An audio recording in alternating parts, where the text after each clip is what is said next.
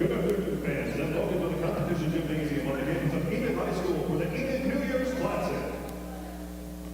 Our first game features the Northwest Class's Lady Knights against the Deer Creek Anglers. At this time, we ask that you please rise if you are willing and able, remove any caps or hats, and turn your attention to the south end of the gymnasium as we honor our country with our national anthem.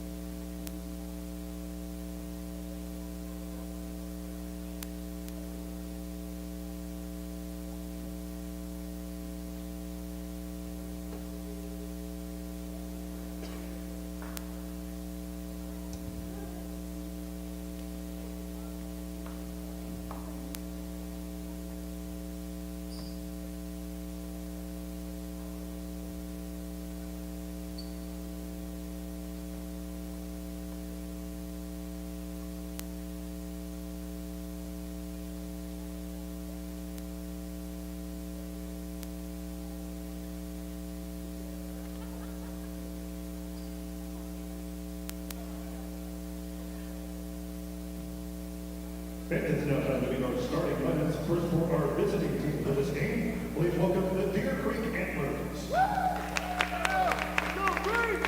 At guard, a sophomore, number 0, Darian Johnson.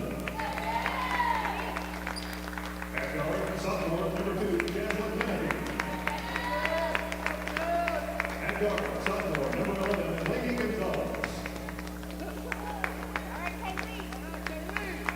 At forward, sophomore, number 23, Adriana Redovich. At center, freshman, number 35, Nadia Trejo.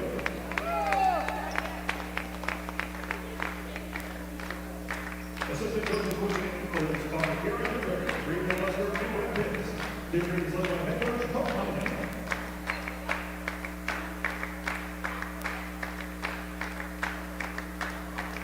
And now the starting lineup for our home team, please welcome the Northwest Classic Lady Knights. At guard, sophomore, number 2, Kamaya Coleman. At guard, junior, number 12, Dominique Bailey. At guard, senior, number 21, Yorenzi Castillo-Trejo. At forward, senior, number 22, Serenity Moore. And at forward, junior, number 25, Destiny Garrett. Assistant coach for the Lady Knights is Allie Becker. Northwest class is led by head coach Peyton Jones.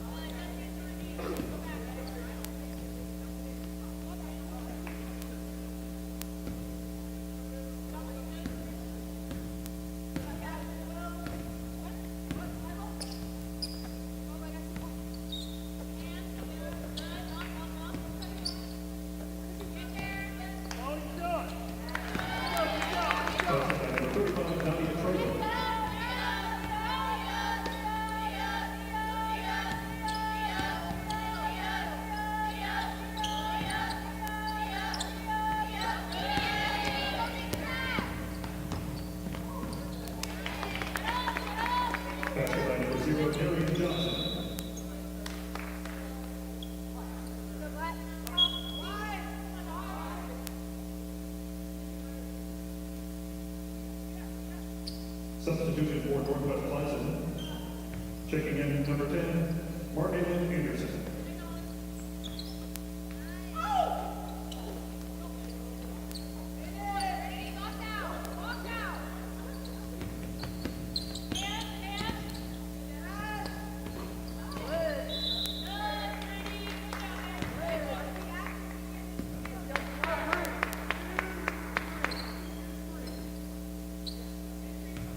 District foul charge to number 23, Adriana Redovich.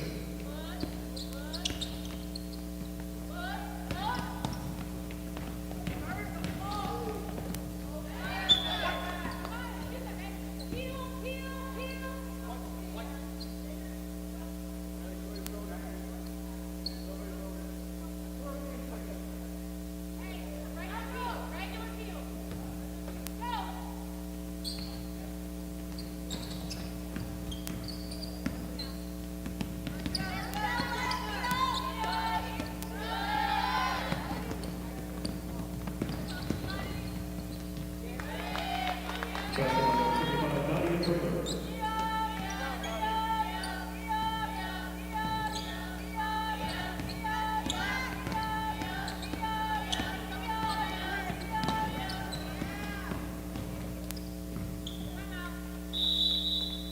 by number 2, Jensen Menifee. Timeout.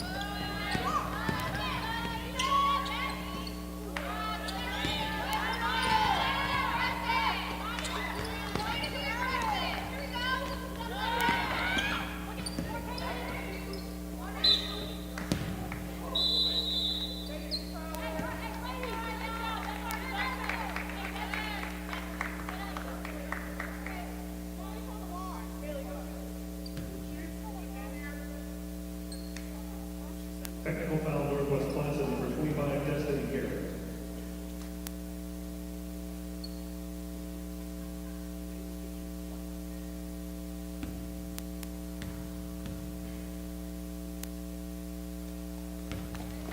At the line for here, number 12, Haley Stevens.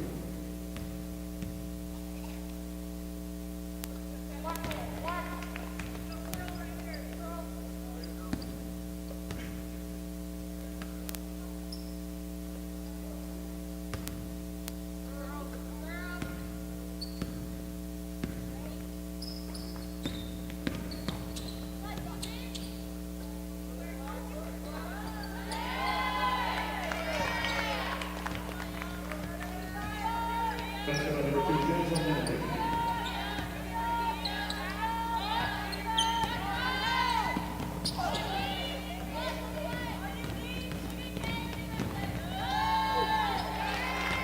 Basket by number 12, Haley Stevens.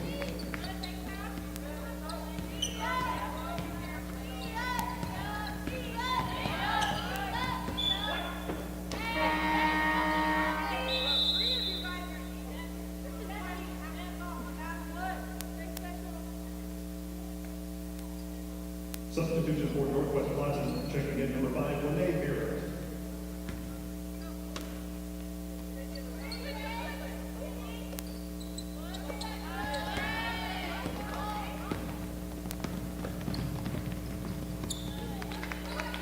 That's the number 35, Nadia Schroeder.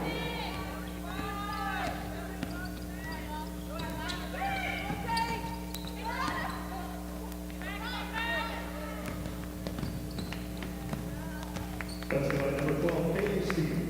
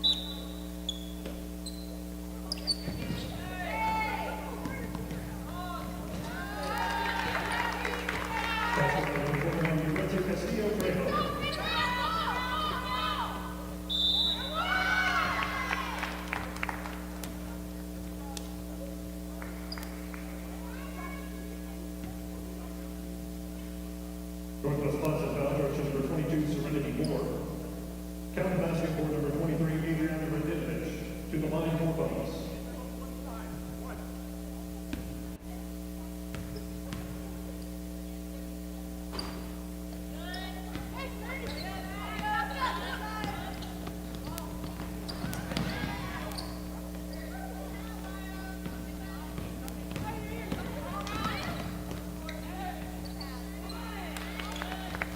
That's the number 23, Adriana Enid.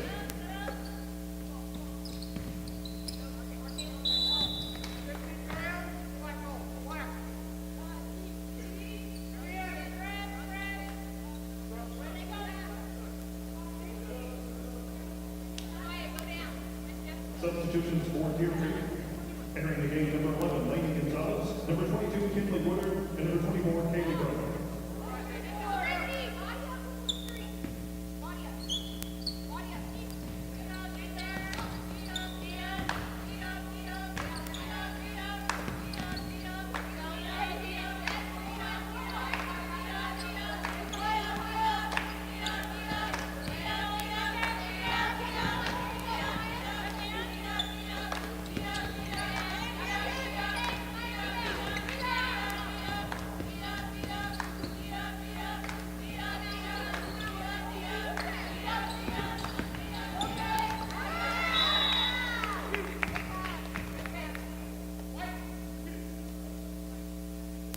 Northwest Boston foul charge to number 2, Amaya Cole.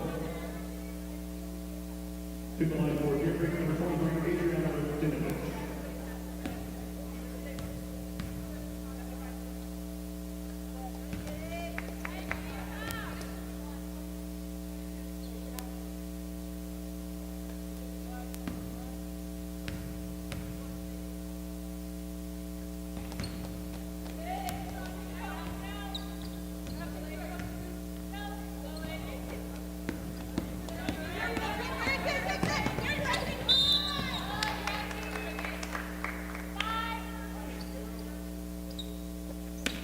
Deer Creek foul charge to number 0, Gary Johnson.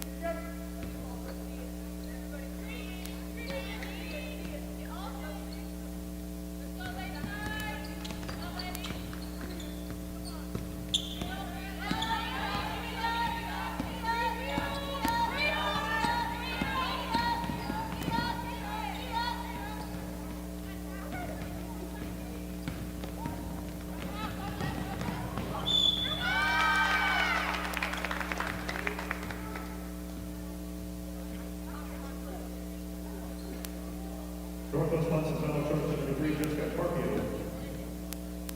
Counter basket for Deer Creek, number 0, Gary Johnson. To the line for votes.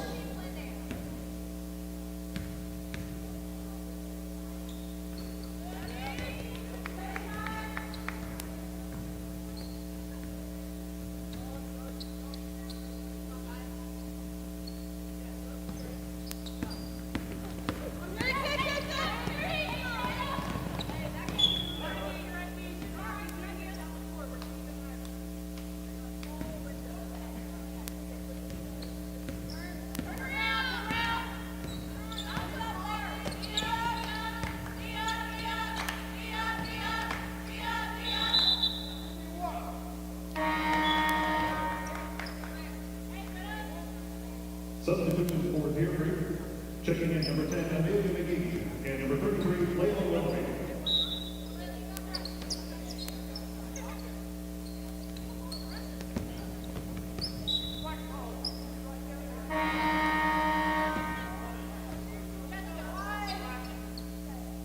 Northwest Boston substitution. Checking in number 11, Kamaya Thomas.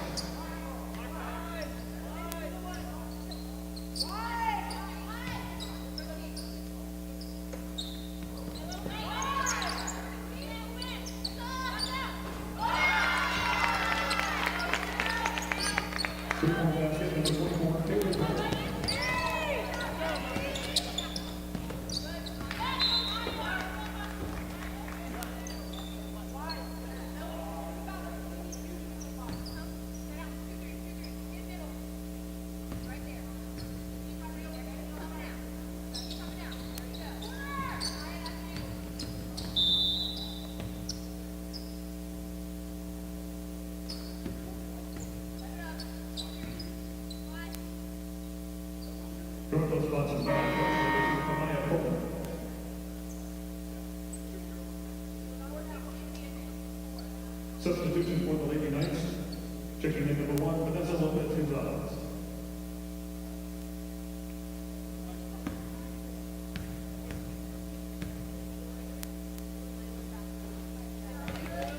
At the line for victory, number 10, Amelia McKee.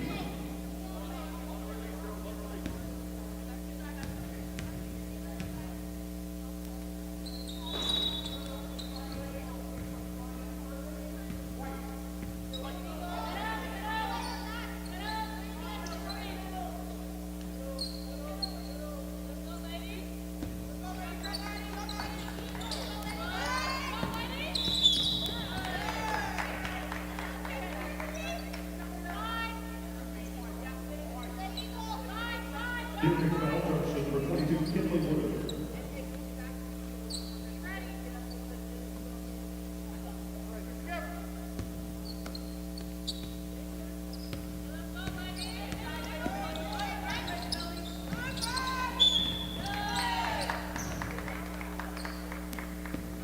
Different foul charge number 24, Kaylee Brown.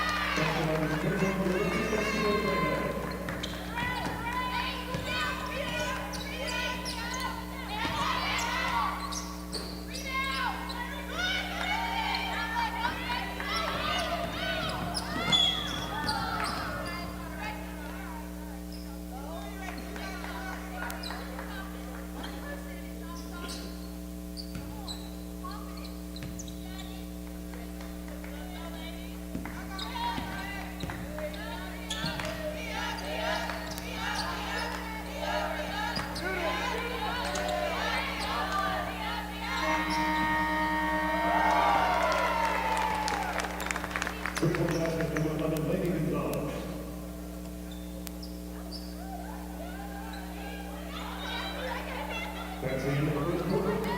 Your score is 234, Northwest Plaza 4.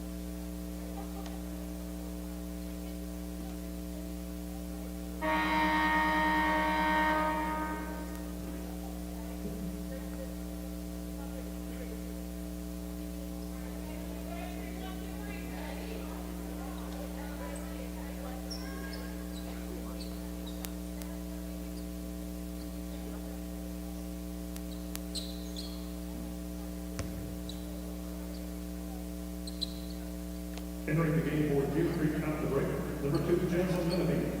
Number 12, Kaylee Steele. Number 20, Caitlin Schmidt.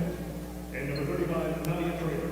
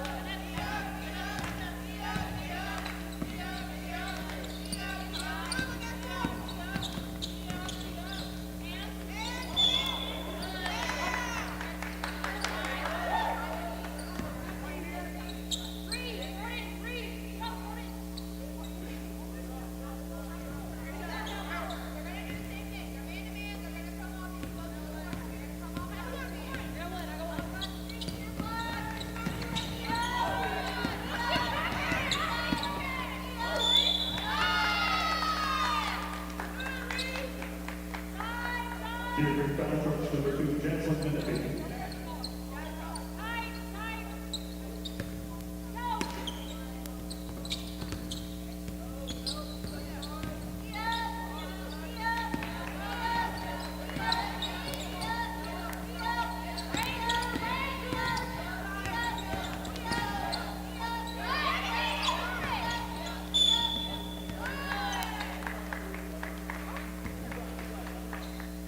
Deer Creek foul charge to number 2, Jansen Menemy.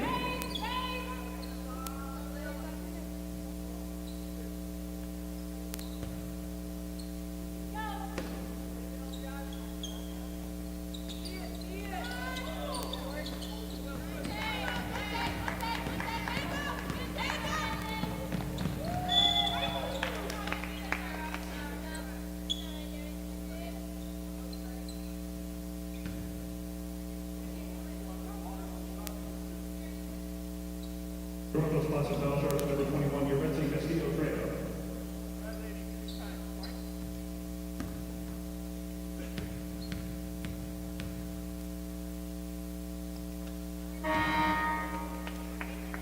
Substitutions for Northwest Hudson. Returning number 2, Kamaya Coleman, and number 25, Destiny Garrett. At the line for Deer Creek, number 35, Nadia Trader.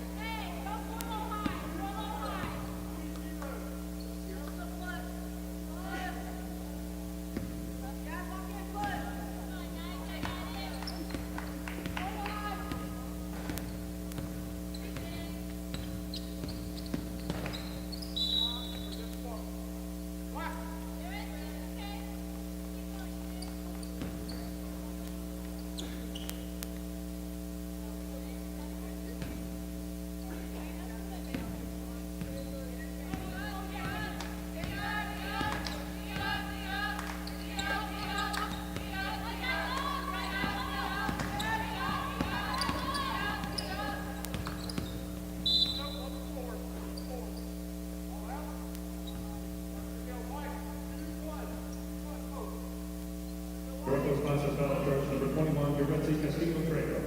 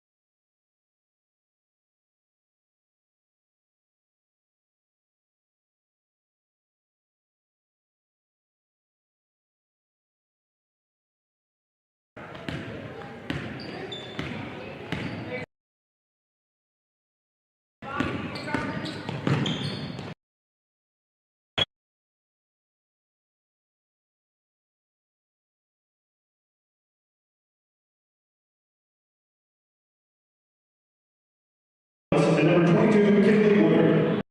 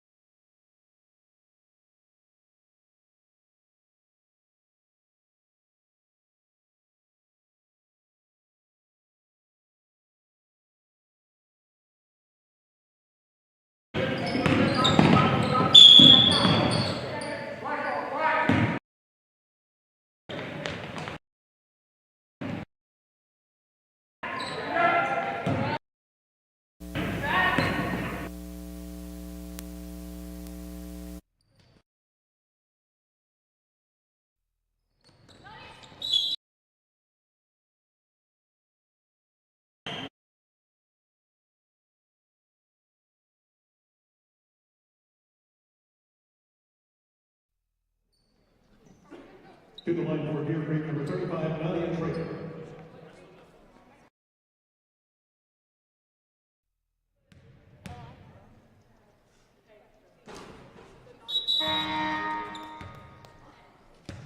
Entering the game for Deer Creek, number 24, Kaylee Brown.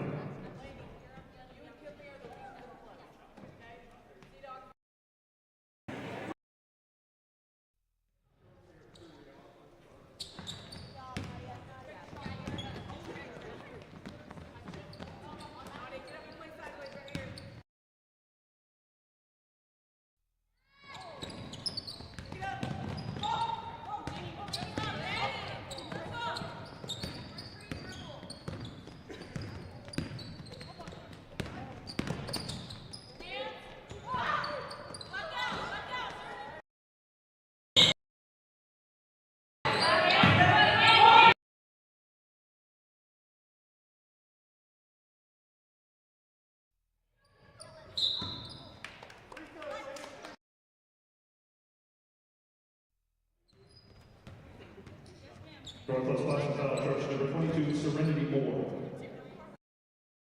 Number 20.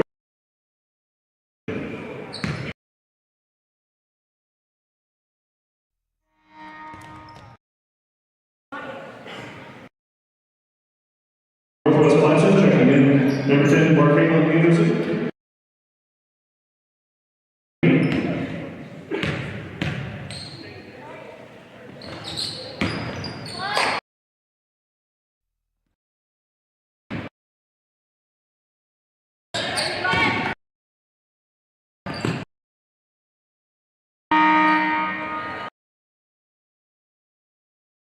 Checking in number 33, Layla Willoughby.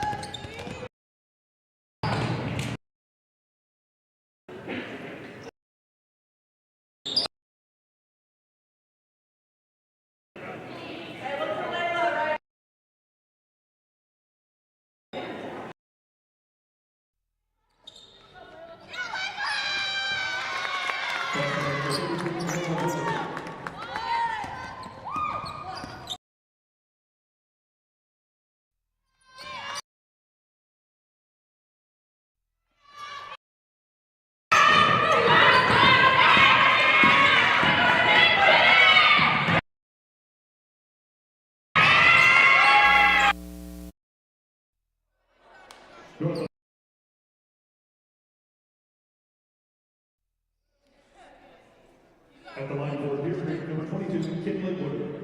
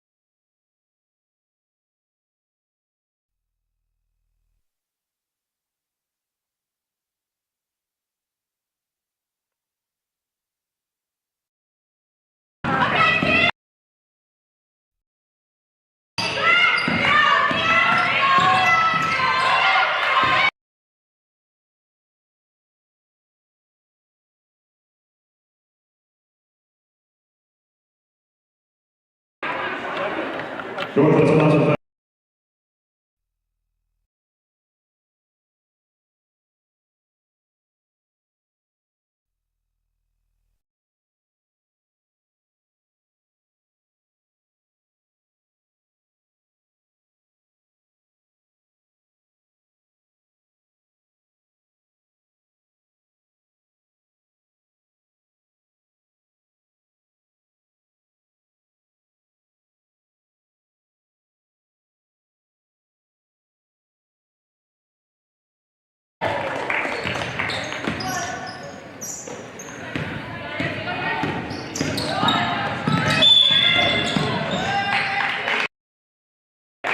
Junior college coach to take on Enid.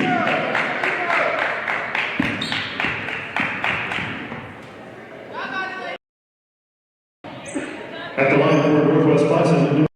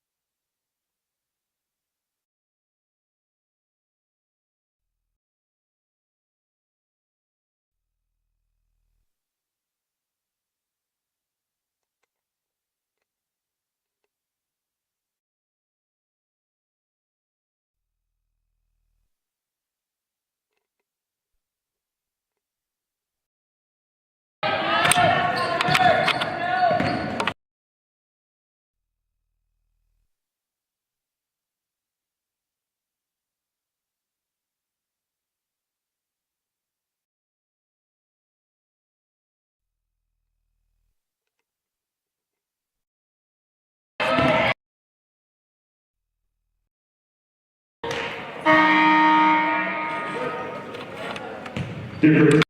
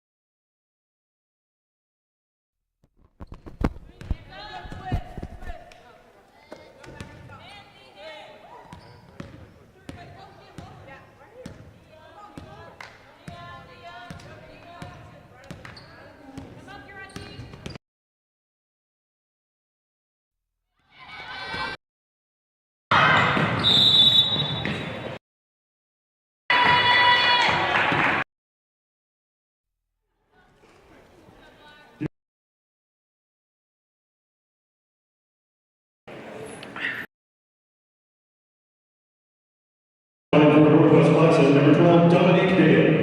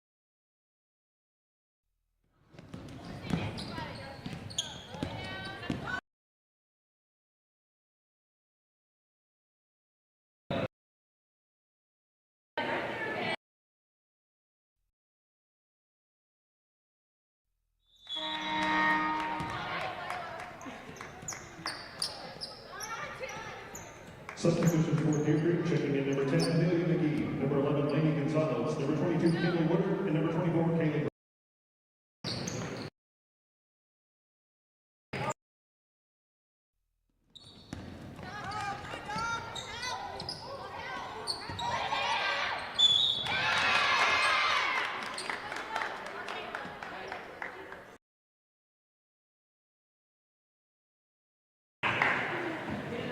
Deer Creek foul charge number 10, Amelia.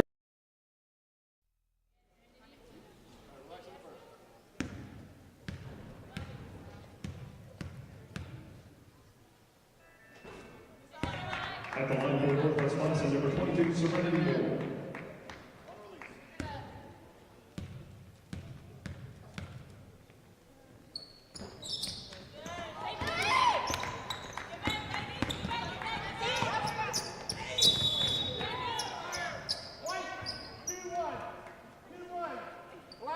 Northwest Classic foul charge number 21, Yoretzi Castillo Trejo.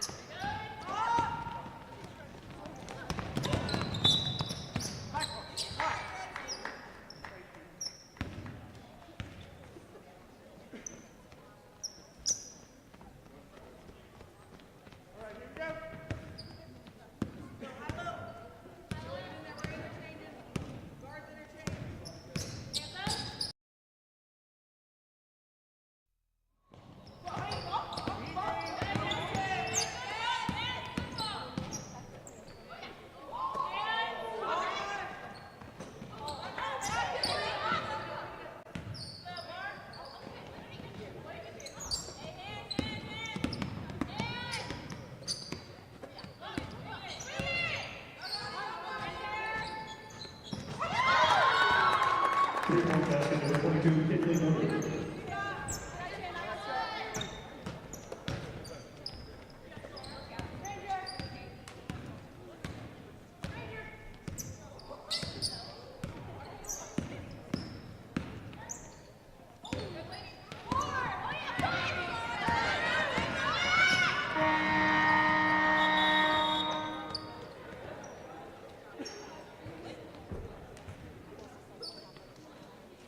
And that's the end of the third quarter.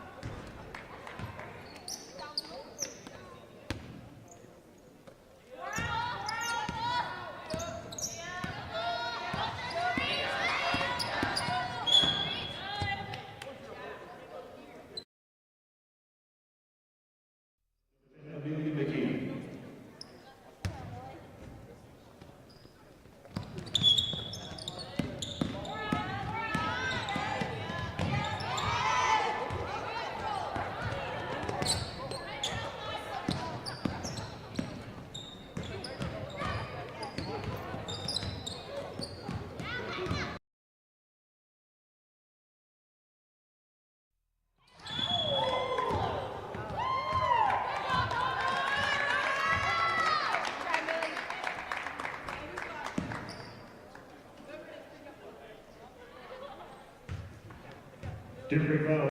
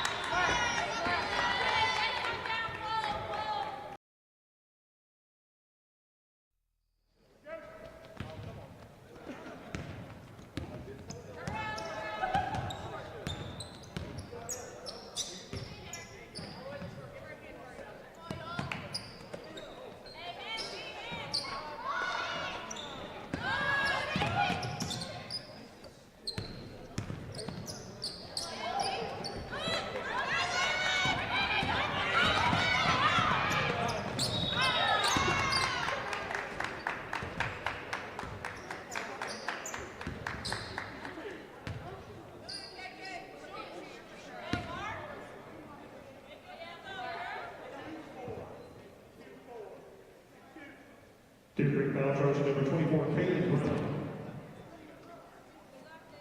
To the left for Northwest Classes, number 10, Mark Caleb Anderson.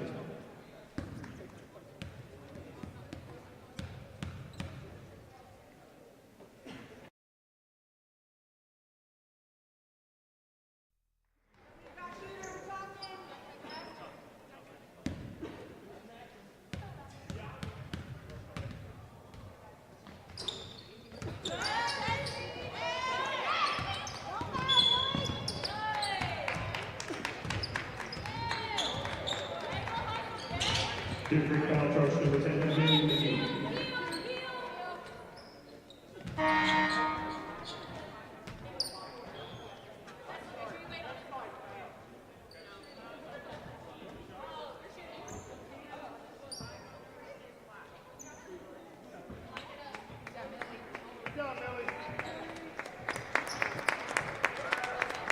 Different substitution checking in number 20, Caitlin Schmidt.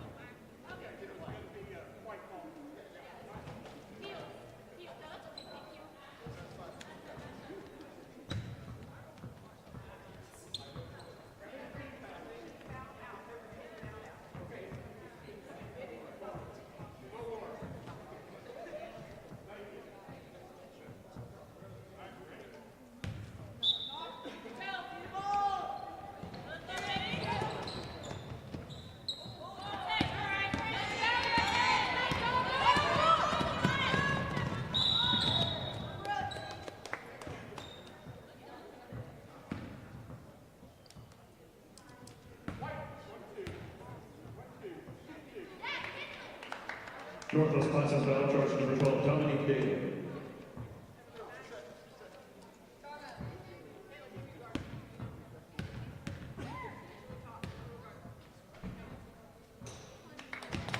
At the line, both here, number 22, Caitlin Woodard.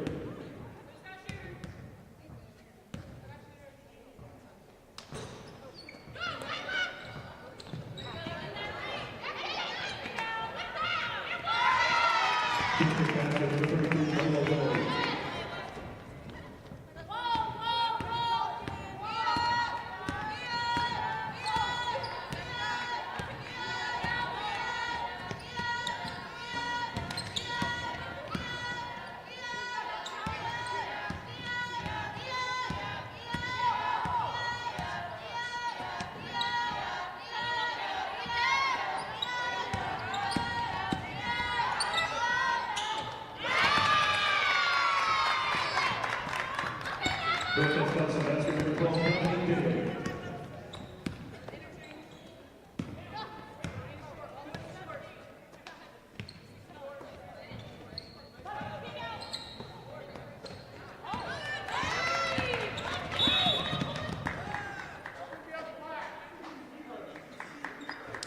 Different foul charge number 20, Caitlin Schmidt.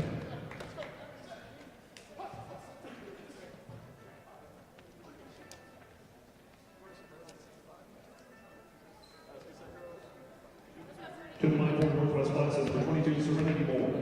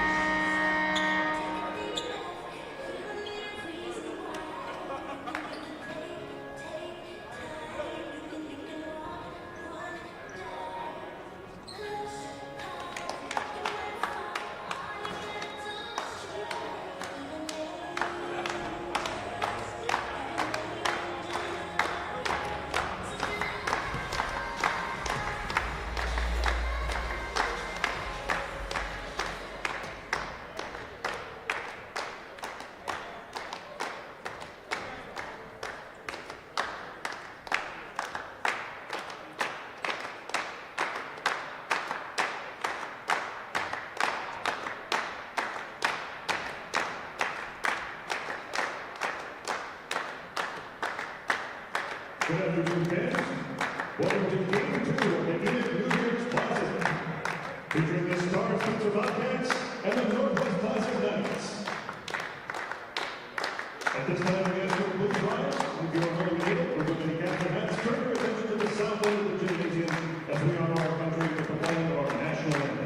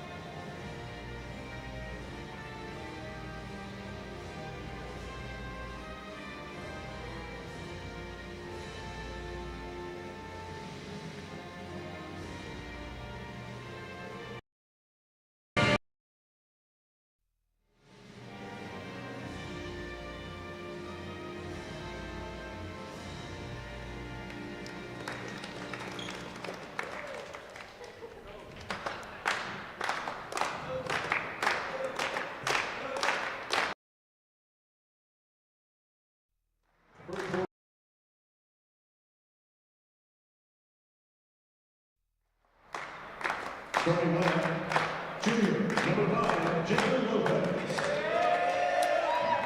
Senior, number 11, Brandon Butler. Junior, number 15, Chris Collins. Senior, number 21, Devin Wilkinson. And sophomore, number 22, Tibonius Williams.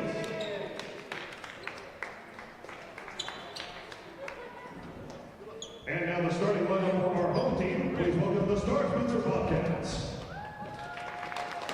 Number 2, Nicholas Chavez. Number 3, Jabari Hayward.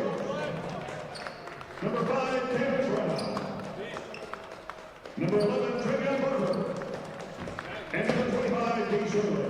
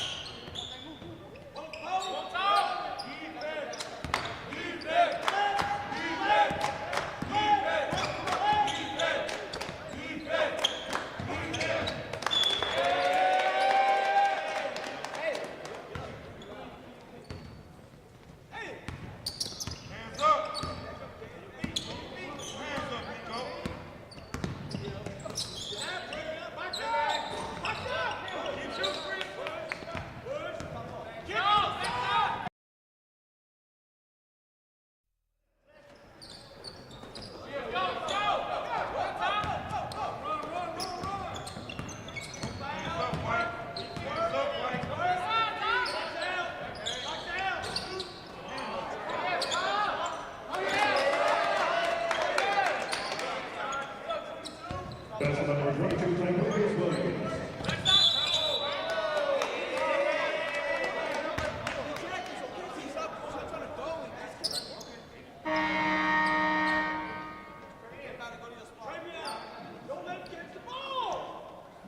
Substitution for Star Spencer, checking in for the 4 center Brown.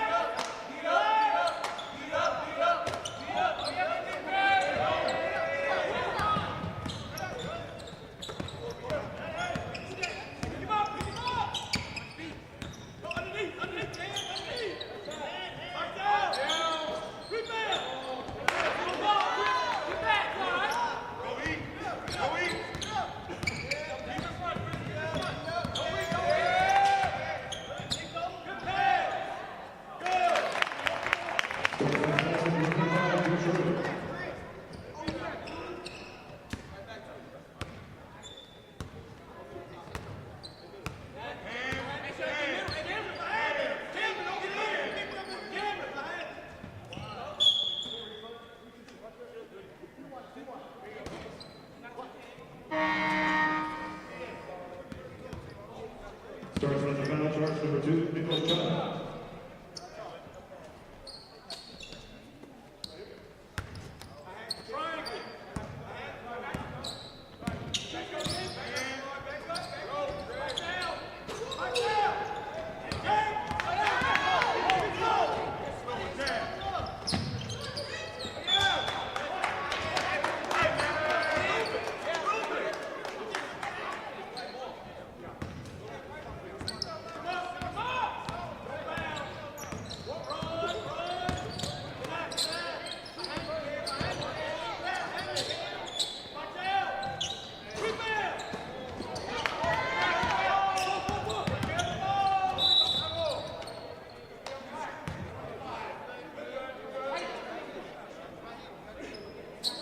Northwest class of foul charge, number 15, Chris Collins.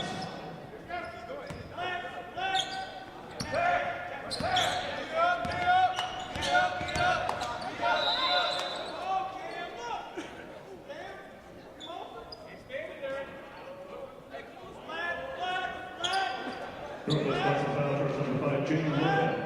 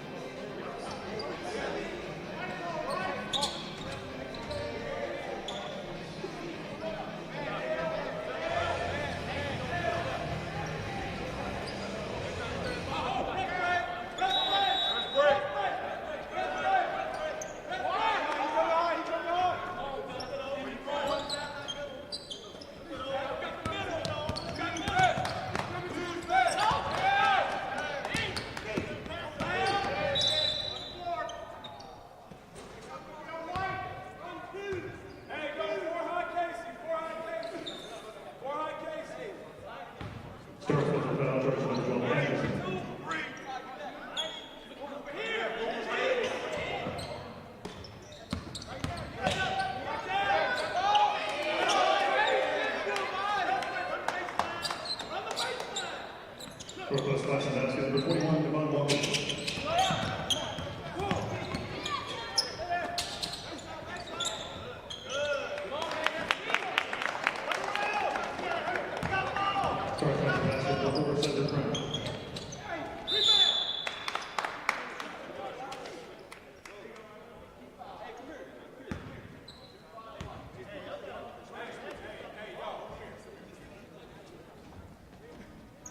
Starting for foul, charge number 25, Sugar.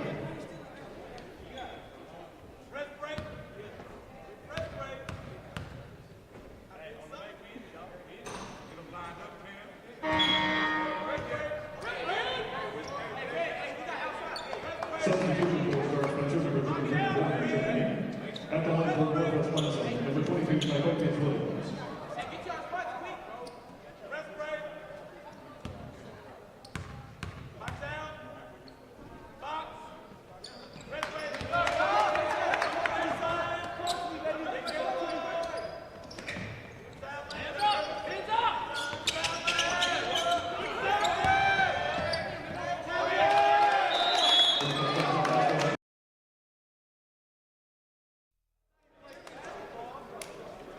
Timeout.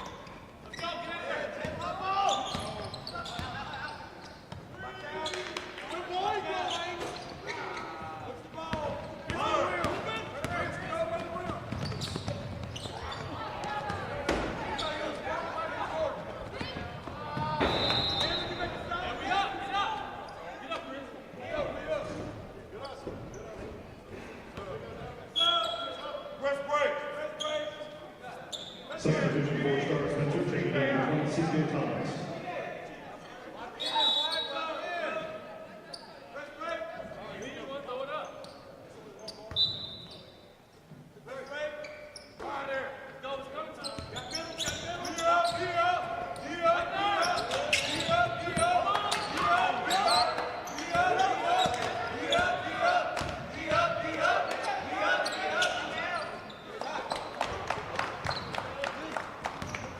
Three-point basket for Star Spencer, number 26, Thomas.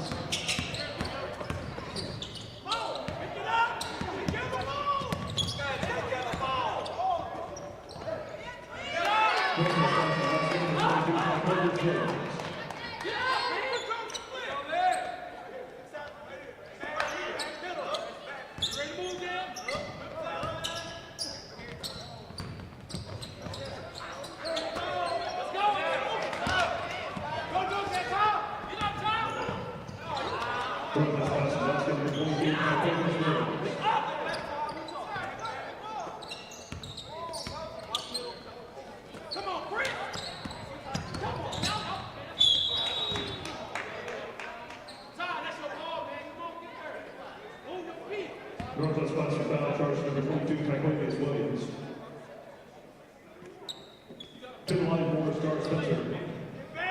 Number 3, Jamori.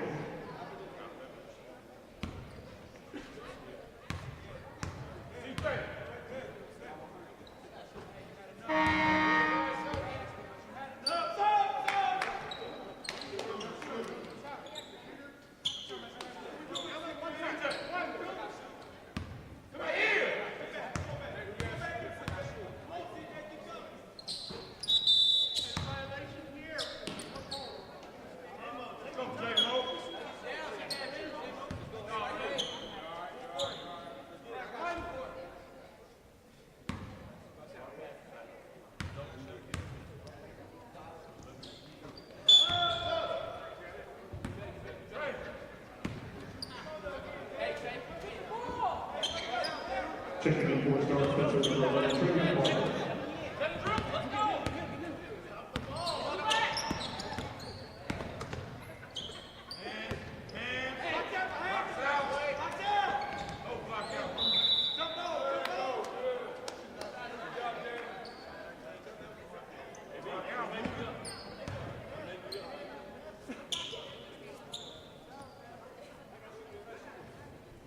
Star Spencer foul charge number 22, Bowen.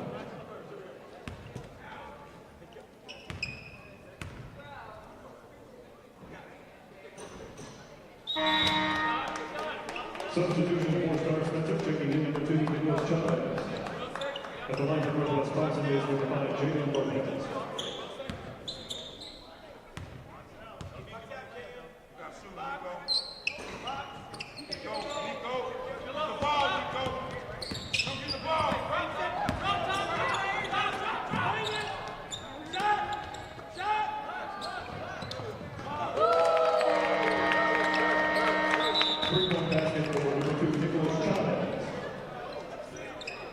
That's the end of the first quarter. Your score, Star Spencer 17, Northwest Wisconsin 15.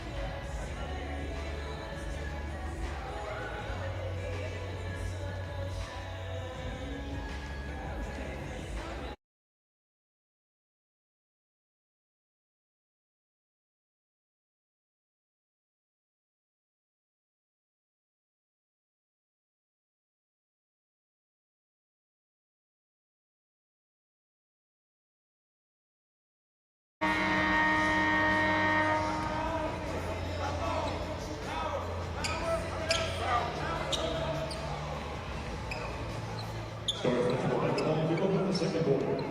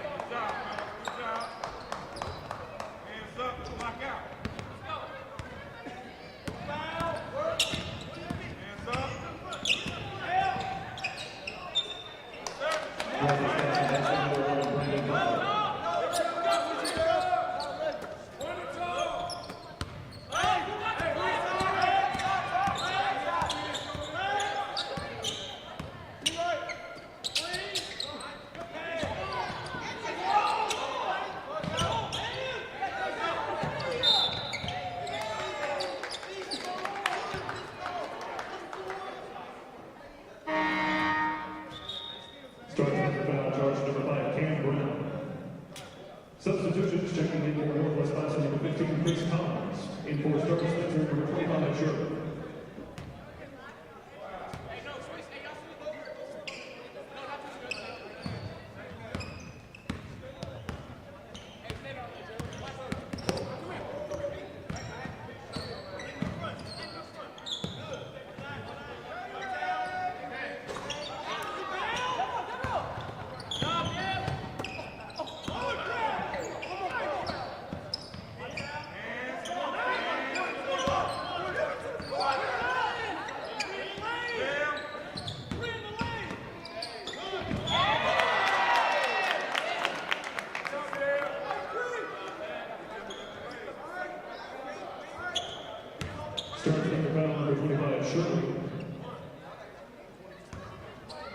To the line for Northwest classes, number 21, Bob Wilkerson.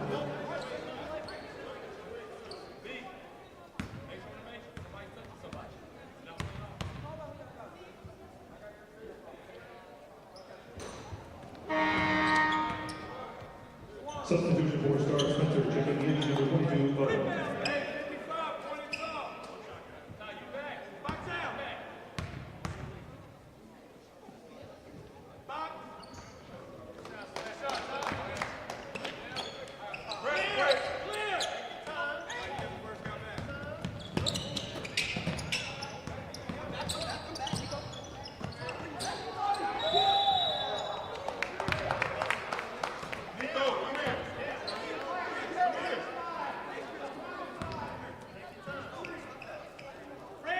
Northwest classes, foul charge number 13, Chris Collins.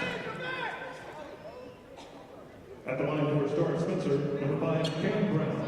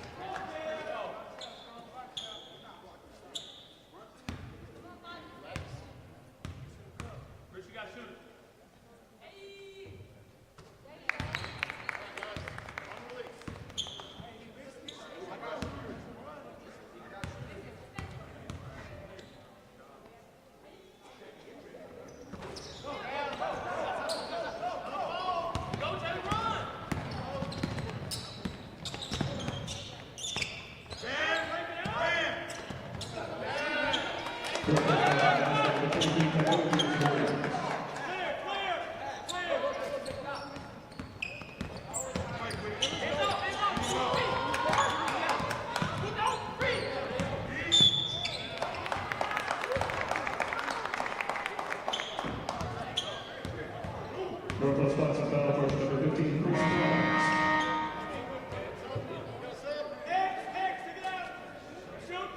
Substitution for star Spencer, checking in number 4, Cedric Brown. Checking in for Northwest classes, number 13, Xavier Collins.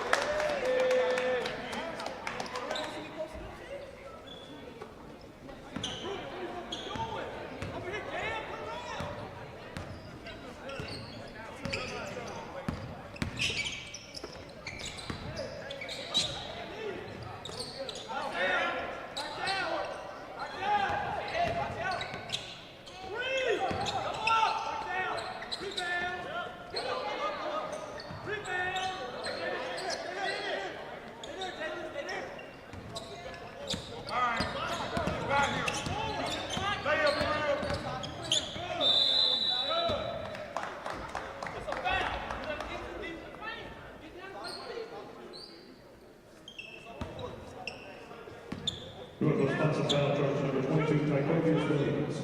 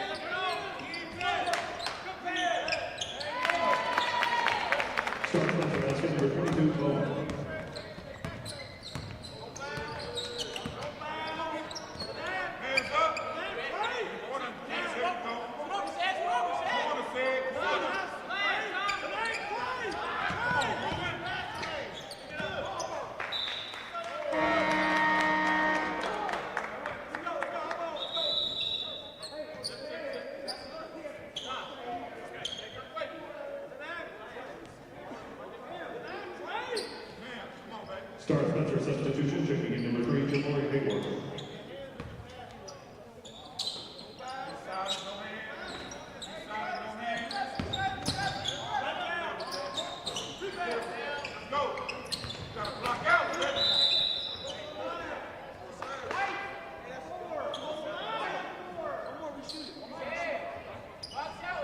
Star Spencer foul, charge number 4, Cedric Brown.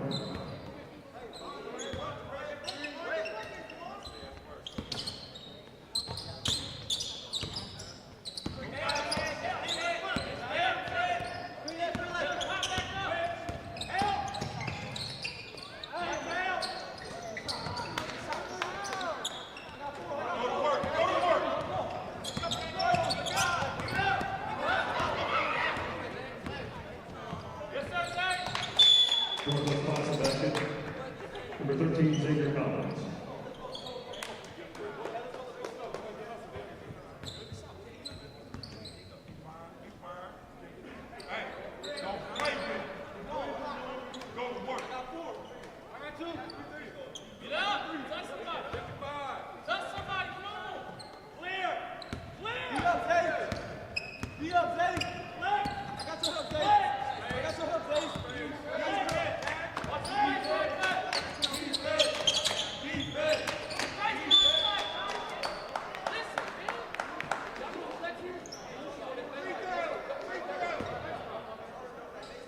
Northwest Class foul, jersey number 5, Jalen Lopez.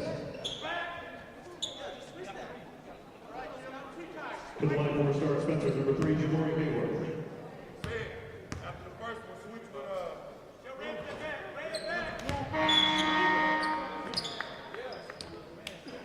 Checking in for Northwest Class number 23, Antoine Johnson.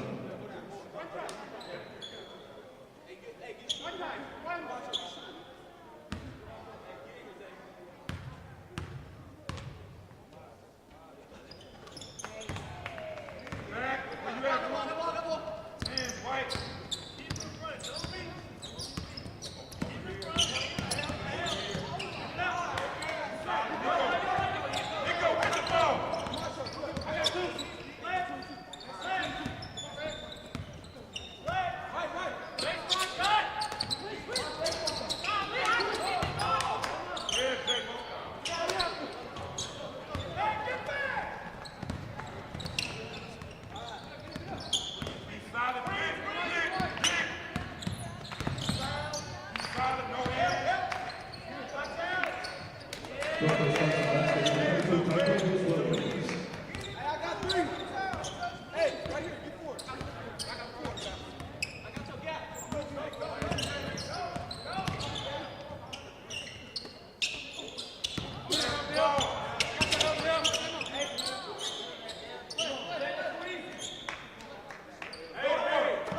watch the flex cut. Talk about it. He's coming through.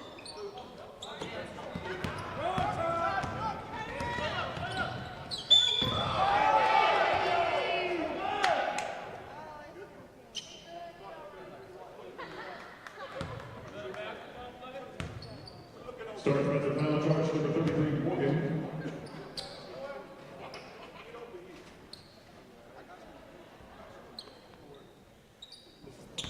Count the basket for number 11, Brandon Butler, to the line for Northwest Class.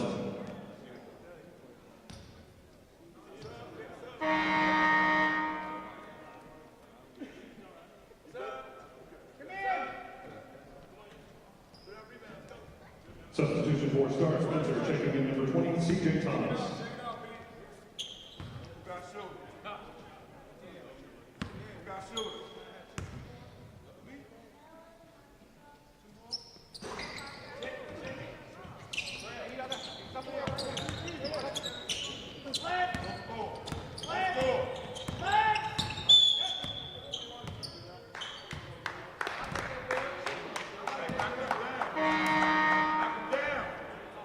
Northwest Class foul, charge number 21, Wilson. Substitution for Northwest Class.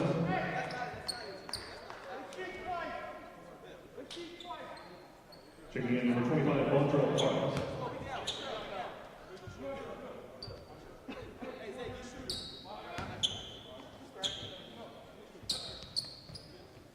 To the line for Star Spencer, number 3, Jamori Hayward.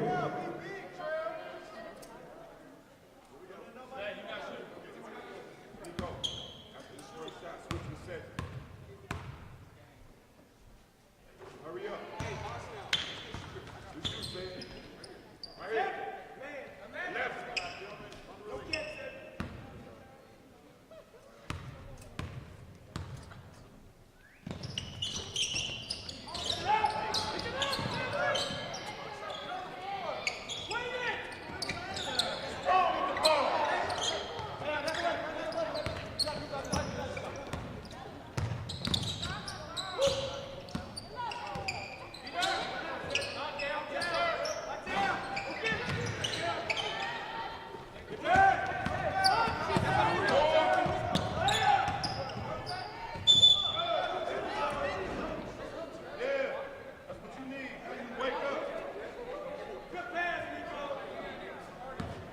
Northwest Classic Battle Charge number 25, Ultra Parks.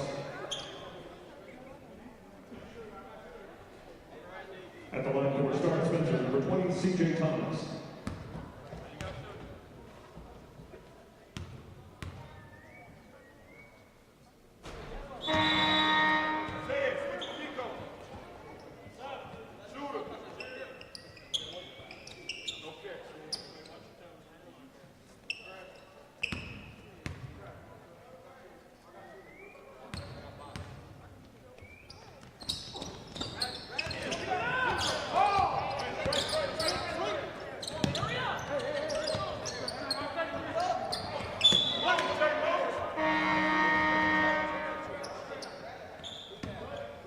Substitutions checking in for Star Spencer, number 11, Travion Barber.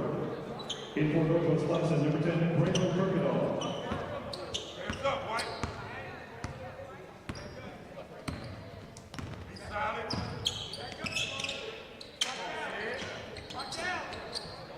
I'm here. I got you. Backside.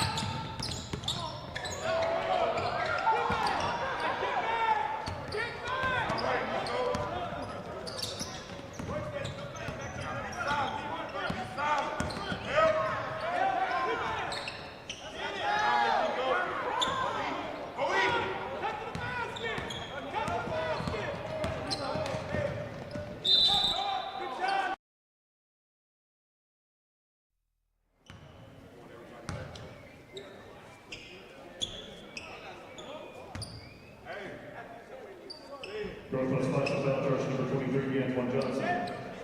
To the line for Star Spencer, number 2, Nicholas Chavez.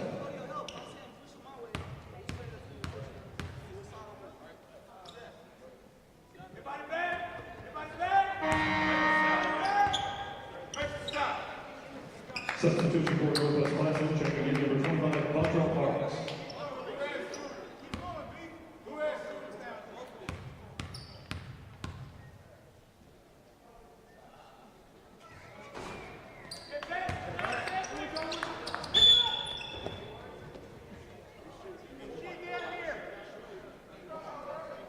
Star Spencer Battle Charge number 4, Cedric Brown.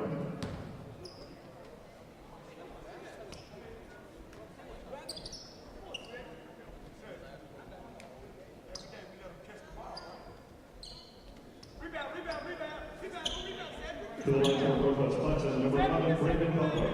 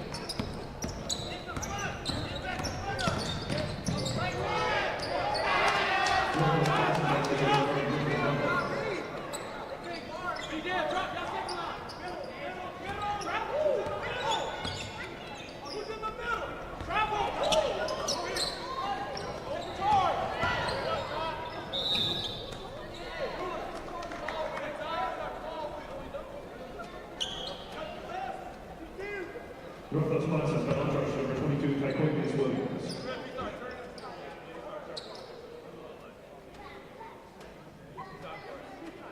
To the line for Star Spencer, number 5, Cam Brown.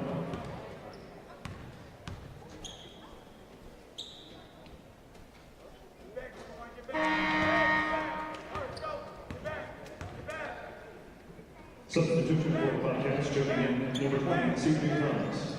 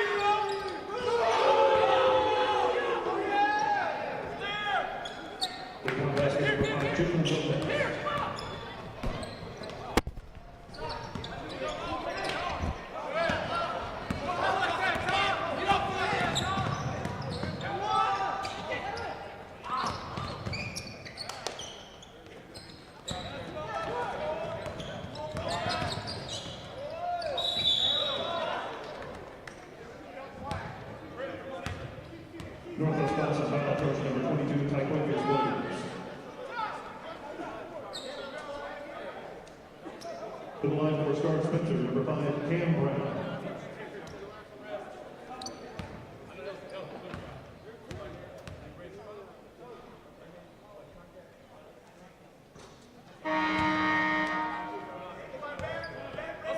Substitution for the Northwest classes, jumping in number 25, Marshall Parks. For Star Spencer, number 12, Atchison.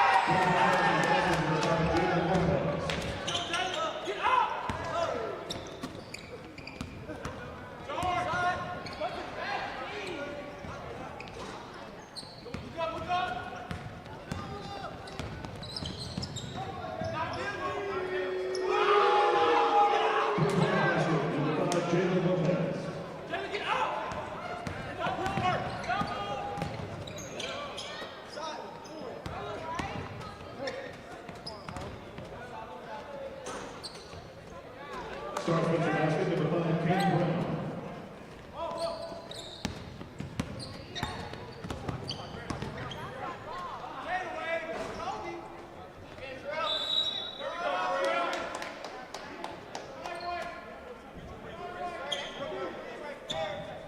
Spencer foul charge number 5, Ian Brown.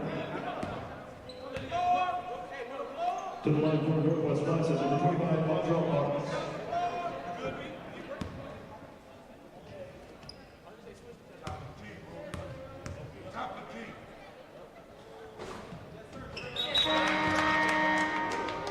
Substitutions checking in for Northwest classes, number 13, Xavier Collins.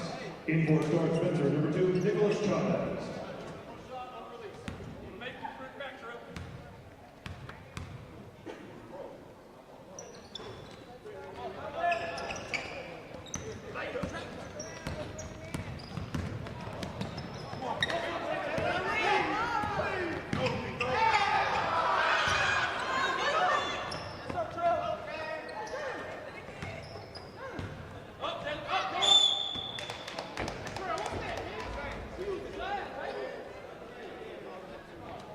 Star Spencer foul charge to number 12, Atchison. To the line for Northwest classes, number 5, Jalen Lopez. Wake up.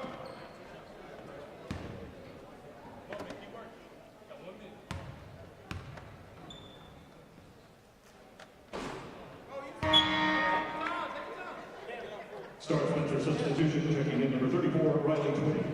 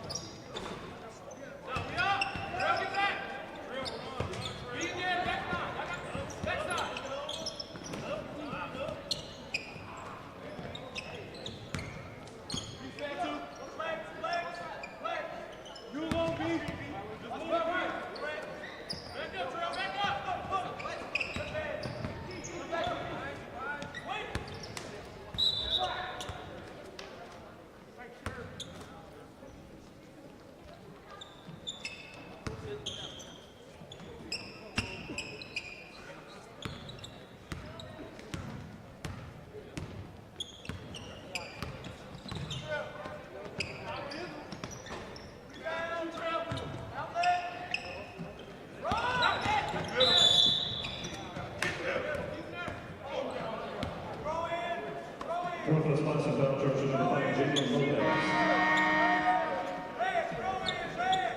Substitution for the Knights, checking in number 23, Deontre Johnson.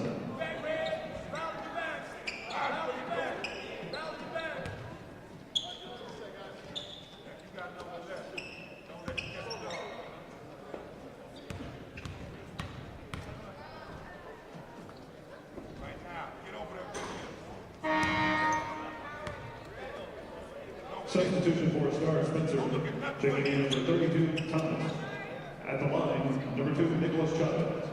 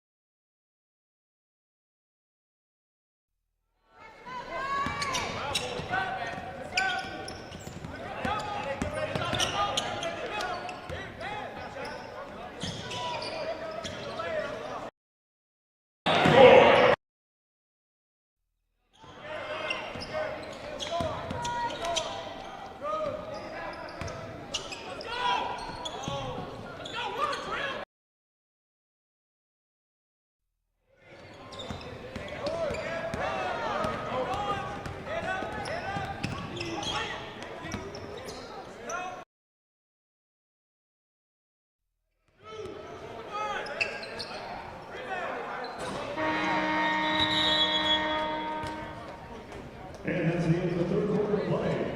Your score of Northwest classes 57, Star Spencer 34.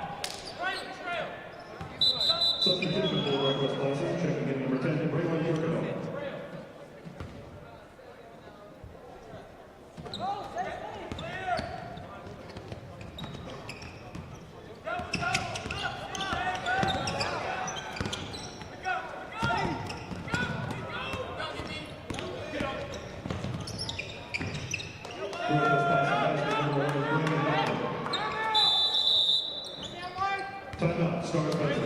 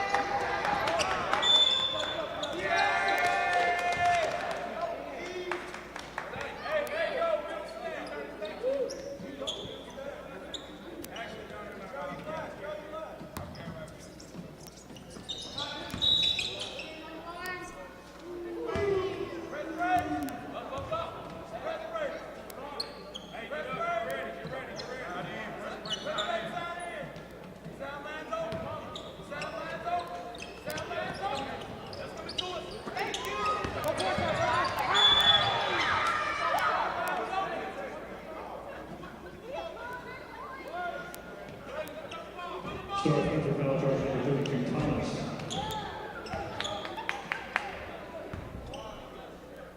To the line for Northwest Classic number 10, Brayden Kirkville.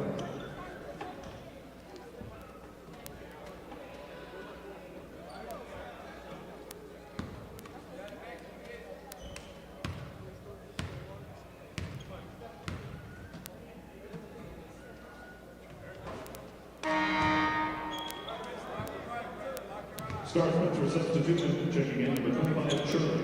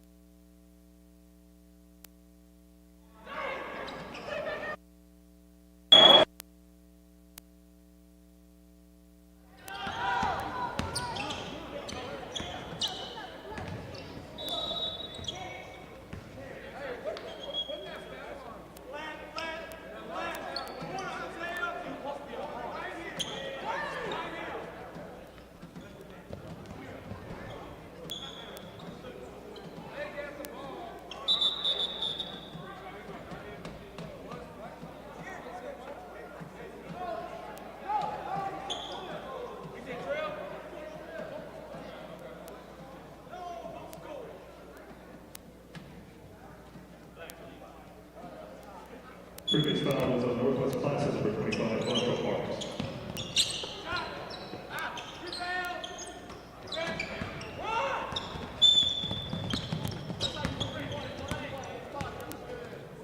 Star Spencer foul charge number 12, Atchison. Watch out, B, watch out, B, watch out.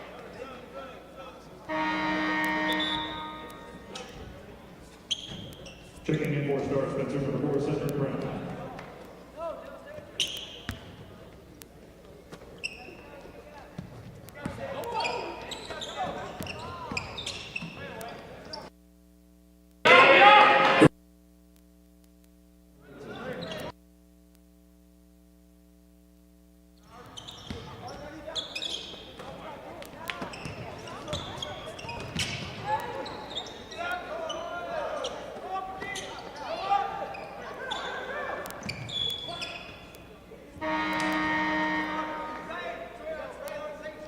Northwest Classic substitutions, checking in, number 5, Jacob Lopez, number 15, Chris Collins, number 22, Tyquanius Williams.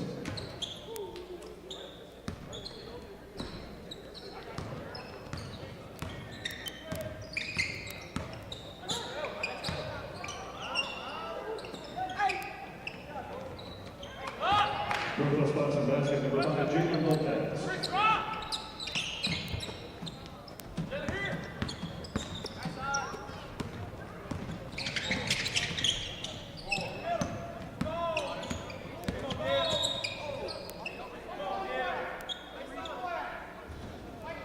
Northwest Classic foul crusher, number 11, Brandon Butler.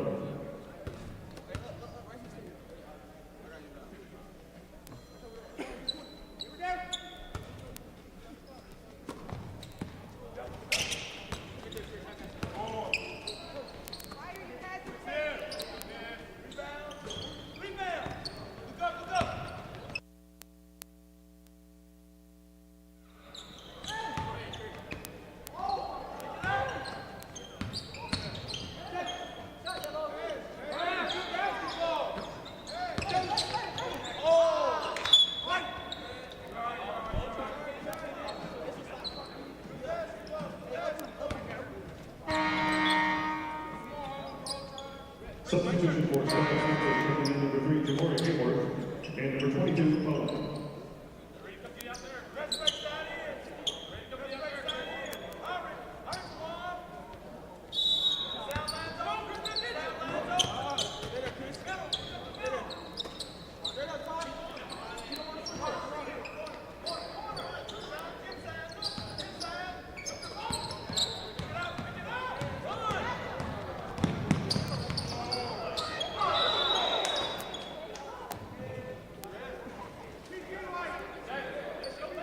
Starts with the foul charge, number 22, Bowen.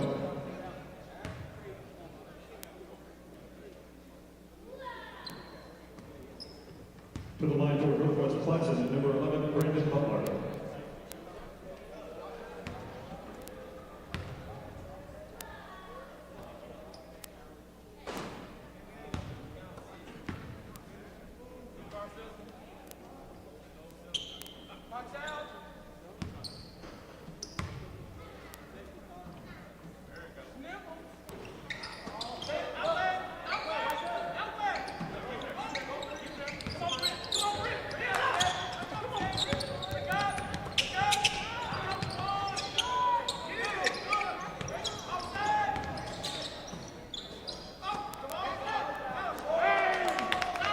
Starting with the basket, number 32, Thomas.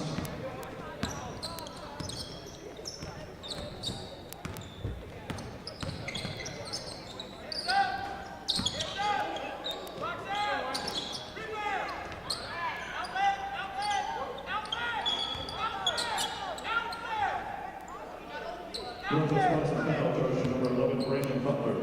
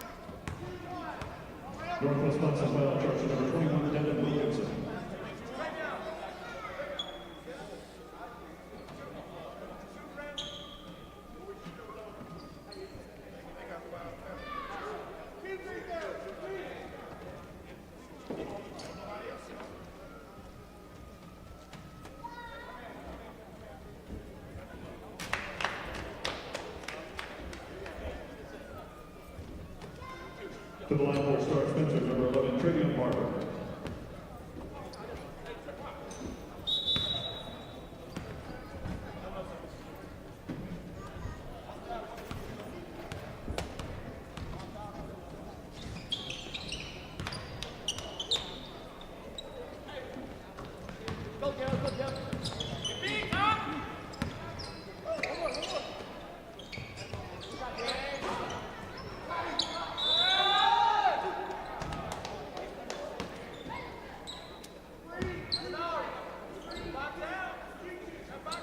Start Spencer foul charge number 32, Thomas. To the line for Northwest Class number 22, Williams.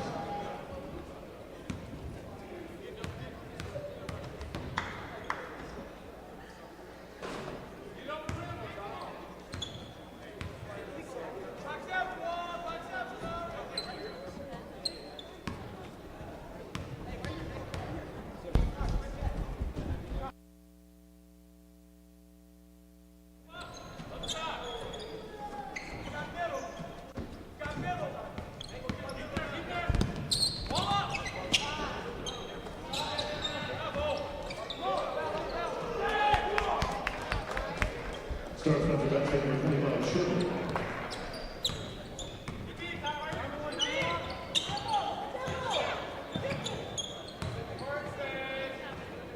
Northwest Class basket number 22, Williams.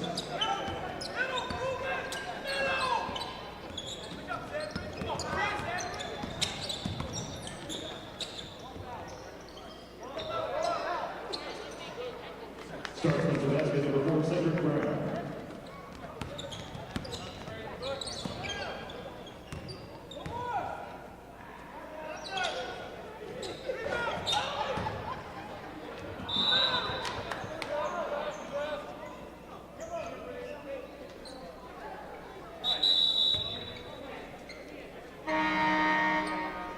Start Spencer substitution, checking in number 33, Brogan.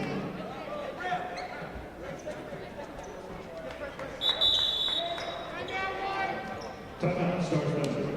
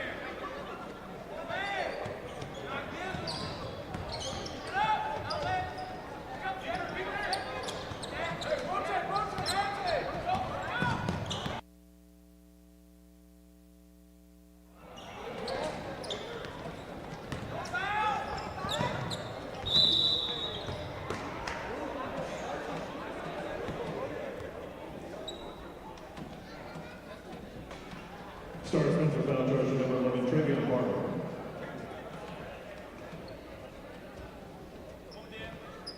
To the line for Northwest Class number 5, Jalen Lopez.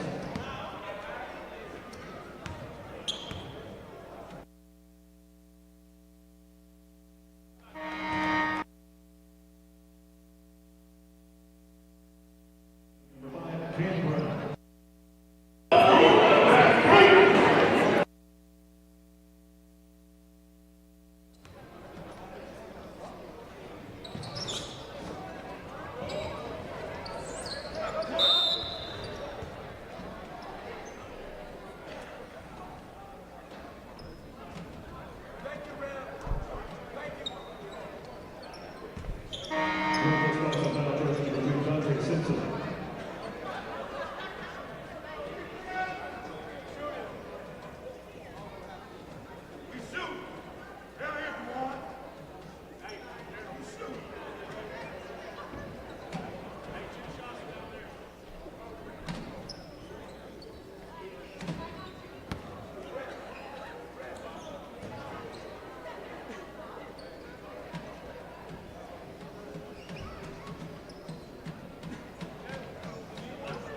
To the line for Star Spencer, number 25, Sherman.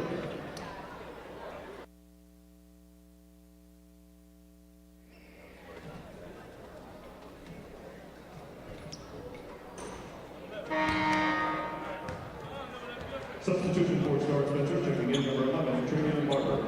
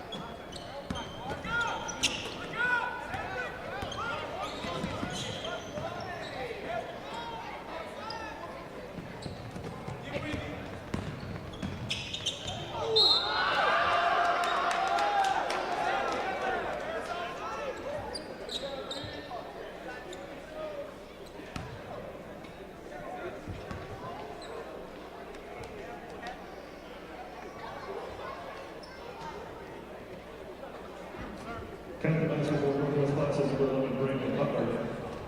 Star Spencer foul is charged number 11, Travion Barber. Also technical foul to number 11, Travion Barber.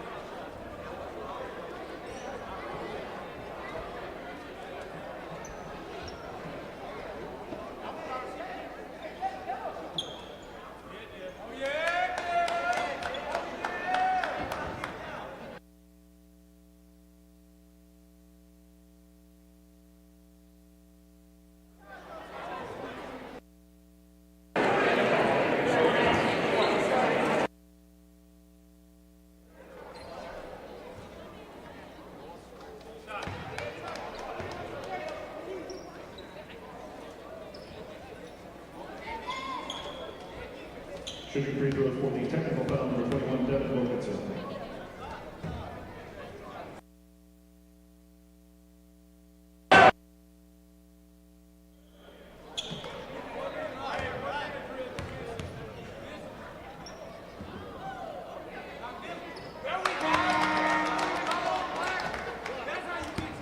Star Spencer substitution, checking in number 12, Anderson.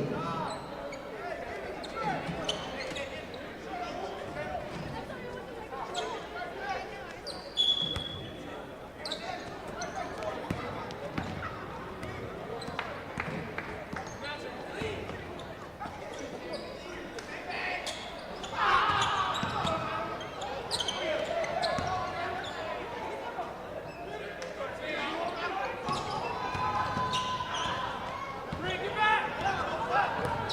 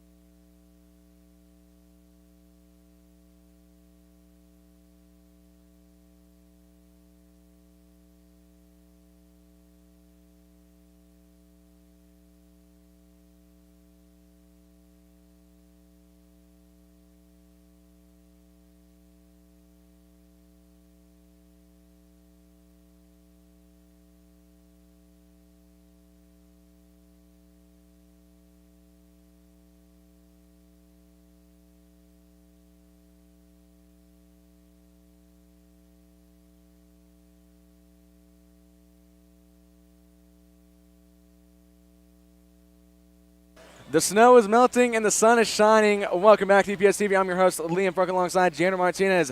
As you can tell, Thursday and Friday were canceled due to inclement weather, so both Enid teams are only going to play 2 games instead of 3, and the Pacers kick it off with star Spencer.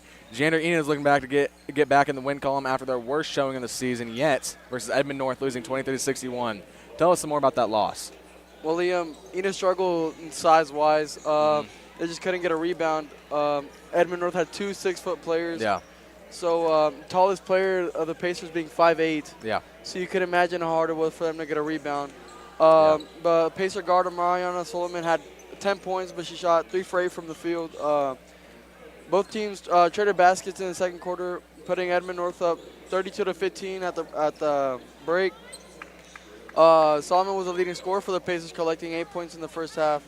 Edmond North, who's 6-4, outscored Enid 18-5 in the third quarter, including 7 unanswered at one point in the quarter, increasing the lead 50-20. The Huskies would have a very big fourth quarter, outscoring the Pacers 11-3 in the quarter and securing the victory. In the first half, Enid just gave up too many offensive rebounds, but now they just need to leave that in the past and focus on the opposition at hand. And Star Spencer, Enid is coming in 4-4, and Star Spencer coming in 0-8, a winless season so far. Jander, what are the Pacers going to have to do to win here tonight and get a W back on their record?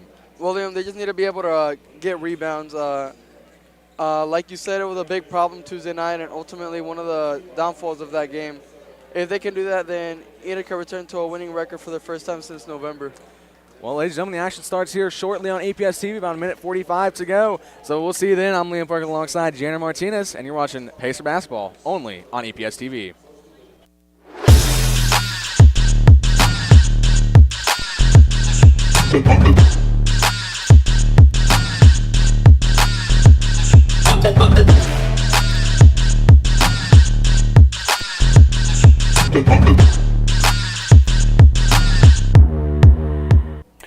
Good evening, ladies and gentlemen, and welcome to Enid High School for tonight's Oklahoma Secondary Schools Activities Association basketball game. We are thrilled to host this exciting event, and thank you for joining us. As we prepare for tonight's game, we want to remind everyone that your presence here is a privilege, not a right. OSSAA events promote sportsmanship, respect, and integrity, both on and off the court.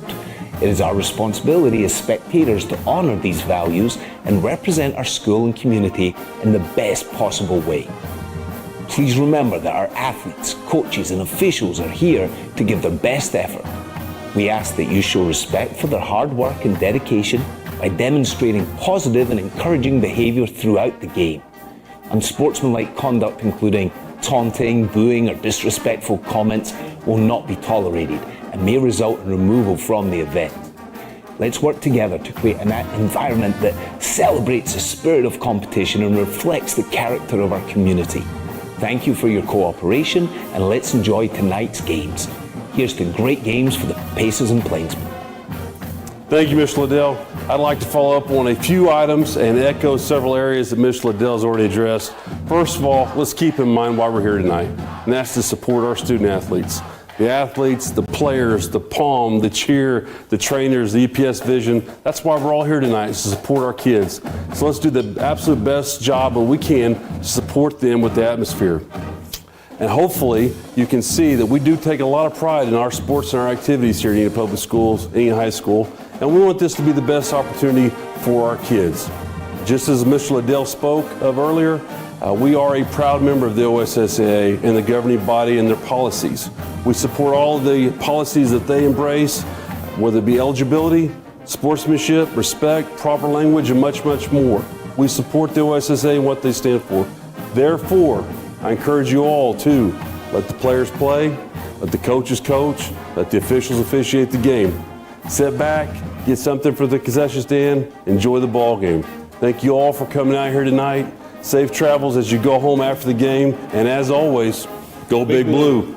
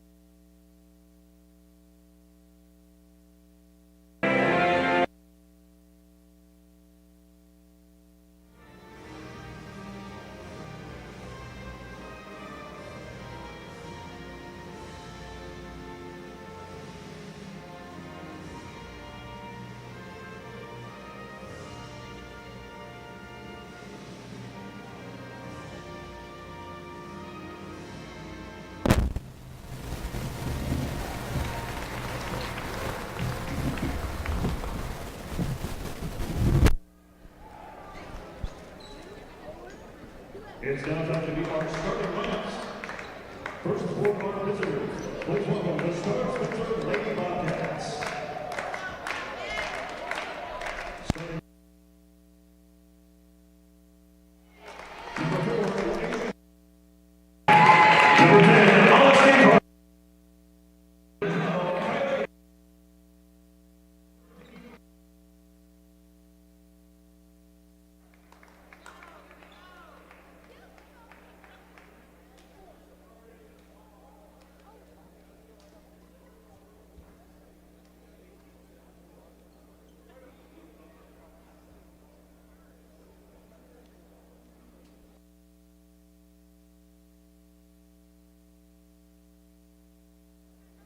And now the starting lineup for our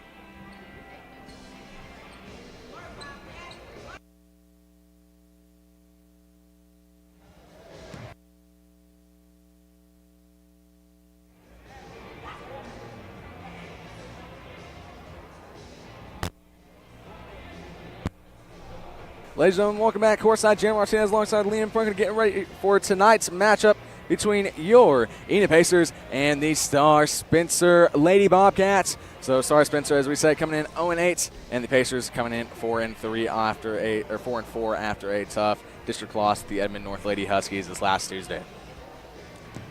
Starting lineup for the Pacers is Taylor Williams, Sage Hafner, Gracie Combrink, Amariana Solomon, and Annabelle Miller. And then the starting five for Star Spencer: number 3, Candace Brady; number 4, Laisha Houston; number 10, Honesty Carter; number 12, Kylie Harris; and number 13, Alyssa Vaughn. So sure to be a good one here. Pacers' other 2 games were canceled. We didn't get to see the Deer Creek rematch like we were hoping for due to winter weather, but Deer Creek won their game earlier tonight. Earlier this afternoon, actually, 69-13 against the Northwest Class Lady Knights. So meeting up in the center is number 10, Honesty Carter, and number 33, Annabelle Miller. Looking for a big blowout here tonight. Yeah, they're just looking for a win in general to get back in the win column and forget about the Edmond North game going into Tuesday's 6th district game of the season against the Sepulpa Lady Chieftains. A big win here to spark hopefully a big win streak like the guys have. Yeah, the guys coming back on home turf, looking to defend their 4-game win streak. Coming up next after this matchup, it's going to be a good one. And Enid wins tip-off. Quite a size difference there in the center. So Mariana Solomon now to Lyra Williams. Williams was out Tuesday against the Edmond North Huskies due to injury. She was out the game before, too, I'm pretty sure, during break. So Combrink now looking to get her shot up, and the Pacers draw first blood. Pacers starting lineup changes almost every game. Yeah, it feels like it. And a steal by Mariana Solomon. Solomon guarded by number 10, and it's and it just rolls right out. So she's gonna return. She's gonna go to the line for the first time tonight. Only 27 seconds in, there's already a foul. So that shot had everybody on the edge of their seats. Yeah, I was like, is it gonna go in? So here the foul was on number 10, Honesty Carter, for the Lady Bobcats. Solomon's first shot. She gets it. 3-point lead for the Pacers. During the Edmond North game, the girls they barely missed any free throws. Yeah, you know what? That was one of the bright spots from the game, was they weren't missing a lot of their free throws like they usually have done this whole season. And a little bit of confusion on who's going to be throwing in the ball. So it'll be number 13, Alyssa Vaughn, to Honesty Carter. Carter guarded by number 4, senior Sage Hafner. So here we go. That shot's up, blocked by Combrink, and they get the putback. Bobcats put this game within 2. Hopefully, like the Edmond North game, Enid can do what they did to use their size to their advantage. Yeah. With Annabelle Miller and Sage Hafner and Gracie Combrink. Williams to Miller, Miller to Combrink. Combrink out to Williams. And that's going to be out of bounds. Star Spencer, Pacer basketball. Solomon to throw in for the Pacers. Star Spencer, a 3A school out of OKC. And the Pacers 6A. And Miller, that one is good. Miller gets her first points of the night. Carter now going up the court for the Lady Bobcats, guarded by Hafner. Carter now out to Vaughn. Vaughn back to Carter. She was wide open there for a 3. That one's up. No good. Rebounded by Annabelle Miller. The team's leading rebounder, I believe so, is Annabelle Miller. That'd be what my a guess. pass. The Combrink, and Combrink shots no good. Annabelle Miller gets the rebound, and she puts it back. 6-point lead for your Pacers. She's got 4 already. I wouldn't be surprised if she had a big night here. Yeah. Or a big day. Yeah. So Carter to Brady. Foul on Hafner. Pacers first foul of the night. Both teams at 1 so far. Already a sub. Addison Yates comes in for number 4, Sage Hafner. So Carter going to throw in for the Lady Bobcats. Found Brady. Guarded by Mariana Solomon. Then Solomon with the steal. You got to be careful when you're guarded by Mariana Solomon. She will take that ball from you if you're not paying attention. So Solomon now. And she still managed to stay in bounds. Pass to Yates, pass to Williams. Almost all freshmen out on the court right now, except for Miller, sophomore.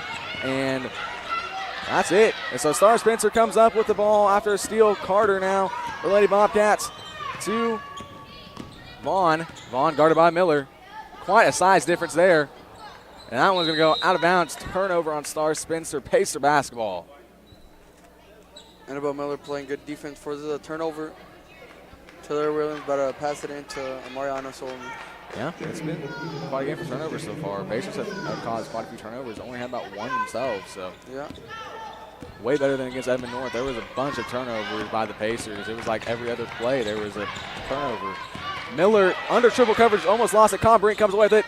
She's going to put that one back. No, Miller comes away with it under like quadruple coverage, and she puts it back for 6 points on the night. Wow, she is having a night. Carter to Vaughn to Brady. To Vaughn, and she loses it. It's going to be jump ball, Pacer basketball. Oh, they're going to give it to Star Spencer. Oh, Star Spencer, okay.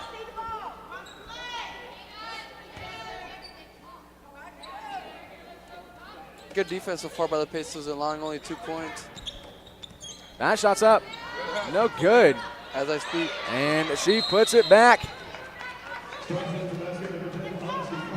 Coach Singh is not happy at all. Yeah, that was a little bit of a missed opportunity there. That was, you need to rebound to that, and that's one of those times you need to get the rebounds. That's a big thing this season. The Pacers need to rebound. It's something they have to work on this season. They still have quite a bit of additional games left, and they need to fix that before they go into Sapulpa next week. Yep. Sapulpa will catch the Pacers off guard, and they could win and move the Pacers to 1-4 in district play. 1-5 in district play, and you're correct.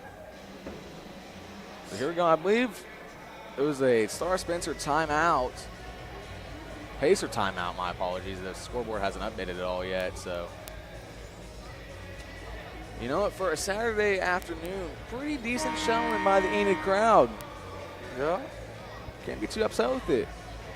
And the boys basketball players pack in the student section, so should be fun. That should be a fun game to watch. Got a chance to catch up with Coach Gilmore this week. He's real excited for how his players are doing and how they're playing. The shot selection's starting to get better. He's real happy about all of it and coming in this game with a 4-game win streak, looking to make it 5. Looking to come into the next game with 4-game win streak and make it 5. So here we go, Pacer basketball. Solomon with it now. She's going to be guarded by number 10, Honesty Carter. So Williams now, guarded by Brady, back to Solomon. to Yates, the freshman. Back to Solomon, also the freshman. To Miller, out to Yates. Yates shots is up. Oh, just rolls it out. Miller. Oh, wow. my goodness. Miller has, I think, 4 rebounds on the night right now. That's at least 4. 8 points on the night. About to hit double digits before the first quarter even ends. Annabelle Miller might have an early night out tonight. And a steal by Solomon. We're not even halfway into the first, and she already has 8. Solomon shots up. She got it. That's a 10-point lead for your Pacers. Her career high, I'm pretty sure here in Enid is 27 points. I believe so. I think that's the most out of any Pacer. Yeah, the last time I remember anyone scoring 20 was back in 2023 when Kira Mack had her final game here in Enid High, and she scored 20-something points. I know it wasn't 27 though, so that's going to be a foul right there. Be a foul on Talira Williams. So on the floor right now, Talira Williams, Mariana Solomon, Annabelle Miller, Gracie Comrick, and Addison Yates. Everyone on the floor right now except for Miller is a freshman. So this team is very young, but they are looking promising going into the future here for the Pacers. Oh, yeah. I can't wait 2-3 years. I know I won't be here, but they're going to be a great team. Yeah. Yeah, it's going to be great to see. Coming off 2 back-to-back 8 and 16 seasons. Let's see if maybe they can. They're already at 4 wins. Looking to make it 5 here tonight. Yeah. Only 4 more wins, and you're already beating your record that you had the last 2 years. And granted, anyone from the starting 5 right now has not been on the team at all, ever. They're a majority freshmen. So they're going to make a difference for themselves. Yeah. Coach Singh doing some great things here for Enid High. Coming from a 3A team with Chisholm, our friends up to the north. So, I mean, coming from 3A and making that adjustment to 6A is huge. And she's doing pretty well. She's handling it pretty well. There's been a few close losses. I mean, you take Sand Springs, your opening district game, you only lose by 5 to a team that blew this team out by 30 points last year. Yeah. And then Jinx. Yeah, Jinx was a close game too. If it wasn't for the fouls, it would have been way closer. And then you have Bartlesville, which was a close game last year. It went in our favor the first time, then went against us the second time. And we only lost by 3 that game. So Bartlesville comes back to Enid beginning of February. That's going to be a fun time. Miller comes away with it to Solomon. Well, you know, Liam, that's why I'm excited for when they come to our court. Yeah. And 1. Yeah, there you go. Oh, they call it a travel. Oh, no. William's not happy with the call. Yeah, no. But as I was saying, I'm excited for when Jinx and Bartlesville come here to our home. It's going to be fun. I think there'll be a big showing for that one. All the fireworks going to be out for that one. Another steal. What a steal. I told you, when you're guarded by Solomon, you have to make sure you have great ball security. To Yates. Yates to Combrink. To Solomon. Solomon now, her shot's up. No good. Rebounded by Miller. Almost rebounded. Williams comes away with it, and that one just went straight to number 12, Kylie Harris for the Star Spencer Lady Bobcats. That shot's up. No good. Miller just with the block there. It's going to be jump ball. Possession to the Pacers. I think he needs to slow down here a little bit. Yeah, they're getting a little fast. They need to just slow down and have a great execution here. Oh, my Lord. It's a Saturday afternoon. I mean, I'm struggling today. No, I just think they're playing too fast. They're causing too many turnovers. Yeah. So Solomon with it now. Oh. And it's going to be a foul on the Pacers. Is that 3 already? I believe yeah, so. 3 fouls already. And they're getting back into foul trouble. As we saw Tuesday night, they started with more foul trouble. And, yeah, so it's just they've had a bunch of foul trouble all this season, especially Miller. Miller has to be careful. I don't believe she may have 1 foul. She does not have any, actually. Miller comes away with the rebound after the missed shot by Star Spencer. Star Spencer still at 4 points. Pacers still at 14. The ball. Yates open from the corner. Does not find the rim on that one. Jump ball, possession to Star Spencer. I'm guessing Christoph is coming in for Combrink. And coming in for Addison Yates. She made her debut the other day, I'm pretty sure. Yeah, in the starting lineup. Yeah, she did. I think it was against Edmond North, too. Enid dealt with some injuries Tuesday night. Yeah. And that was another big reason why the score was the way it was. Still out for the Pacers is Levia McCoy. For the starter, they are struggling to keep the ball in their hands. Oh, my goodness. And they're actually going to call a foul there. There was like 3 players from each team on the ground there. Foul on the Pacers. Star Spencer's going to come away with it. Pacers kind of stalling out a little bit here. They need to get something going again.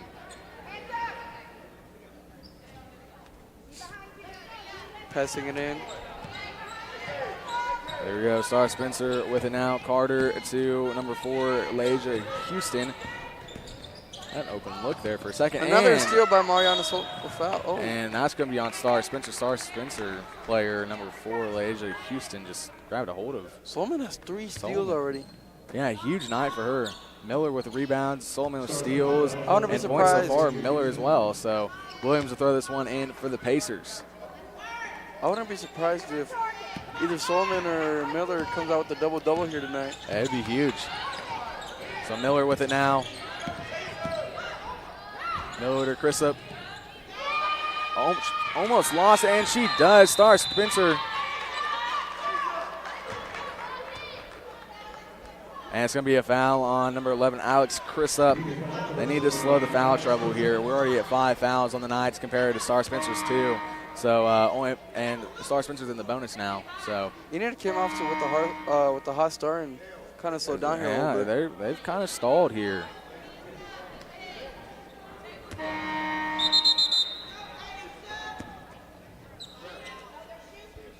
So to throw it in for Star Spencer is number 13, Alyssa Vaughn. They're in the bonus. Yeah, they're in the bonus now, so it's going to be free throws to the line.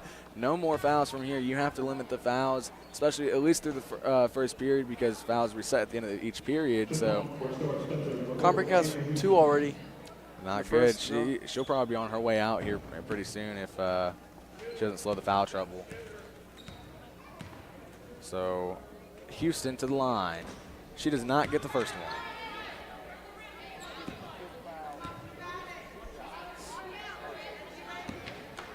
Looking to get one of them to drop and make this game 9-point game. That one's up. No good. Rebounded by Gracie Combrink.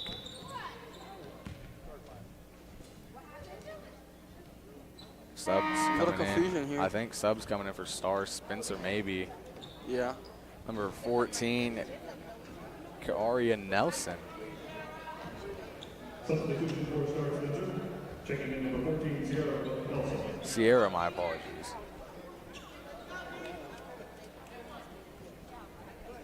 Real confusion going on. The ref's talking it out. Yeah.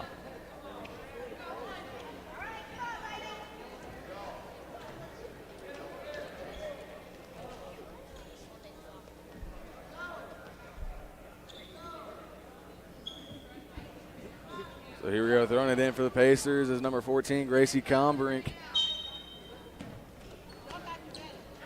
To Mariana Solomon. I believe this year kind of made history. I believe this is the first time ever the Holiday Classic has been cut short due to winter weather. Yeah. Last year was a very fun tournament. It was a great time. Pacers actually went undefeated in the tournament. Yeah, and I remember the guys side of the bracket. Oh. And there's going to be a foul. And Annabelle Miller got her legs taken out. Yeah. As you can tell, they are like putting triple coverage on her. Anytime they see her go to the paint, it's triple coverage on her to try to get a steal, but it always ends up in a foul. You know, it's not a bad idea because it's pretty hard to stop her. Yeah. Only team that really ever stopped her was Edmond North on Tuesday night. Right now, I believe none of these teams have scored in 3-4 minutes. No. I believe since about 4:33 is the last time they scored, so it's been almost 3 minutes now. Turnovers and fouls. And she got that one to go. That's the first point since 4 minutes and 33 seconds. I believe they're perfect on free throws tonight so far. Yeah, 3 for 3. Looking to make it 4 for 4. Miller looking to get into double digits already in the first. To get to double digits on the night. She got it. That is 4 for 4 on the night and 10 points for Annabelle Miller. Alongside 4 or 5 rebounds already. So. Oh, about a steal there And by a steal. Solomon. Another one. What That's a 4. steal. And that's Williams up there now. She doesn't come away with it, and Star Spencer comes away with it. That's Candace Another Brady. steal by Solomon. As soon as I That's say it, 5. What a steal. So only 5 more, and then if she can get 10 points, it's a double-double. Miller needs only about 5 more rebounds, too. Chrisup had an open look for a second to Solomon. That's going to be a foul on Star Spencer. You know, Solomon loved that driving floater. Yeah, she does. That we saw that. I went back and watched the stream last night from Tuesday night to get some of my prep work done. There were 4 buzzer beaters in the night from the girls and boys game. I believe 2 of them were from the girls, 2 of them were from the boys. One of them on the boys side was Devontae Washington. Colin Brink with it now. Probably the craziest buzzer beater I've seen since last year's against Ponca City on the girls side. Yeah. That one was to win the game. Yeah, that one was huge. But you know, Devontae hit it from like NBA range with the hand in his face. You know, I got a chance to catch up with Wendell after the game, and he knew he accidentally, and that's going to be jump ball possession to the Pacers. You know, he knew he kind of put Tay in a tough spot there, but Tay handled it pretty well. He got it off, and buzzer beater. You know, I've known Tay for a long time. Yeah. Always played basketball, always been really good. So, you know, I wouldn't be surprised why they would give him. I wouldn't be surprised why they wouldn't give him the ball. Exactly. Very experienced senior. He knows what he's doing. He's been here for a long time. He definitely has, yeah. He's been on JV, I believe, all 3 years, and this year he's getting his chance at varsity. Yeah, and he's showing out pretty good. He had clutch points all day. Yeah. So Williams with it now. They're probably just dribble clock out. Maybe try to get a last-second shot off. Miller now playing keep away from Star Spencer. No shot clock in Oklahoma High School basketball, so this is all perfectly fine. 12-point lead here for the Pacers in the first quarter. 16 points. They've had a lot of missed opportunities here, and that's going to be a foul. I think That's out of bounds, actually. Yeah. I couldn't see. The ref was the refs have a bad habit of getting like right in our way here, so I have no perspective here. It's a Pacer basketball throw in for the Pacers and Mariana Solomon. Pacers going to try to keep it away and get a last-second shot. Some Miller. And there it is, Miller. She got it. That's 12 points on the night. And they're just going to let time run out. So, ladies and gentlemen, at the end of the first quarter, score is, I believe it's 18 to 4. So, Jana, give us a recap of the first quarter. Well, you know, Liam, so far the Pacers, they've had a couple turnovers here and there, but they haven't let the Star Spencer Bobcats score yet. They've only scored 4 points, and it was at the beginning of the quarter. But so far, the MVP of the game so far has been Annabelle Miller with 12 points out of the 18, and Solomon has 4 or 5 rebounds. Yeah. Solomon also on the defensive side of the ball has 4 points, but she has 5 steals. Yeah. So you know, they're both looking to get a double-double here tonight. And so far, just quick-paced game so far. Yeah, and it's led to a lot of turnovers by Star Spencer especially. But, ladies and gentlemen, we'll be right back here in about 20 seconds. Liam Franklin alongside Janet Martinez. You're watching Pacer Basketball on EPS TV.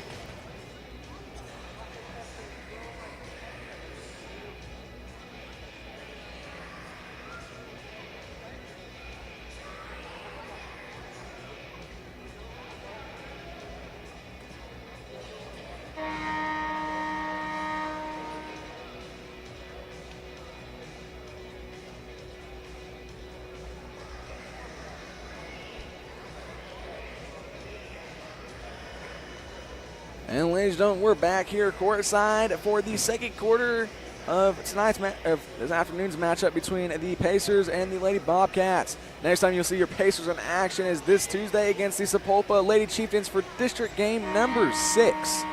You know, Liam, something I just realized is that the Enid Pacers have to have some crazy conditioning because players like Annabelle Miller and Mariana Solomon, Talera Williams, they barely ever come out the game. They're in the full, how many minutes is it? 32 minutes? Yeah. They're in the full 32.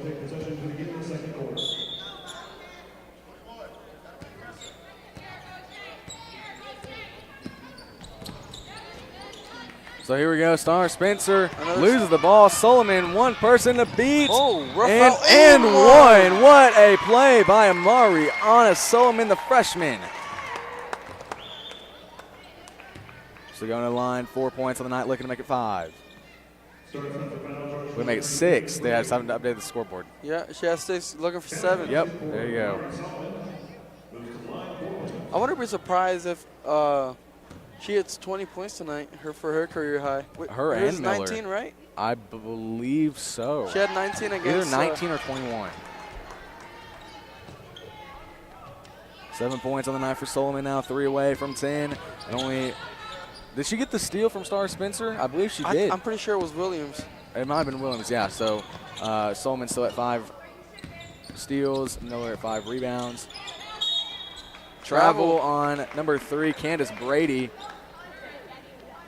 She's not happy about the call. No. She tried arguing with the ref there. We've seen a lot of travels called here recently. Oh, yeah. So Williams throw into Solomon. Solomon guarded by Honesty Carter. Williams to Combrink. Combrink now to Williams. Williams loses it. Oh, pass was too hard for Williams. She loses it. That's one of the first turnovers of the game. It's only the second one. Star Spencer now. This is Honesty Carter. Guarded by Mariana Solomon.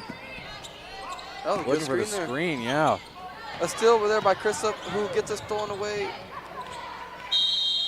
Jump ball to the Pacers. She had a little bit of hesitation there.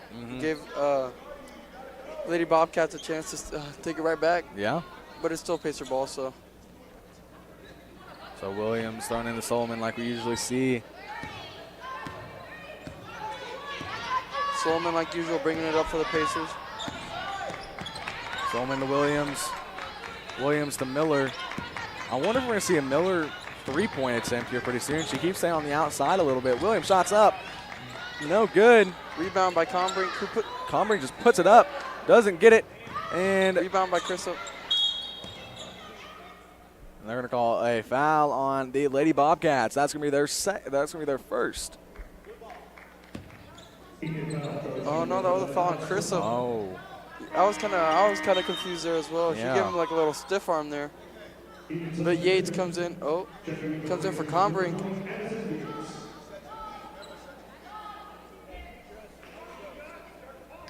(21-4). Here's the score. About a minute and a half in. So Carter now with the ball for the Lady Bobcats. Guarded by Lyra Williams. To Candace Brady, guarded by Solomon. There's a whistle blown. I don't know what the call is, but it's on Star Spencer though. Yeah, so it'll be Pacer basketball offensive foul. Coming up at halftime, Mr. Molinax comes back for his first interview of 2025. So we'll see how that goes. It'll be pretty fun to have him back on. We had some pretty fun interviews towards the end of the first semester. That was pretty fun.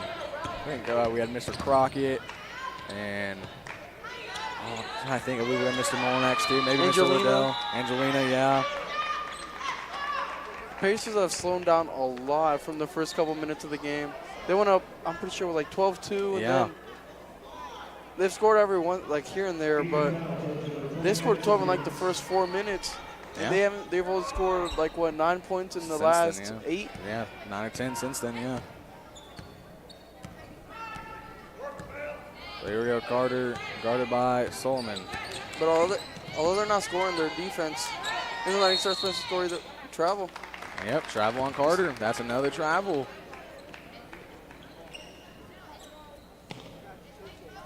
Williams throws into Solomon. Solomon brings it up, passes it to Chrisup on the wing. Chrisup guarded by Brady. Almost lost it there. Chrisup. Timeout. Pacers.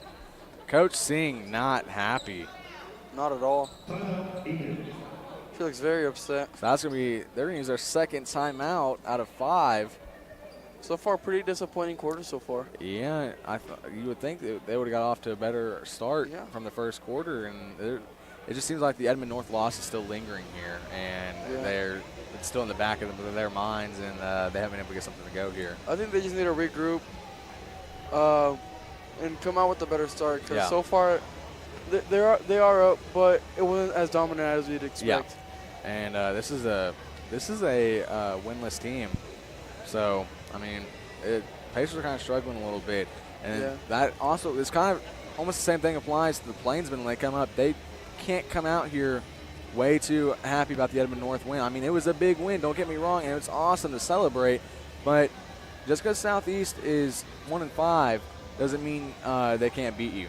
So I'm sure Gilmore is making sure they all know that. Yeah, because I'm pretty sure that's what happened to Edmond North on Tuesday. They thought Enid wasn't as good of a team as the other ones they faced and that they've beat. And they came out with tried playing at a lower level than they usually do, and they got smacked in the mouth for it. So yeah, I mean, the number 3 team in the state knocked off by a team that's not even ranked in the state. So you know, after that, when we're hoping they go off, they keep that roll going, and they do end up being ranked and make a little push. It would be huge, but the rankings haven't updated yet, so we might have an updated rankings look at on Monday. Yeah. So I would expect the Plainsmen to be right there at 25, or maybe just a little under 25. That's a very good quality win, and I'm guessing Edmond North will go down pretty far in the rankings. Yeah. El Reno hitting, I think, top 25. El Reno, a dominant force in 5A. Yeah, I'm pretty sure they dominated Southeast in 5A. By, I think, 50 points. Yeah. They've won all their games by like 40 or 50 points, except for very one game. dominant team. Flyer Williams now for the Pacers. Williams to Solomon, wide open. No good. They have not got a three-pointer to go yet. That was a nice pass, though, to Solomon. And great awareness, knowing that she was open. And she would have had that great steal there, but made a little contact. It's reach in. Enid's not looking too well today. Yeah, the fouls need to limit them quite a bit. That's something they need to work on. Yeah. But you can tell that they have been working on their free throws. They've been making them a lot more. So one thing at a time. This team, as we said, is still very young. All freshmen on the floor except for one. That shot's up, no good. Rebounded by Miller. That's what, 6 or 7 now? Yeah. She's on pace of a 20-29, I'm guessing. It might be. That'd be insane. Yates in the corner. Back to Solomon. Solomon to Chris up to Williams. Williams could have shot that there. So something I just realized, there's only 3 players who have scored for the Pacers. Miller, Combrink, and Solomon. Yeah. Miller now with it. That's going to be a foul on Star Spencer. See, they put all that coverage on Annabelle Miller, and then they end up fouling her, and it's not good. Hafner and Kilborn looking to come in. Yeah. Christop and Yates come out. As you said, for Hafner and Kilborn. Kilborn making her first appearance of the day. Yeah. She's looking to make an impact, earn in for herself here tonight. Yeah, I wonder if these teams are disappointed they didn't get to play all their matchups like they were going to. I mean, we're a little disappointed too. We had some pretty good matchups scheduled. Yeah, Northwest class in the first day. I was really happy. I was excited for that game. Deer Creek Edmond the second day. That match was going to be great. And unfortunately, someone made Elsa mad, so she took it out on Oklahoma and Texas. So, or took it out on the whole South. So, well, you know, Liam, on Instagram, I saw there's a Shea Gilgis-Alexander fan page that said that Shea made it snow. That way we didn't have to go to school. I saw that. That one's going to be an and one by Annabelle Miller. Miller with 14 points on the night, looking to make it 15. You're exactly right. I saw that, and I totally forgot about that. So, you know, I'm guessing it was Shea that made it snow. Yeah. After that loss to the Cavs. Yeah, probably a little bitter about that. I was. Yeah. It was very disappointing finding out the tournament was going to get canceled, then Oklahoma City lost. It was a very disappointing sequence of events. But, you know, we're here now. Yeah, it's a good thing. We finally first couple points in like the last 4 minutes, 3-4 minutes. Yeah. Miller with 15, about to have 20 in the first half. So I think her night. Travel, yep. Yep, travel on Sarah Spencer. Her night might be over after this first half if she hits 20. Well, you know, Liam, most of the travels here, they keep saying they're putting their pivot down. They are, where they're dragging it. Yeah. And that's where they're getting the call from. So here we go, Solomon now for the Pacers. Guarded by Honesty Carter to Kilborn. Kilborn to Williams. Williams to Miller. Miller under double coverage. Same thing we With see their own every single rebound. time. Quadruple coverage. Kilborn now with it. Almost lost it. Got it to Hafner. But, you know, if she's under Williams. coverage, somebody has to be open. Yeah. So, But Star Spencer does do a good job at getting back to where they're supposed to be once they find out Miller's passing it. And I think the pass was intended for Miller, just went over her head, out of bounds. Hafner not happy with the call. Yeah. She got snagged. He didn't get the call she wanted. So Carter with it now, guarded by Mariana Solomon. Out to the corner to Brady. Brady guarded by Hafner. Oh. And it's going to be a foul on. No, she No, just lost it's actually, it. yeah, lost it. Okay, I couldn't tell. It sounded like there was a whistle beforehand. 24-4 the score here. Not as great as we wanted it to be. Yeah, it could be a little bit more. But it's all good. Pacers still winning, so they're looking to move to 5-4 on the season and have a winning record for the first time since Stillwater. You know, Liam, the sad thing, like, we might have a winning record, but the sad thing about it is And that's going to be an offensive charge on Annabelle Miller. not defensive. Oh, They didn't get, it seemed like it was. the sad thing about it is we might have a positive record after this game, but we've only won one district game. Yeah, and we've had some very close ones. Those games you have to win. You have to win those close games. You have to finish. You have to get out in front and finish the games. But the good thing is that, well, oh my goodness. What a score by Annabelle Miller. That's 17 on the night now, 3 away from 20. Out to the corner. Brady now with it. He's getting double teamed. And almost lost it. Houston comes away with it. He's getting double teamed by Hafner and Williams. Oh, and they call a foul. Yeah, that's. Don't know who, but Yeah, the bench is a little confused by that. I'm surprised it wasn't a jump ball. And that's going to be Hafner's first of the night. Still, only 3 players who have scored on the night for the Pacers. Steal by Solomon. What a steal. And only one person to beat. She got it. That's 9 points for Solomon. If she keeps that up, we're going to have 2 players in double digits before the end of the first half. I wouldn't be surprised, Liam. One more steal and just another fast break. She's got it. Is that 6 or 7 steals? That's 6? It might be 6 or 7. That's going to be out of bounds. Pacers, Star Spencer basketball. We're gonna have to get go check with Coach Singh on the. Yeah, we will.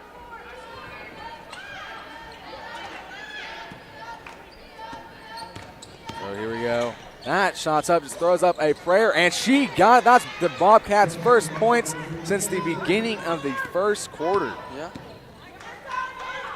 So Hafner to Combrink wide open. She got it. Caught the Bobcat sleeping there. Yeah. He was wide open in the paint. 4 points for Combrink.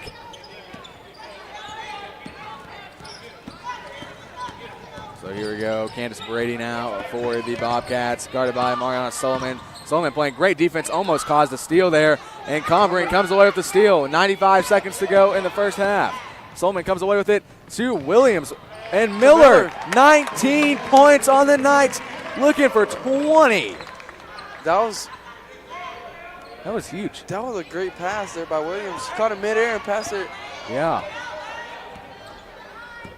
And you know, the Pacers are being beat on height right now, but they're.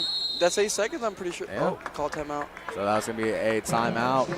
What a game this has been so far. Pacers are actually starting to get into a rhythm here, and they're starting to pick things up, and they're starting to score more.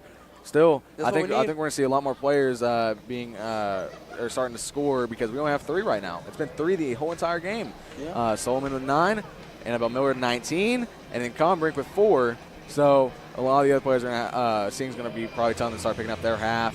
And because I don't think we're going to have Miller and Solomon in wait too much longer. They don't want to risk an injury. No, we saw that against Northwest Class, and they played the first half. And they were out. Yeah. Yeah. No one to risk injuries on your star players, especially with Sapulpa coming up this next week. Sapulpa is one of those teams that, I mean, you can't sleep on them. You can't sleep on any team. I mean, Edmond North found that out the hard way this last week against the Plainsmen. So, well, you know, I wouldn't be surprised if many teams had slept on Sapulpa since they were a 5A team last year and they just came up. But, you know, they were performing very well at the 5A level in every sport. Yeah, we'll have some more information for you on that coming up on Tuesday when the Plainsmen and Pacers come back home after their 3-game home streak here. So we'll see. We have Carson Limbury's back for that one along with Junior Martinez. So 4 fouls on the night for both teams. Or not on the night, in the quarter. Yeah. They need I believe altogether that's 8. So still some foul trouble tonight. Not the greatest looking foul-wise for the Pacers. So on the court, they're keeping the same lineup out there. Combrink, Hafner, Miller, Solomon, and Williams. I think that's the same lineup as well for the Bobcats. Yeah, they've kept the same lineup in pretty much the whole time. They only are working with 8 players, 7 or 8 players, I believe. So they have 8 and 2 of them are injured. yeah, so they have to be careful. They cannot let anyone foul out. What would happen? Did he just play with 4? I don't know. I think it would be a forfeit. Williams comes away with it. Brady right there with her. Williams almost comes away with it. Solomon has it. And Solomon almost had double digits. Miller for 21, and she gets it. That's 9 rebounds, too. So she's 1 away from a double-double, and so that's huge. 40 seconds left in this first half. Pacers up 34-6. Solomon about came back away with it. Hereby got another steal there to make it 7 or 8. Your star. Is that the travel? Oh, no travel. If you're Star Spencer, you just let this one run out so Pacers don't score anymore and you don't go down 30 going into halftime. Bobcats have only scored 2 points in the last quarter. Solomon by herself has outscored the Bobcats, and so has Miller. So. Yeah. And Combrink's right there with them at 4 points. She only gets 4 more. She's outscored the Bobcats too. Well, you know, and that one no good. They have the only points, but they've been the only ones taking shot attempts so far, other than Addison Yates, who took 2 3-pointers, I'm pretty sure. And if you look in the corner over there, there's only 1 banner for Pacer basketball, and it's only for Sage Hafner because she's the only senior on the team. There's 2 juniors, maybe 1. It's only 1 junior. The rest are freshmen and sophomores. So there's 2. I'm pretty sure there's 2. Oh, and Miller comes away with it. That's going to be 23. She might have a career night. She might be on pace to 30. Oh, she's way past that, Liam. She's going for 50. You know, and I'm kind of hoping Coach Singh keeps her in for the rest of the night. You might think she might just for. I really hope. Because 30 points as a sophomore is huge. That one, no good. So, ladies and gentlemen, at the end of the first half, score is Pacers 36, Bobcats 7. Jenner, give us a recap of the first half. Well, so far, Liam, not the start we wanted for the Pacers. Well, kind of what we wanted. Yeah. But they just haven't taken it away like we expected in the first couple minutes. And then now they're finally starting to execute. You have Miller at 23, Solomon at 9, and then you have Combrink at 4. But you're going to see the Pacers, a lot more players are going to start scoring, and it's going to be starting to become more of a team effort instead of just having 3 players score. Yeah. So the 3 players that have scored so far, besides Combrink, have outscored the Bobcats by almost more than 10. Miller outscored them. She's at 23 right now, almost by 20 points. She's outscored the Bobcats. So it's going to be interesting second half to see. Pacers are going to come back out on fire, as we'll see. So taking the court now, the Enid Plainsmen and the Southeast Spartans going to be practicing their warm-up. And coming up after the second half, after the end of the game, the Plainsmen coming back on their home turf to defend their 4-game win streak, making it 5. So, ladies and gentlemen, we'll see you then. Liam Vernon alongside Jenna Martinez. We'll be right back after halftime ends. A halftime interview with Mr. Monax coming up next.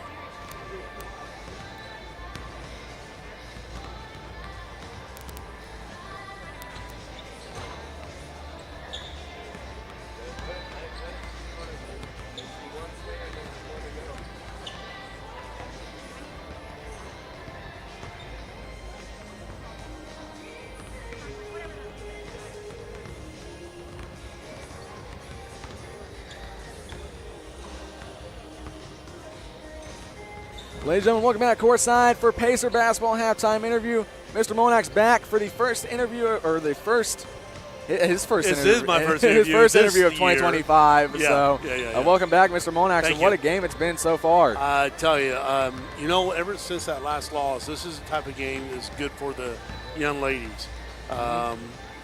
There's some things you have to be careful of, but boy, they are looking really well. Now, at the same time, I'm not trying to be negative here. These are the games where you get to work on things you don't normally do. Like when they're down here with 4 minutes left, they pass the ball around for a whole minute. You don't get to do that, but that preparing them, Coach has done a great job. They'll prepare them for things they might need to run for in the district. You got to be careful getting sloppy when you're up this big and just keep putting that on. And some other young ladies will get some playing time, but this looks good. And the other team, Star Spencer Bobcats, they're going to keep coming at you. They're hustling. Yeah, they're starting to kind of get in a rhythm. I feel like they're going to come out of halftime swinging. Yeah. So the Pacers are going to have to watch out for that one. So right now, as me and Jenner talked about, Mariana Solomon with 9, Annabelle Miller 23, Gracie Combrink with 4. Only 3 Pacer players have scored so far, but 2 of the 3 have outscored the Bobcats. Well, you're giving it to Miller, who has no one height-wise that can beat her right now on defense. So it's a good feed, which then is opening up the floor for everyone else to get open and take the shots. I'm telling you, there's been some wide open shots, and they'll fall. They always do. Sometimes it's cold and sometimes it's not. But, they got a great game plan. They call a timeout. They went over there. I watched Coach. They said, we're going to get down low, and that's exactly what they did. They got down low. This is the type of game, I will say again, that they can work on fine-tuning. Because, you play against your own players in practice and all that. It's good to be able to incorporate some other parts of the game you can't do in practice against another team. Yeah. And they're scrappy. There's no doubt about it. They're not going to give up. They're not going to roll over. Yeah. They remind me of some of our teams I've seen before where you don't have height and it's really hard to come back from all that stuff. And in 6A basketball, sometimes one good player with height does help. Hey, how about that snow day yesterday? That was great. It was unexpected. I actually took a nap, and I woke up. Wait, you don't take a nap at school? No. Oh, that's right. You're too busy working on your grades. I got it. So I took a nap Thursday evening, and I actually woke up to Carson calling me to tell me that we had I think he was calling to tell me we had a snow day. I didn't answer the call because I just woke up, but and then I got I saw the text that we were out for a snow day. So safety of the students always the priority, Yeah.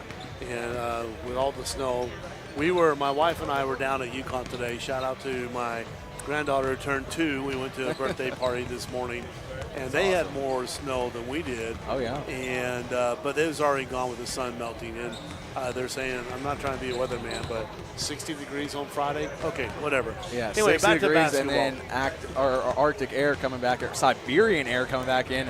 They're saying coldest air since February 2021. So it's Oklahoma, guys, this winter. This way it is. How about your first week back in school? How was it? How were classes for you? Office aide now for first hour, so that was pretty fun. Yep. I'm in the UC Welcome Center right now. So soon to be over in the Froshmore Center. And then second hour is AP Hug with Nidec still. Third hour still Algebra 3 Bridenstine. Fourth hour is EPS Vision Sports Broadcasting. Fifth hour is EPS Vision Film. And sixth hour is about to be changed from Sandifer's Biology 2 to a different class because of the class being cut. And then seventh hour is still Honors English with Crockett. Don't you just love how when we come back from Christmas break, we got to make some adjustments? It's like halftime. Yeah. We have to make adjustments just as well. Yeah. Hey, I tell you, we had a really great week this week. Tuesday, first day back, our students were amazing. I really love, that's one of my favorite days of the school year. People are glad to come back from Christmas break. They know the expectations. They've been involved. Let me tell you some great data from first semester. You ready for this? Mm-hmm. Our attendance rate was just under 96%. Yeah. Oh, yeah? Amazing. Let me tell you this. For the first time since I've been here, the number of Fs is at an all-time low. Yeah. Amazing. Our students are really working hard, doing a great job.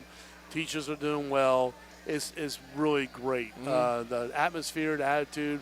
We had great class meetings this week. Got that out of the way. You got a big pop. What was that, Wednesday for the junior-senior class meeting, you got a big pop from the crowd. Yeah, so I did. Well, they all love you. You know, when you invest in students' lives, and you do things what's best for students, and sometimes students sometimes think that the administrators are all, the bad guys. We're really not. We really want to help the students. Yeah. And it's always the junior seniors. I'm so proud of you as well, appreciate it. other senior class and the junior class. You've invested years into them. Yeah. And now you're about to see you guys graduate and move on. And you're in your last semester Yep. of high school. I only have 5 basketball games left, and 3 years of basketball is it's over. It's interesting, but Blink. real 2:10 left Okay. at halftime. All right. Did you get to ask Liddell about if we could talk about? Yes. You want to go ahead and make the announcement? Okay, ladies and gentlemen, we are splitting the building right now. We have the Holiday Classic taking place in here, and just in the old building, the old part of the building, on the second floor by the main office, we have a film crew here filming the one Christmas tree movie.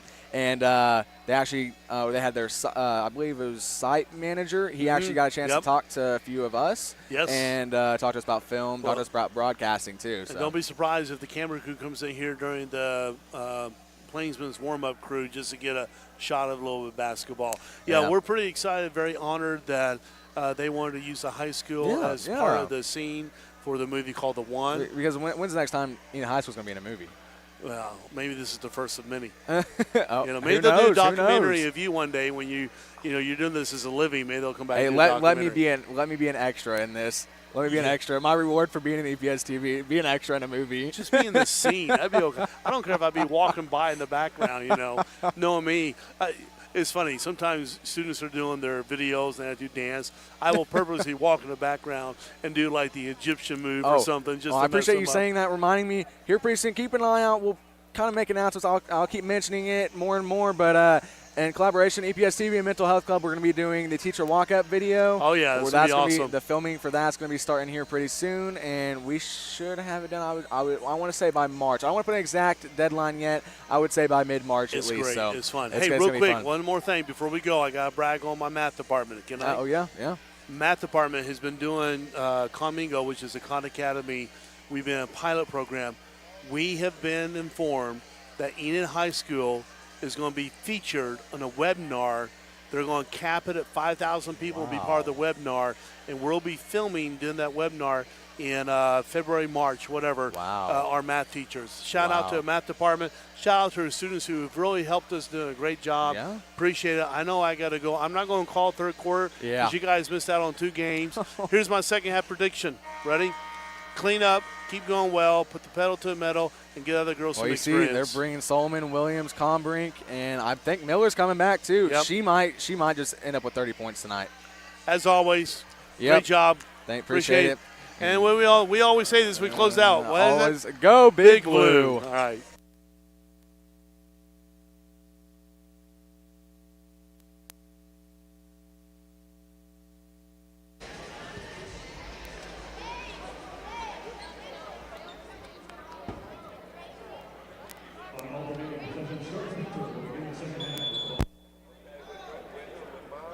Ladies and gentlemen, we're back here courtside for the second half of tonight's action between the Enid Pacers and the Star Spencer Lady Bobcats.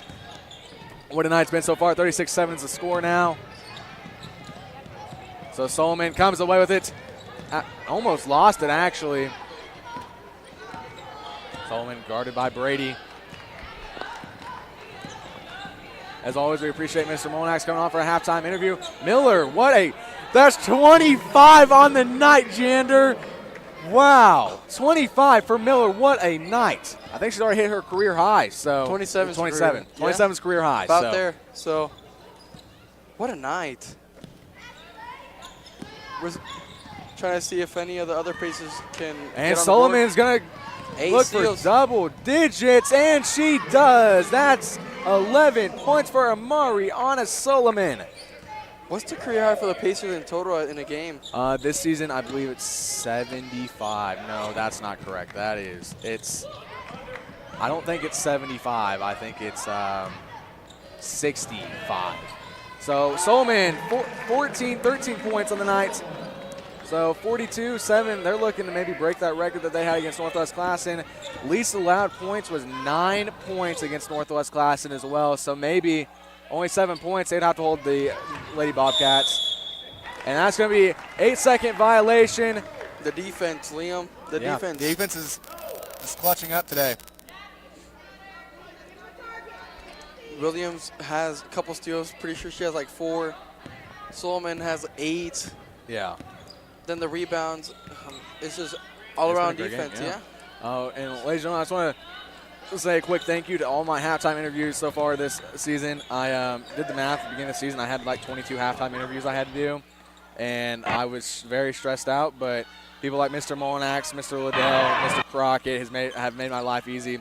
Angelina even helped too. I appreciate all of you guys' help. I mean, it's been huge. And Dr. Darrow as well. I forgot I did one interview with him at the beginning of the season, so I appreciate all your guys' help. It saved me quite a bit. I mean, we don't like to have dead air during halftime. We want to bring you guys some sort of entertainment. So, but here we go. Pacers, Mariana Solomon now, guarded by Carter. So Williams back to Solomon. Having a night. So here we go. That shot's up. Solomon misses it. Rebound by Miller. Miller puts it back. Almost had it. She comes back with it. That's she definitely had a double-double. I think that's 10 rebounds. Yeah, I believe that's. She's either at 9 or she's at 10. What a night. Williams now with it to Combrink. Combrink. And she puts it up. Still, Combrink, Miller, and Solomon with they're the only 3 scorers for the team tonight. Combrink with 6. She's only 1 score away from having more points. Solomon with the steal. Oh, my goodness, to Miller. They're trying to let her get 30. And Miller comes back with it. And there's a foul. She'll go to the line to shoot 2. You know what's even crazier? I don't even remember what I was going to say. I thought you were going to make a joke about it meme that's going around right now, and I was a little worried. So here we go, Solomon. No, Solomon's going to be Star Spencer ball. So here we go. I just forgot. I completely forgot what I was going to say. Oh yeah, it's one of those days. It's a Saturday afternoon. It just feels. I don't know. Maybe I'm tired. I stayed up really late doing prep work last night. I stayed up till about 5 in the morning. It was bad timing on me. I knew the schedule since about 5 p.m. yesterday, and I should have not procrastinated, but you know what? Had to enjoy the snow day. It could be my last snow day ever in high school, so who knows? Here we go. Number 13, Alyssa Vaughn throws into Candace Brady. Brady guarded by Solomon and Williams, kind of under double coverage there. And Miller comes away with it. They're trying to let her get 30 on the night. And a little bit of a collision there. That's a foul on Star Spencer. You know, when Miller's a senior, she's going to be unstoppable, Liam. If she's scoring about 30 as a sophomore, imagine as a senior. She might be able to, if she continues this on her career and only improves from there, she might become a D1. Oh yeah, D1 commit. I'm pretty sure. Would that be the first D1 out of a girls basketball player? It might be. I mean, girls basketball is not really known too well around here because we don't have any championships in girls basketball or anything. But that one's no good. I think the nerves are starting to get to Miller a little bit. She really wants these 30 points, and the nerves are kind of getting to her a little bit. But I think she's going to end off with 30.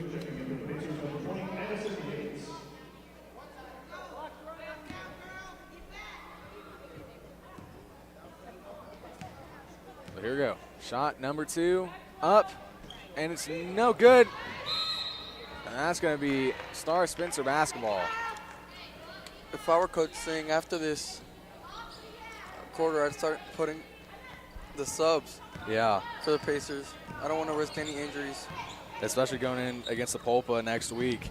Unless it's Annabelle Miller, because I want to see her get at least 40 points tonight. At least 40. That would be insane. 30 is good. I've never called a game where someone's gotten over 25 or 27 points before. So. Oh, because you didn't do guys last year, did you? No, I did not. I'm pretty sure Trey Davis got over 30 last year against U.S. Grant. Yeah, I remember that game. That's the only time I've ever seen 100 in high school basketball too. It's been crazy. It's been a crazy few years. They need to get over half court line. They need to go. Solomon with it now to Williams. Williams was almost open for 3. Solomon now screened by Miller. to Yates. Yates just throws up the shot, and Pacers almost come away with it, and they almost do. Star Spencer, who's going to get it? And Star Spencer finally takes control of the ball. But they lose it. Is it Pacer ball? Star Spencer It's ball? actually, I believe it's Pacer basketball.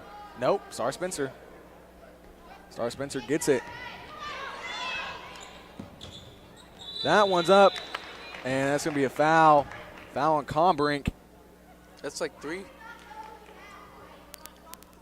4 fouls on the night for the Pacers, or not on the night, but on the quarter, and then 3 fouls for Combrink.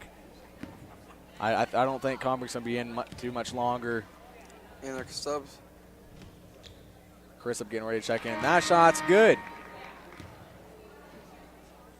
Substitution for the Pacers, checking in number 11, Alex Chrislip comes in for Combrink. I think she might be done for the night. Yeah, she just keeps getting in foul trouble tonight. That one is good. So the Bobcats at 9 points now. Solomon now with 13 on the night.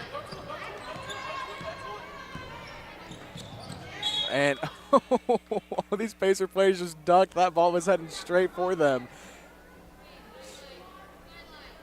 But, Jander, what a game we have coming up next here on APS TV. The Plainsmen defending their 4-game win streak against the Southeast Spartans.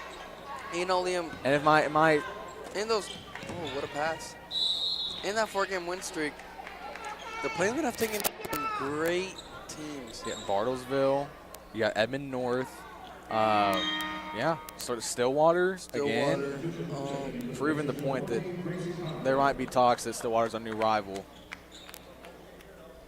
I wonder who else was part of that 4-game win streak. It's Edmond North, Stillwater, Bartlesville. Northwest Classen, that's who it was. I was trying to think, it was one more district game. That pass is out of bounds. It'll be Pacer basketball. And Miller is going to go to the bench. Maybe she might be done for the night. I think Singh was giving her a chance to get 20 or get at 30, and I think she just let the nerves get to her. Yates now to Solomon, and this is a bad pass there, out of bounds. Pacers will be Bobcat basketball. Star Spencer bringing it up the court. Pacers looking here for another stop. If I were the Pacers, I'd try to limit them to no more points in the rest of the game. Yeah. Tip. And almost stolen there. You know, Williams doesn't have any points, but her presence is being felt on defense. That's going to be a reach and foul on the Pacers. Pacers just not able to stay out of foul trouble. I mean, it's just been like this all season long. They're a scrappy team, Liam. Definitely are.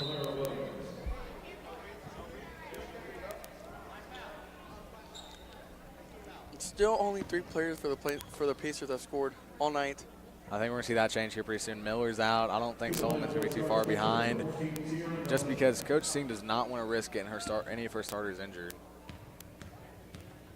Here we go, number 14, Sierra Nelson. And that's no good. You know, at the beginning of the season, I'd say Solomon was the star player, but so far, Miller's starting. I mean, Miller and Solomon are really good. they go hand in hand. Yeah. That one's up. No good. And Star Spencer gets their rebound. You know, a pick and roll between them two would be pretty dangerous. Yeah.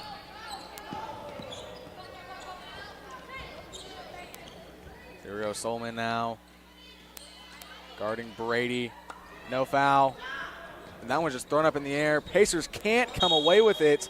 Jump ball possession to Star. No, that's possession to Pacers.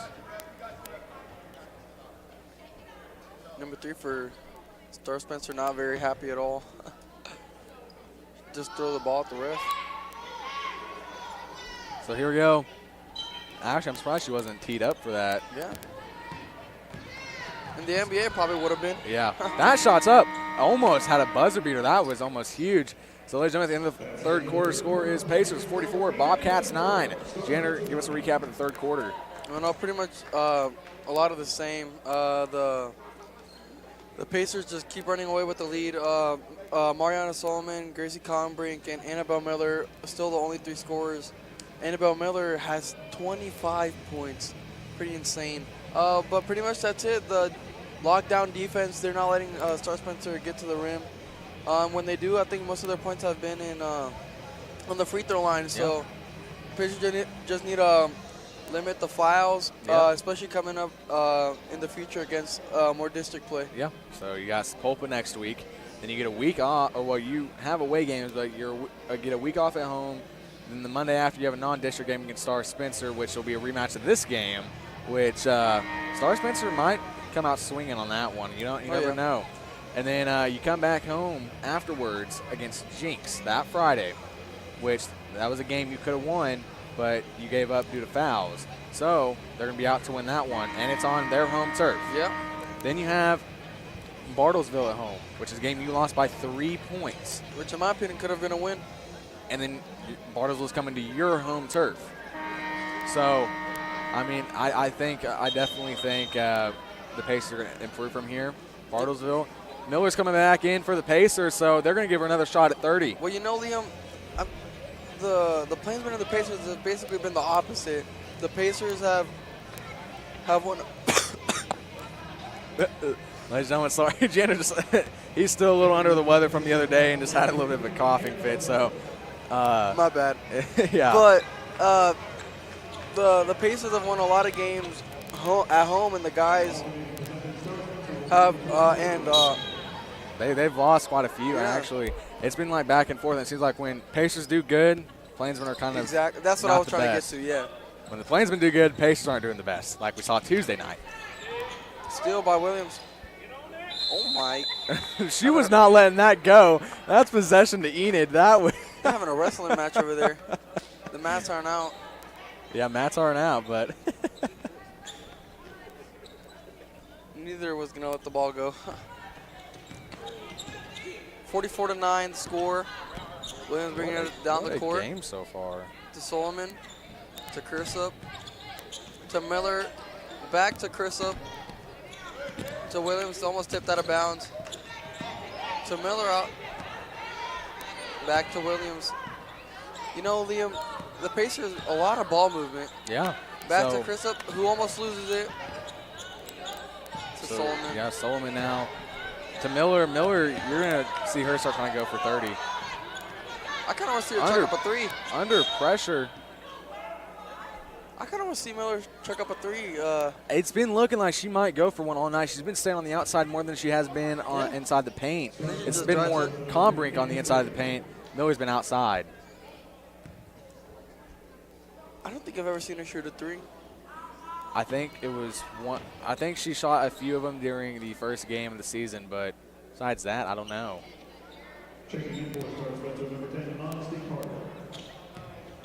Carter comes in for Star. Spencer comes in for Candace Brady.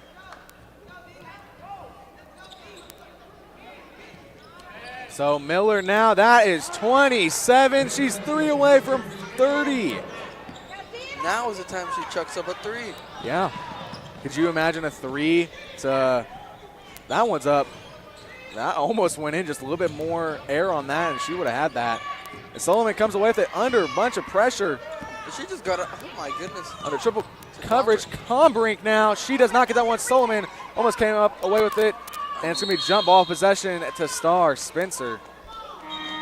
Star Spencer is a pretty scrappy team. Yeah, they are not letting the Pacers go.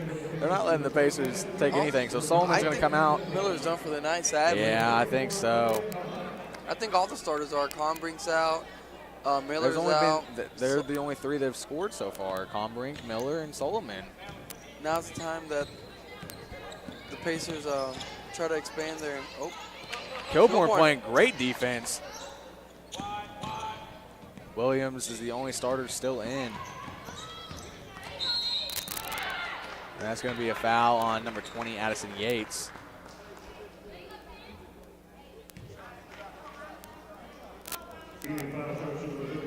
Actually, it's 34. My apologies. Number 34, Heaven Mills.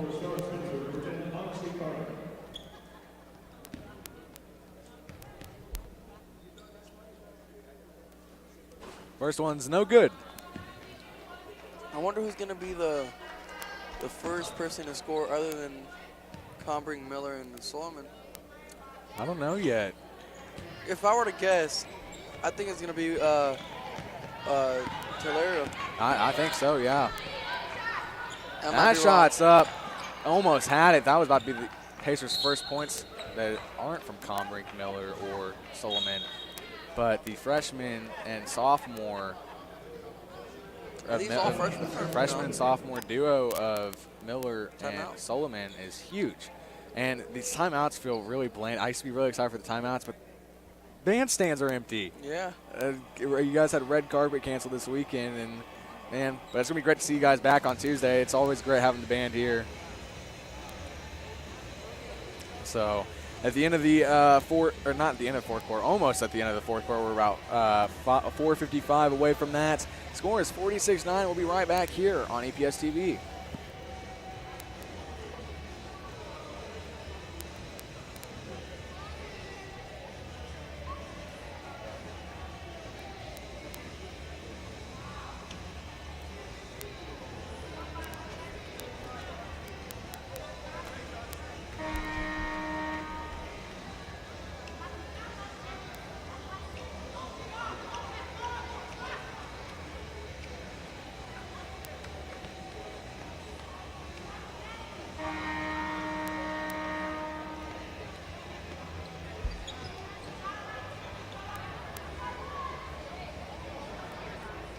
All right, ladies and gentlemen, that should be one of the last timeouts of this game. Pacers are looking to finish this one off. Up 46-9 right now, about to have a 40-point game. Or about to have a 40-point lead, my apologies. You know, I was expecting the Pacers to come out firing a little bit more. Yeah. I was expecting at like about 80 points. That was my prediction. That would have been huge. You know, so they keep Northwest Classen 9, or not Northwest Classen. They keep Star Spencer to 9, and that'll be the least they've allowed, tied with Northwest Classen. Northwest Classen. Exactly. But you know, Liam, for the next game, I'm really hoping the guys give us a good game. Fireworks. I think we're going to see some fireworks in that game. You know, the guys were out here during halftime, and they were looking good. You know, they barely missed a shot. Yeah. They were throwing down dunks like crazy. Yeah. So, you know, I'm really hoping for... We might see a take and win million view dunk again. Jump ball, possession to Star Spencer. Yeah, I'm hoping for another... If either player... You know, because Zaire the other night, he had a fast break. Everybody thought he was going to dunk, and he just laid it. You know, I'm expecting Zaire to throw it down. Oh, yeah. Yeah. That one's up. They did not get that one. And Tolero Williams now. That was a good screen there by Crystal. Yeah. That shot's up. She got it. She's the first Pacer player since since Combrink, Miller, and Solomon to score. I was right, Liam. I told you. It was going to be Bro Williams. He made the correct prediction. That one was blocked. Got stolen by Tolero Williams. You know, she's about to have about 10 steals, too. Yeah, she's had quite a few steals so far tonight. More Pacers about to come in. Number 22 and number 13, Jamie Lokajak. Yeah.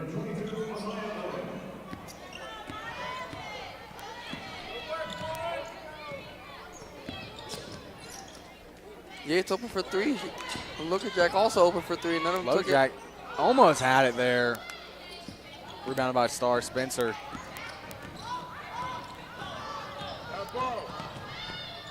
That one's up. No good. It's going to be jump ball possession to the Pacers. The Pacers with a 39-point lead, Liam. It's huge. About to be 40 if they can get another shot to go down. You know, an interesting game would be Star Spencer versus Northwest Classen girls. I mean, yeah, it'd be probably very low scoring, but yeah. I just want to see the score. Northwest Classen losing. She opened for three. She didn't take it. Northwest Classen losing to Deer Creek earlier, 69-13, I believe. Yeah, Coach Singh not very happy at all. Yeah. All freshmen on the court. What else do you expect there? I mean, you're getting these freshmen some playing time. Brooklyn Aguilar comes in for Addison Yates. One of the first times we've seen her this season. You know, she hit a three. Yeah, that's against, right. No, actually, yeah, that is Northwood right. Classic. Yep, that's right. You're right. Everybody was going crazy. But you know what? That's another thing we haven't seen. We haven't seen any threes tonight. We haven't seen any made threes tonight. We've seen attempts, but no one's been able to get one to go down yet. And so it's going to be out of bounds. Possession to Star Spencer. So time's just running now. 1:05 to go, less than 90 seconds. Oh, what a block by Kilborn, but she draws the foul.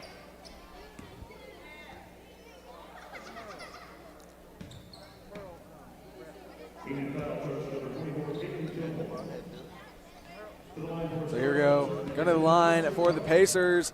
Number 10, Honesty Carter. That one's good. They break double digits on the night. Took them four quarters to do so. But, yeah, it's been a rough game for the Bobcats. She's their leading scorer with 6. So the Bobcats are going to go 0-9 on the season, and the Pacers are going to return to a winning record for the first time since they played the Stillwater Pioneers. Well, you know, Liam, I'm pretty sure this is the first game where the Pacers haven't had like a spread out scoring sheet. Yeah. Usually they have about 5 or 6 players scoring. Tonight they only had 4. So ladies and gentlemen, in the tunnel to our top right, your Plainsmen looking to defend their 4-game win streak, led by head coach Russell Gilmore, looking to defend their streak and make it 5 games. Let's see what the Plainsmen are going to be able to do after this game ends. Looks like the final score is going to stay about 48-11. Looks like they're going to let time run out. So look at them getting ready to take the court. Coach Gilmore walks out. He looks locked in. Yeah, he's ready for this. I got a chance to talk to him. He's ready for this. I think the guys are too. You know, we haven't seen. Ready, yeah. We personally haven't seen a lot of from. What's the team's name? Southeast. Yeah, Southeast. We haven't seen personally a lot from Southeast, but I'm pretty sure the guys have a good track record. They have quite a history. They had a 27-0 season 20 years ago. Really? Yeah, 20 years ago, I believe. And Heaven Mills almost had it there. She gets it back. Foul. And it's going to be a foul on Star Spencer. Wendell Brown Jr. and Ron Sox over there getting ready to come out. Zaire looks locked in over there. Yeah, 16 points in the night for Zaire. What a night for Allen.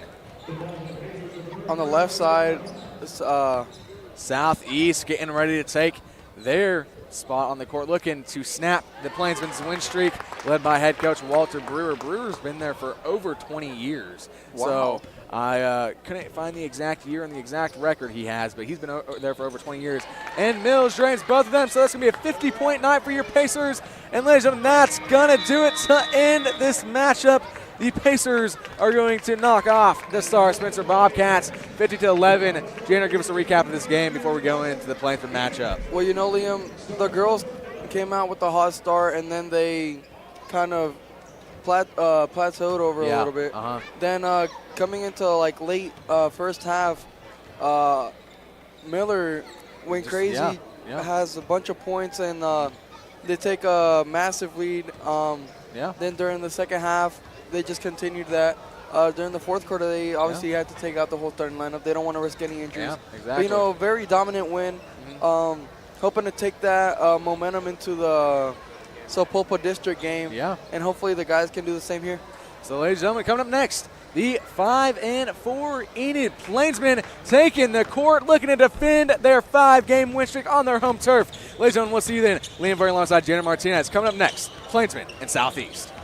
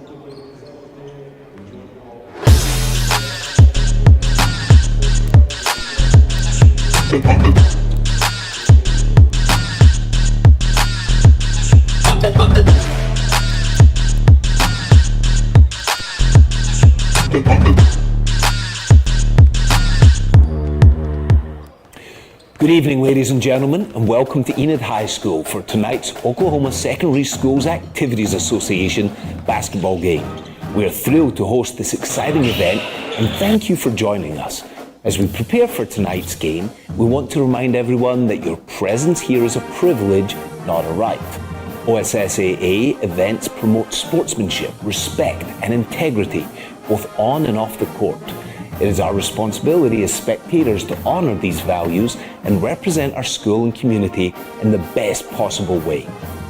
Please remember that our athletes, coaches and officials are here to give their best effort.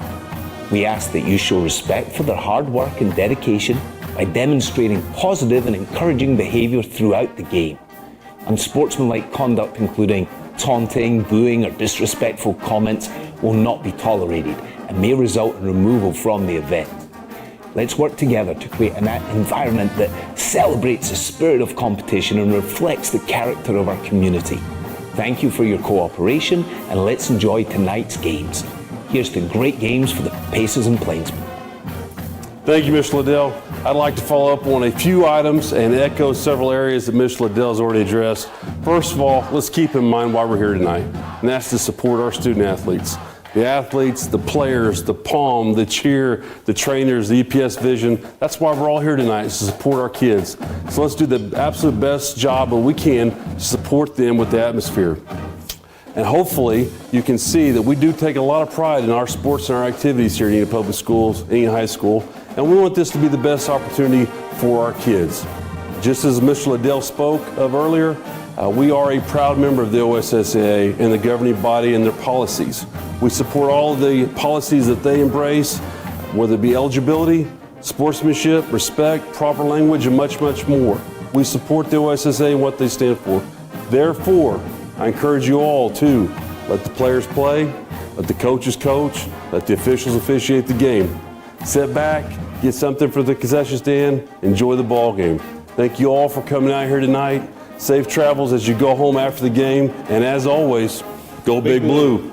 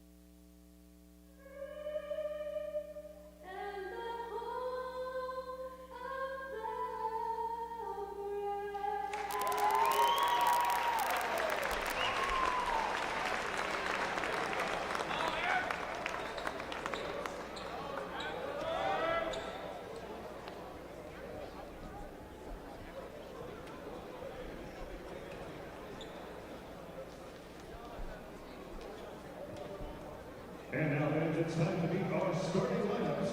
First for our visiting team, please welcome the Southeast Spartans.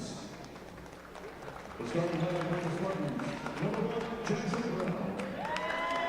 Number 22, Josiah Woods. Number 24, David Davis. Number 33, Chase Mullins. And number 45, Francisco Torres.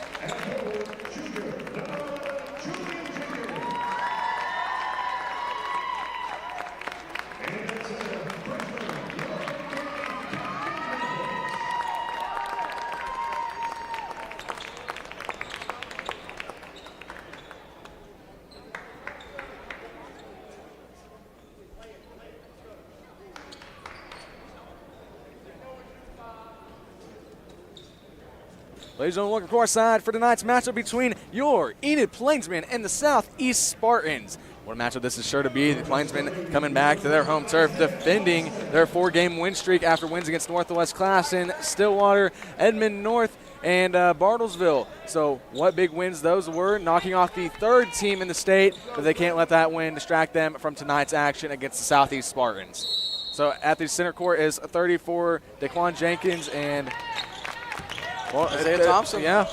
Zaire already on a fast break. Oh my gosh, Zaire with the 2-point. What a nice move. What a way to start the game already. That was nasty. Oh my gosh. What a way to start it off, Liam, huh? Yeah. That was quick, too. Isaiah that Thompson one with the block. Wow. To Javon Stocks. Stocks to Jenkins. Jenkins has 2. The Plainsman fast-paced. Jackson Brown now guarded by Javon Stocks. You know, Liam, past couple games, Javon has been a lockdown defender. Yeah, he has. And then you can't forget about Cash That Mathis. one, no good. Rebounded by Southeast. And they don't get it again. Rebounded by Julian Jenkins. Foul on Southeast.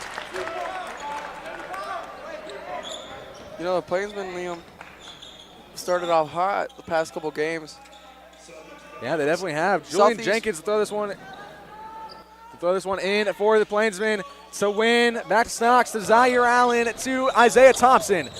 Isaiah Thompson was guarded by Daquan Jenkins. To Julian Jenkins now. That shot's up. He got it. That's 4 points for Jenkins. You know, Liam, last year, Julian was a starter, and then at the beginning of the season, he wasn't starting. Now he's made his presence known, and he's back on the starting lineup. Yeah. He's making a big difference. Yeah, definitely is. And talking about defense, you can't forget about Cash Mathis. Yeah. You know, Travel Southeast Plainsman basketball. Southeast bench and coach is not looking very pleased right now. Southeast has a large bench. I mean, they have a ton of players. So Isaiah Thompson now for the Plainsmen. And it's going to be a call against Southeast. What a fast start here for the Plainsmen. Yeah. If they keep looking like this, they could be on a 10-0 lead just this fast. So Jenkins will throw this one in for the Plainsmen. Julian Zaire Jenkins Allen has 4 already. Yeah. We're not even a minute and a half yet into the game. What a fast start to this game. Taking win now to Javon Stocks. Stocks to Jenkins. You know, Liam, at the beginning of the season, the Plainsmen started with the The Plainsmen, you know, had a very slow start, but I think it just had to do with getting to know how to play with each other. Yeah, this is a brand new team. Yeah, and a brand new coach as well. Exactly. So you have to adjust. Get in a rhythm. Yeah. And they definitely have here recently, looking to defend their 4-game win streak and looking to make it 5. Coach Gilmore, you know, oh, what a spin move. And foul on Enid. Enid draws their first foul. Coach Gilmore has turned this season around so far. He definitely has. Because they started off with a 1-4 record. And like me and you were talking about earlier before the Pacer game, this team could finish off with a winning record if they play hard enough. And now that they're in their rhythm, they could play hard enough to get that winning record. So yeah, because Southeast first points come from a free throw made by Daquan Jenkins. Well, you know, Liam, because at the beginning of the season, they were a little bit shaky. And that was during their big loss to Jinx. Yeah. That was their biggest loss of the season. One of their biggest losses of the season. Taking win now. Foul on number 0, Kaylin Pennon. Taking looked like he was about to go up and maybe do the Bartlesville all over again. We're just going to call that the Bartlesville now. Well, yeah, but like as I was saying, they're a little bit shaky at the beginning of the season. That's where their loss to Jinx came from. Yeah. So we're hoping that once Jinx comes to our home court, and with this rhythm that we have so far, Win shots up, no good. Rolls right out. Then Taking Win's right there with him, and they score. It's a 2-point game, and the Plainsman right back there with it. Isaiah Thompson now guarded by Jenkins. Isaiah Thompson fouled on the way up. He'll return to the line for 2.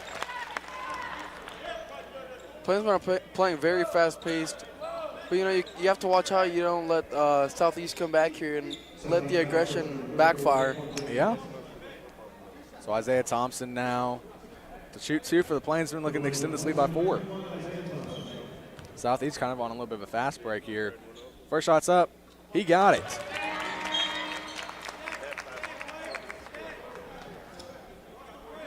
A 7-4 lead for the Plainsmen. And comes in number 35 for Southeast. Francisco Flores making his first appearance of the night. That's a pretty big body over there. Uh-huh.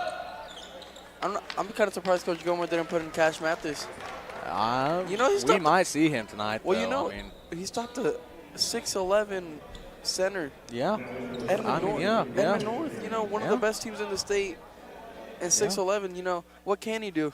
Yeah, exactly. Return back to the line. Got another chance, so that one is good. Leads back to 4 for the Plainsmen. Open for 3 and blocked by Taking Win. What a block! Oh.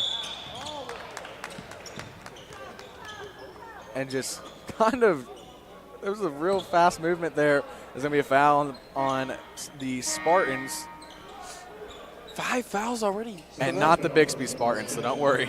I don't think we'd have to worry anyways, Liam. Yeah, we won't. So by the way we've been playing.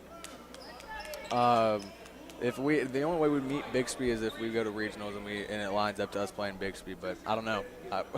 I just laser focused on 6A District 4. Yeah. I'm not really too aware of the other districts. I know that. I actually don't know. I know our rivals Ponca City aren't doing the greatest, which is all that matters. And I figured out neither is Stillwater. Stillwater was 1-7. They're not doing good. They've kept it close with Enid, but they haven't been doing good. Wynn's first shot was good, looking to make both of them good, and he got him. Well, 6-point lead. For District 1, Putnam City has a 9-1 record. Wow, yeah, they're a pretty good team. Isn't that where our transfer came from? I believe so. Jamarion Ellison, yes. Hey, 2. look who's getting ready to come out for the Plainsmen. I told you it was only a matter of time before we ended up seeing Cashton Mathis come out here. I guarantee you he's going to be guarding number 35. Oh, yeah. No doubt about it.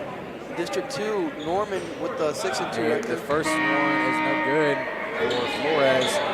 And who would have guessed? Owasso in District 2. A 9-3 record so far. But they have been playing nationally. Yeah. So I'm guessing those 3 Owasso losses. was one up on Edmond North in the ranking. So. Yeah, they haven't lost a district game, but I'm guessing those 3 losses were national. And the second one is good. So Jenkins now with it to Javon Stocks. Just doing a full court press. Jenkins, they need to get over the line. No, they just barely do. Stocks to Allen. Allen found an opening. Allen shots up.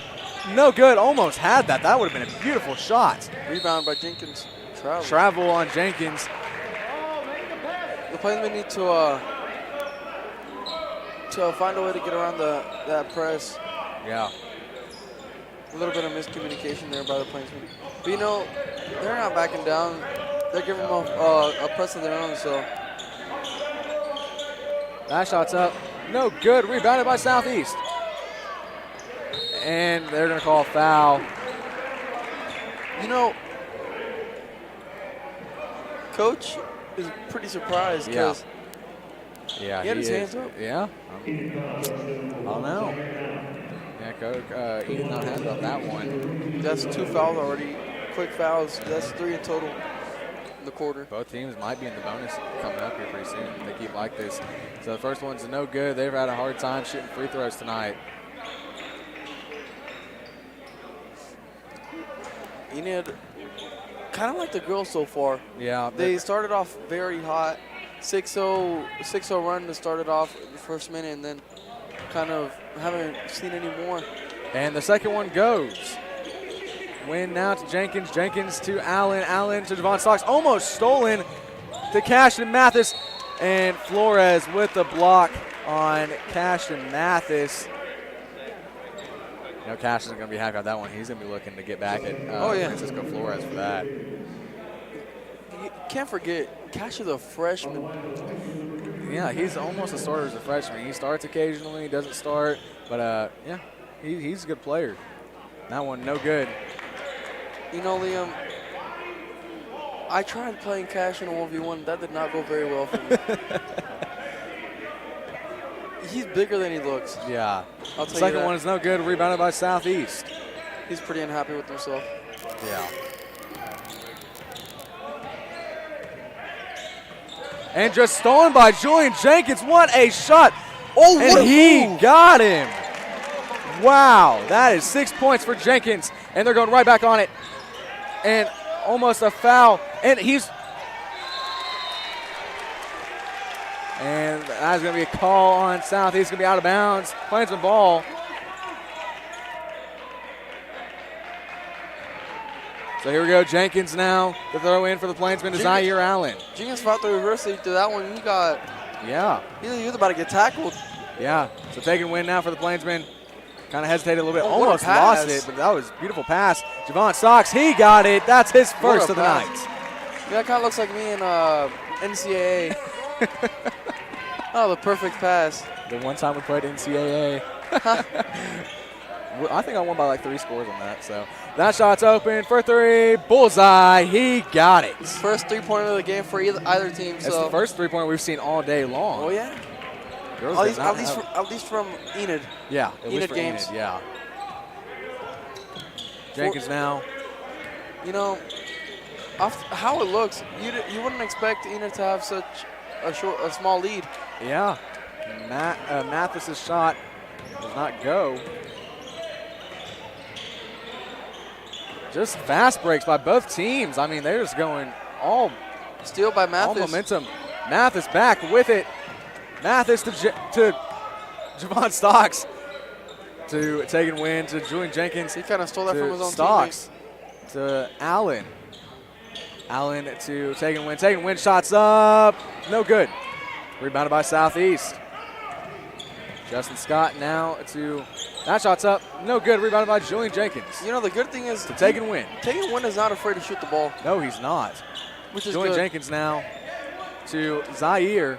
And speaking about not being scared to shoot the ball, neither is Zaire. No, he's not. We saw some pretty clean 3-pointers from him Tuesday night. Oh my, yeah, did you see that? That one that just barely went in. And tween step back 3. yeah, and he, speaking of it, that could be one here. No good. Rebounded by Julian Jenkins. He was right there with it. Trying to draw the foul, wasn't able to. So that's going to be Southeast ball. Looking to sub in is Julius Mitchell, Tice Fulton, and Trevante Washington. What a nice lineup You know, coming in. Liam, Enid has a very deep team.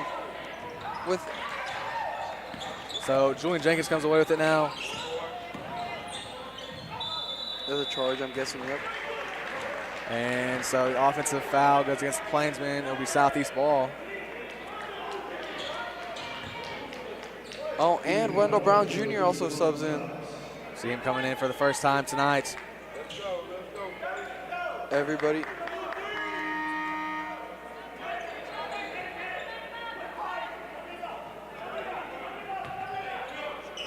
All the starters subbed out except Julian Jenkins.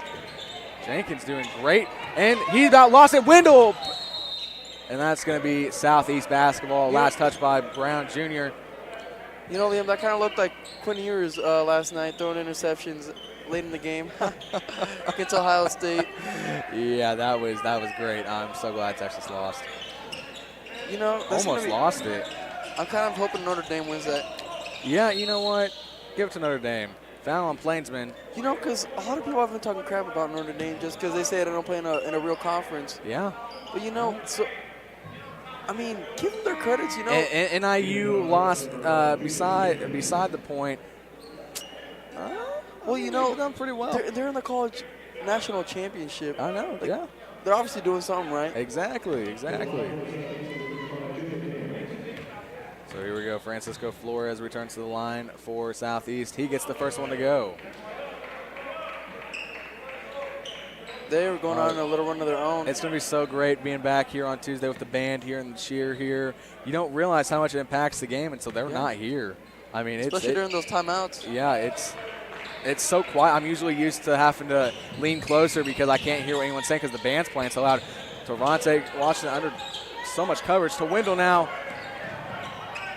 Wendell shots up, and Lott will be out of bounds Southeast.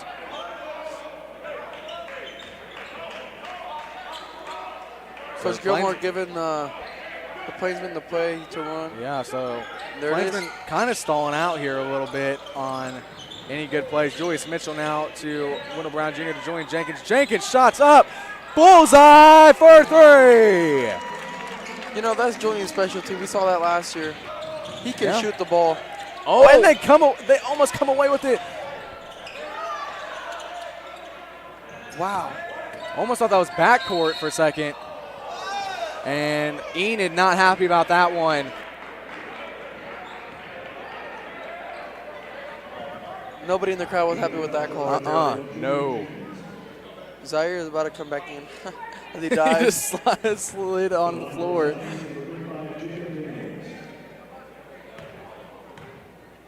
Coach Gilmore trying over there negotiating with the refs. So Zaire comes in for Julian. Julian having himself a hot night tonight. 9 points. You know, he's kind of on pace with Annabelle Miller. Yeah, exactly.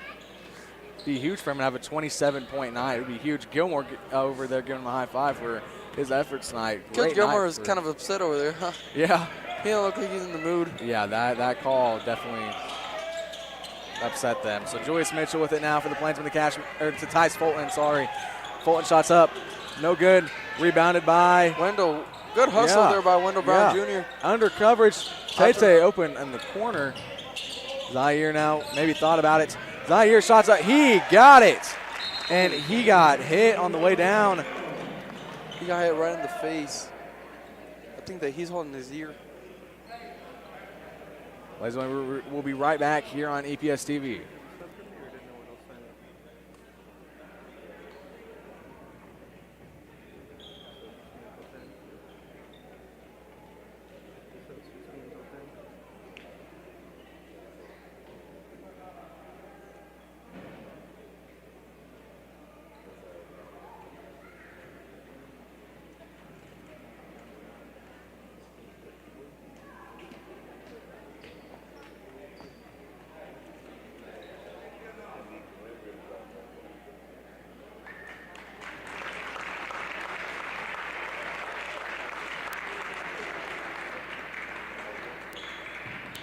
And Zaire heading off the court. He appears to be okay. And for him comes Tegan Wynn.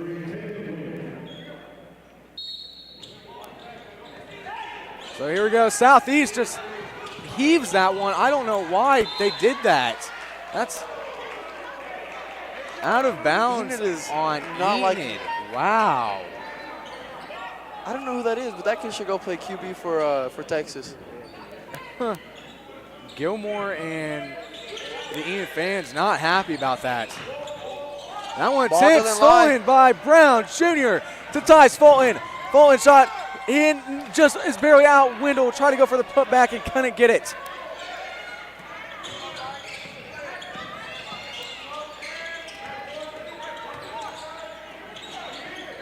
And Wendell tips the ball. Good defense being played here by the Plainsmen. That one, they got it. What a shot by Southeast. Washington to win. Nice fake there to Wendell Brown Jr. to Julius Mitchell. Mitchell to take and win. Oh, what a block. And what a block by Southeast. That's going to be out of bounds. Plainsman kind of outmatched here on height tonight. Yeah, which is, kind of the usual, but they always find a way around it. So Tice now with the ball, and he just put it over the tallest guy on Southeast under a bunch of coverage. And there's a lot of contact there. It's going to be a foul on Julius Mitchell. That's going to be the Plainsman's 6th foul of the quarter. Both teams in the bonus now. So far, unlike the Edmond North game, the Plainsmen have been able to finish their fast break points. Yeah. That was a very big factor in that win. So Flores' first shot, no good. That's his first miss on the line. That's 4 for 5. Let me just say, Jander, for a Saturday night, what a turnout we have in the competition gymnasium. Yeah. Not bad at all. Yeah. Even from Southeast side. So Flores, second shot, he gets that one to go. Tyus Fulton with it now. 3 seconds to go. Under a lot of coverage. Taking win. Wendell can get it off. And no good. It wouldn't have counted if it would have went, but at the end of the first quarter, score is Plainsman 19, Southeast 16. Jander, give us a recap of this first quarter so far. Well, Liam, a lot like the Pacer game, the Plainsmen got off to a hard start, 6-0 run in the first minute of the game, and then they kind of slowed down a little bit. Southeast got a couple buckets. So far, it's been a pretty high-scoring first quarter. So they're hoping to take that towards the second quarter and maintain the lead. Go on another run and increase that lead to go comfortable into the second half. Yeah, definitely. So coming up next, the second quarter for the Plainsmen and Southeast. We'll see you in about 20 seconds.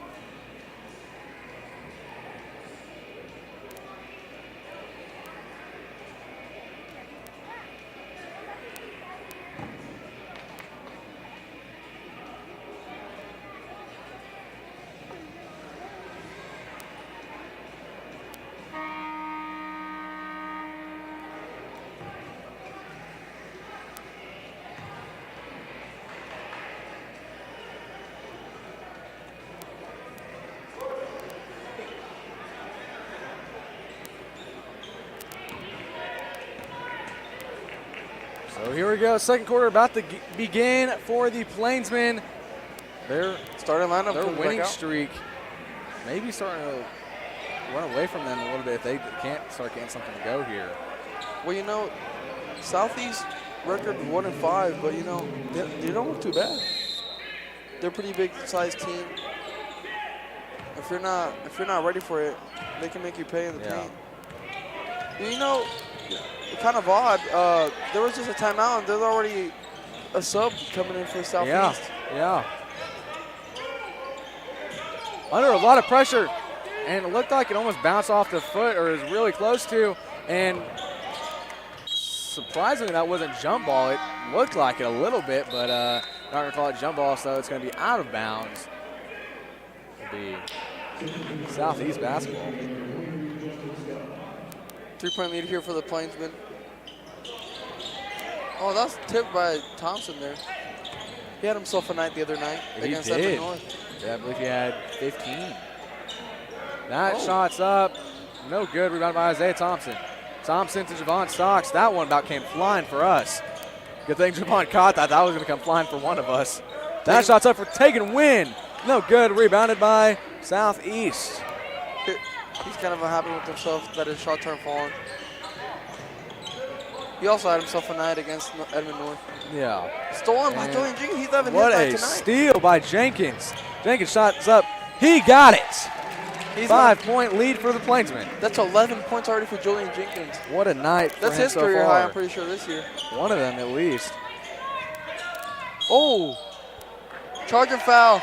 So offensive charge, Plainsman basketball.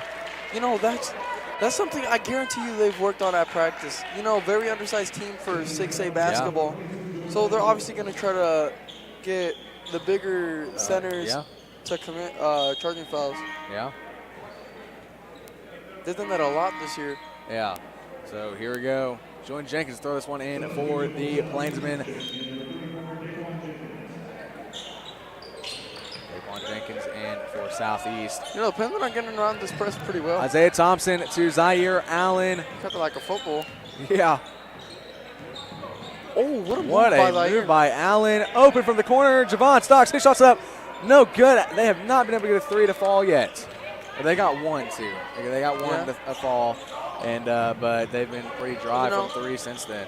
Basketball's a game of rhythm, Liam. You Yeah. know, once you get in your rhythm, you're in your rhythm. Almost stolen by Thompson. What a Stolen steal by by the- Stocks. I'm Wow. telling you, man, his defensive presence. Southeast is starting to get frustrated with all these steals. Taking a win, and he could have had an open shot. And that whistle was like right in our ears. So it's going the other way. Southeast basketball. That was loud.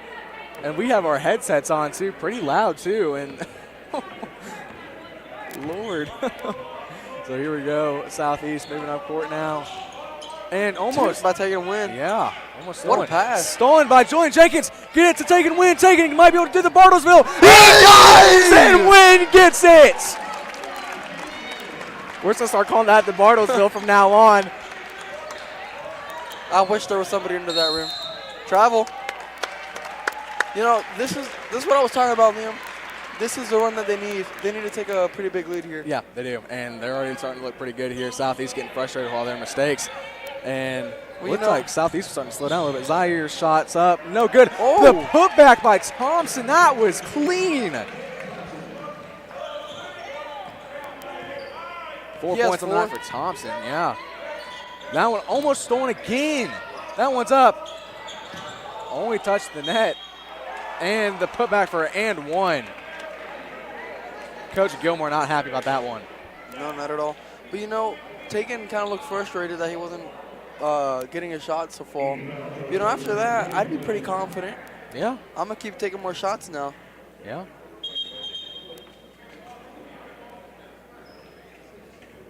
The whole starting lineup, I think, has had the point. Yeah, which unlike is the very girls. different. Yeah, very different from what we saw at the girls' game. Combrink, Miller, Williams, and Solomon were the only ones who had points. Yeah. So, yeah.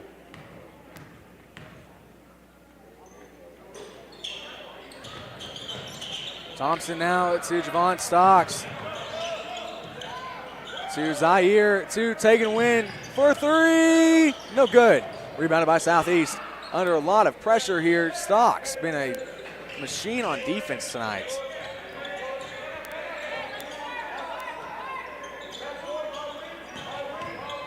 Zaire now. And just did the best he could. Didn't want to foul there. So it's with a 5-point game now. Javon Stocks with the ball now. To Isaiah Thompson. Thompson trying to get off foul on Southeast. 5-point lead here for the Plainsmen. Coming into the game, Tyce Fulton. Passing it in is Zaire Allen. Taking win comes out the game. You know, he's kind of cold right now, but you know, Yeah. he just needs to find his rhythm. Yeah.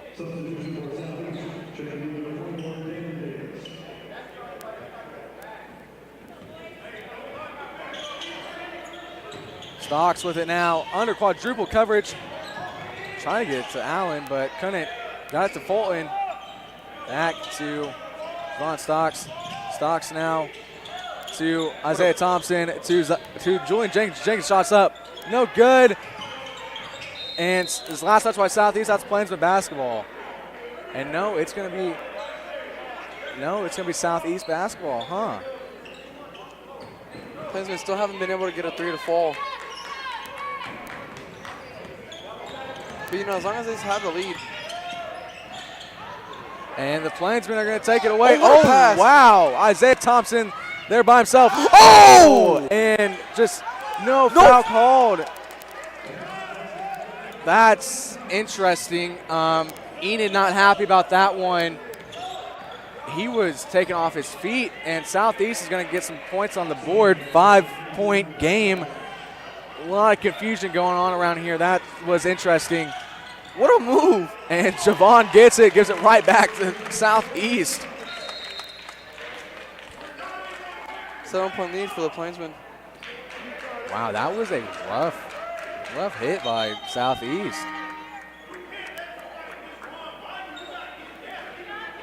So coming in for Jenkins is number 4, Tavante Washington. 3:50 left in this first half. You know, 29-22 is the score. Southeast coach is not very happy. No, he's not. He's out here yelling. I think, Jander, it's only a matter of time before we see the Plainsmen pull away on this one. Yeah.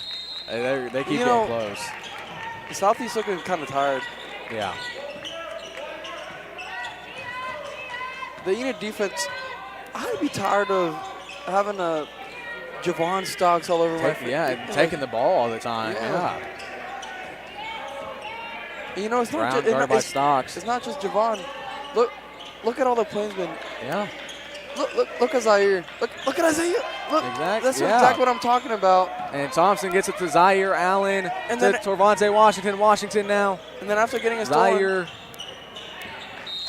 Then after getting a stolen, they're running down the court. Yeah. Fast break. Like, yeah. It's been a great game for the Plainsmen so far tonight. So here we go. If I were going against the Plainsmen, I'd be annoyed as well. Yeah. Plainsmen ball. Oh.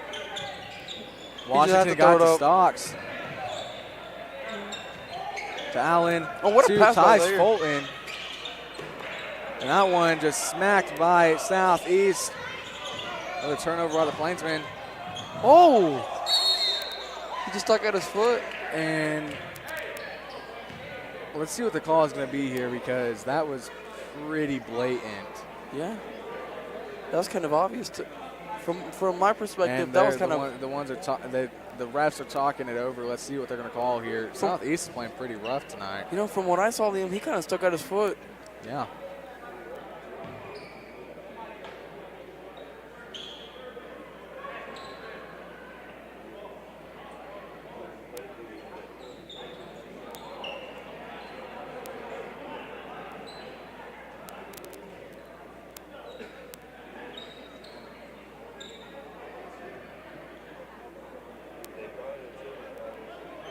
So, ladies and gentlemen, here we go. The call was against Southeast. 2 fouls for the Spartans so far.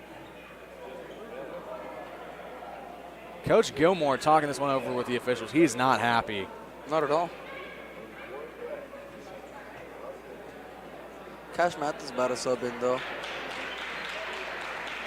Is that a technical foul?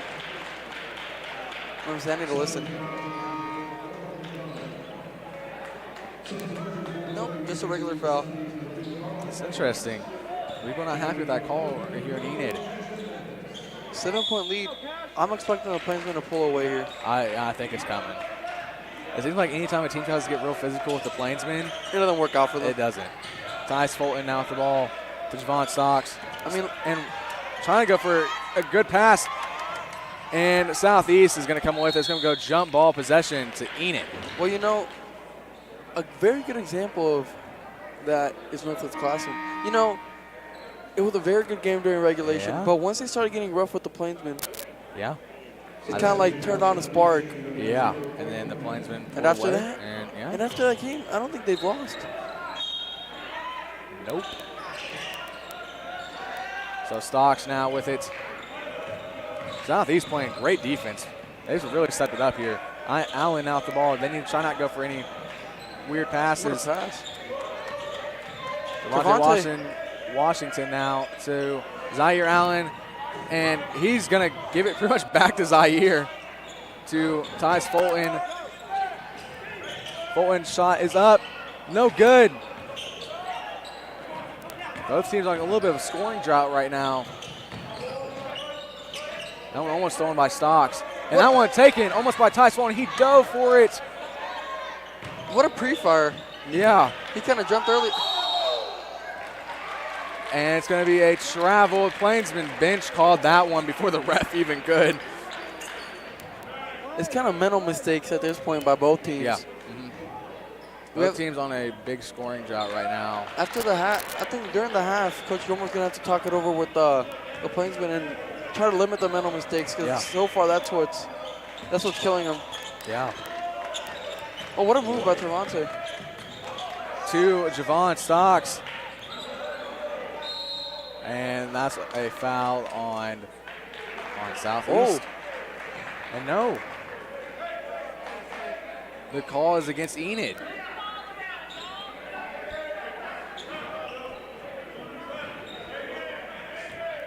Under 2 minutes left of this game, of this half. Kind of low scoring compared to the first. Boys, no halftime interview coming up at halftime. So we'll see you after halftime is over after about 10 minutes. So, and lost it. Zaire comes away with it, and it was like Southeast almost got it back, but Zaire comes back away with it. And that one blocked by Southeast. Wow, Southeast just taking advantage of that height. And they got that one. It's a 5-point game for Enid. And Ty's Fulton right there with it. And he got some points for the Plainsmen. That is back to a 7-point lead, his first point of the night. Yeah.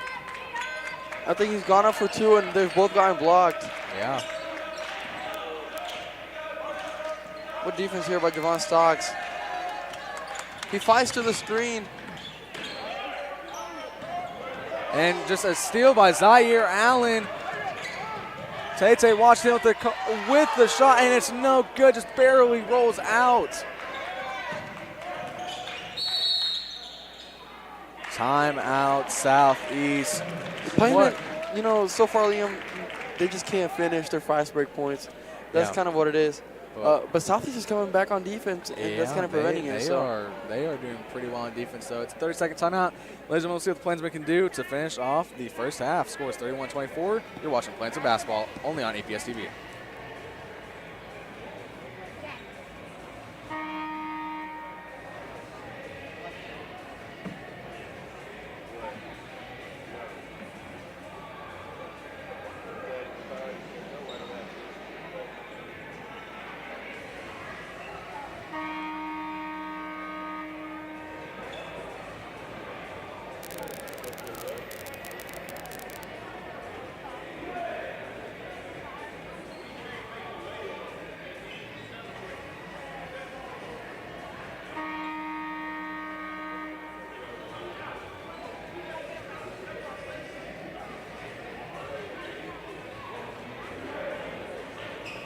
So here we go. Most likely to finish off the first half. Scores 31-24. Plainsmen with a 7-point lead.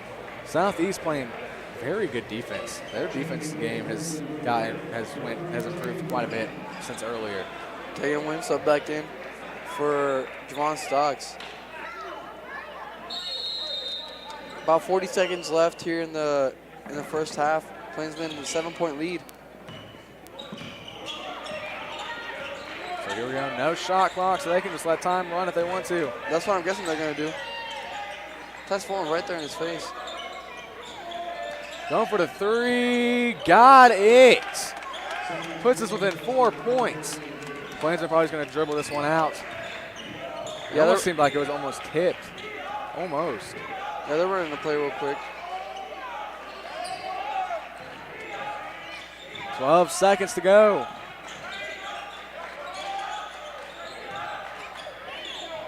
And there's going to be a foul on the play with 6.1 seconds to go. If that would have fell, that would have been nasty. Yeah. Kind of off topic, man. Did you see that LeBron dunk on Derek Lively? I did see that. That was so nasty. I don't like LeBron, but I also don't like the Mavericks almost just as much, so I was fine with it. I think the Mavericks are the Thunder's rival, to be honest here. Oh, yeah. After last year, definitely. Oh, yeah. And kind of the Cavs, kind of. This year only because of their record. Yeah. That first one, no good. Wayne kind of looks frustrated with himself. Yeah, he's kind of having a rough night tonight after having such a great night. But if you've seen, these players kind of struggle in the first half, and they pick it up in the second half, like we saw with Zaire and all year, that. Enid has been a second-half team. Yeah. in almost every sport, too. Oh, yeah. Other than football, sadly. Yeah, that one's up. No good. Just aired that one up. So, ladies and gentlemen, at the end of the first half, score is Plainsman 32, Spartans 27. Jenner, give us a recap of the first half. Well, so far, Liam, it's just been a lot of defense by both teams. Not a lot of scoring. The Plainsmen so far they can't finish. They can't finish their fast break points, and that's kind of a big factor so far. And but the defense so far has been great by both sides of the ball. So looking to see more offense, especially by the Plainsmen. Yeah. And they can run off with this game. Yeah, so let's see what the Plainsmen can do after halftime. Scores 32-27. Let's see if the Plainsmen can secure win number 5 in their winning streak. Liam Ferguson alongside Jenner Martinez, and we'll be right back live here on EPS TV.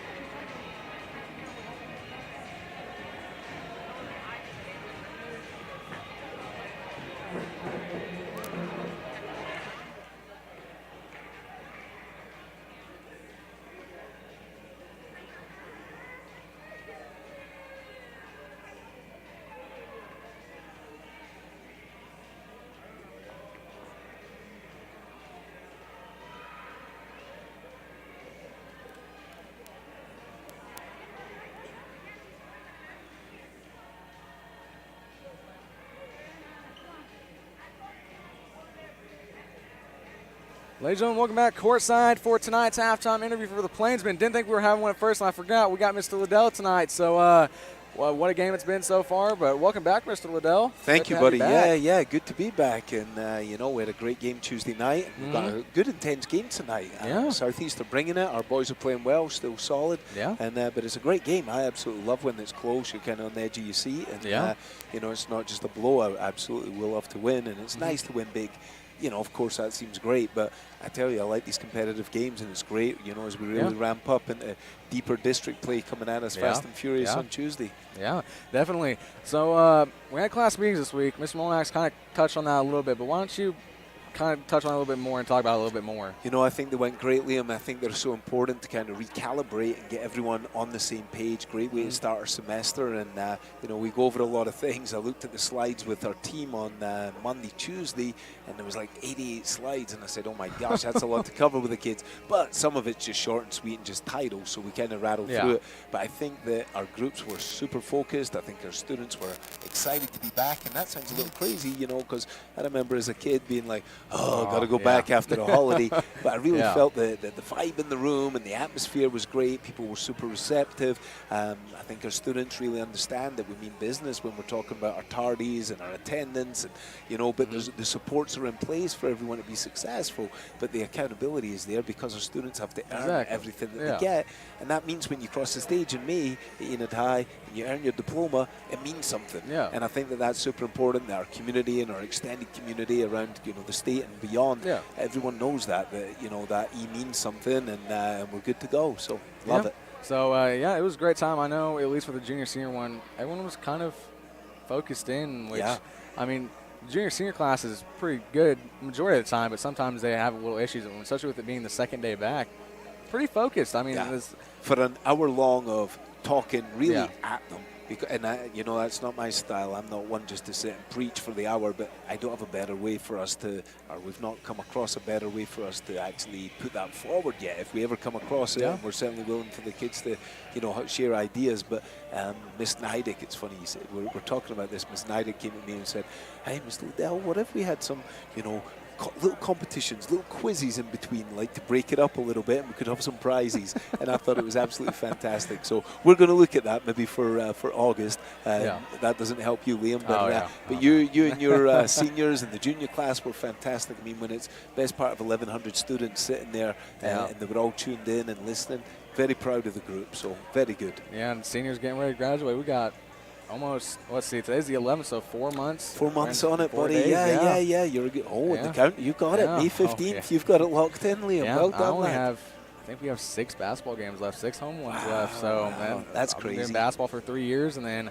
soccer for 3 years as well. So I'll be finishing that up in April as well. So yep, I'll join you for that, buddy. I'm excited for those nights. That's get us out there at Advance, and it'll be awesome. So and we have a tough district this year. I mean, it's going to give us a good challenge, though. It will. Giving us Jinx and Union in the same district, that's going to give us a big challenge. But I think our teams are ready for it. I think it's fantastic. I think it's the right time, and I say that because that's why we work so hard, so that we're ready to play against the big dogs. And I think there'll be great matches. I think from what I'm hearing from the coaching staff, both on the girls and the boys side, but I've heard a lot from Coach Kabada that the boys are really together as a team, and I think that's exciting.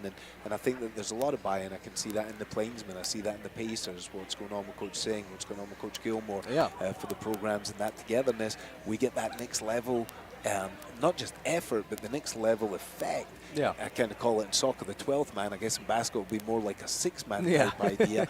And those things are pretty awesome. So works out fantastic, and that collective and that little residual togetherness, it just kicks on and gives us another edge in our competitiveness. So very excited for it. I believe also in our district is Stillwater, which I don't know if anyone can make this official, but I think Stillwater might be a run for our new rival. I mean, Stillwater, we've been having some very great games against Stillwater in every sport this year.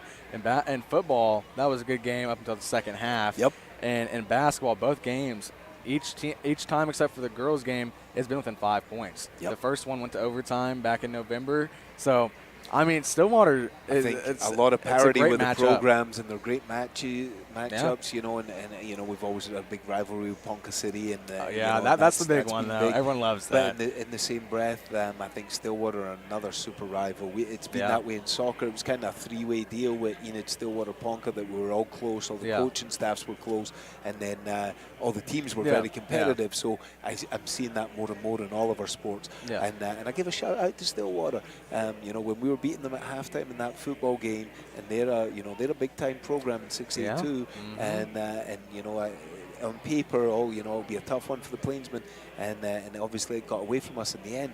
But they were so classy, they were so respectful. Our halftime show, they were very good. So another great one to have as an opponent, that it keeps it very classy and very sporting, as competitive as it is. And that's what it's all about. It's all about everyone enjoying themselves, bringing their best, getting into it, but keeping it very classy and respectful. Yeah, well, to kind of wrap this up a little bit, something about sports games, I want to kind of touch on something you did talk about at the class meeting. Fill the student section. We want you guys here. We want all the students here. We have the athletic pass for $25.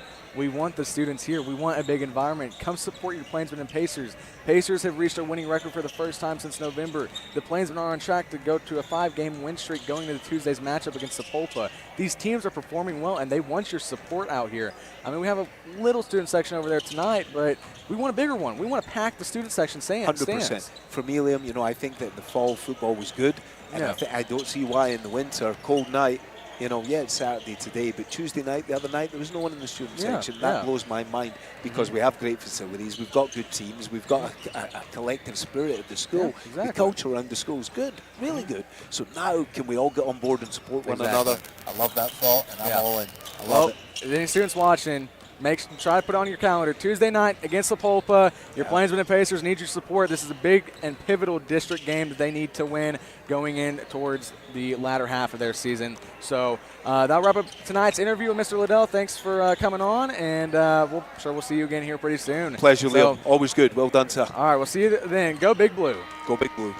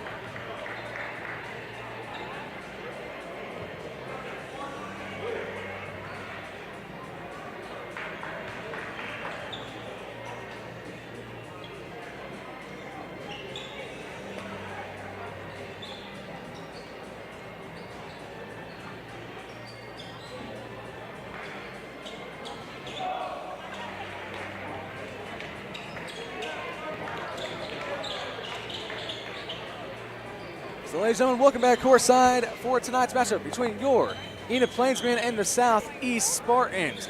Score is 32-27 right now. Leading scorer is Julian Jenkins with 11 points. Behind that is number two, Javon Stocks. Sorry, I just blanked there. Well, you know, out on the court for the Plainsmen already is Javon Stocks, Julian Jenkins, Zaire Allen, Isaiah Thompson, and Tegan Wynn. And Southeast gets the first points of the second half. You know, they're not pressing like they were in the first half. Yeah. So Julian almost thought about it there to Javon Stocks. Stocks to Wynn. Wynn to Julian Jenkins. What a pass. And he gets it to go. That's 13 on the night for Jenkins. You know, as a former Taft Elementary alum myself, Julian Jenkins was one as well, and we have kind of a Taft turnout tonight. Mrs. Huggaboom, Mrs. Clemmy, all of them are teachers I used to have back then, way back then. So, but Southeast now, number 34 Jenkins, guarded by Javon Stocks. That one's up, and he got it to go. So far, Liam, like I said at the end of the first half, a lot of offense so far. Yeah. So 3-point game here. Southeast, I told you the Plainsmen cannot sleep on Southeast. Southeast has a very hard district in 5A. That one no good. And no one there with him except for Javon Stocks. And he got it. It's a 1-point game now. It's not looking too well for the Plainsmen right now. They need their shots to fall. And he fell awkwardly. And Jenkins is right there with him. And it's he Southeast. smokes Misses it. Zaire Allen back with it now for the Plainsmen. To Tegan Wynn. Wynn to Isaiah Thompson. Fulton and Mitchell getting ready to check in for the Plainsmen. We haven't seen much from Isaiah today. He hasn't gotten as many looks as he usually does. Allen to Jenkins. Jenkins out to the corner, out to Javon Stocks. Stocks shots up.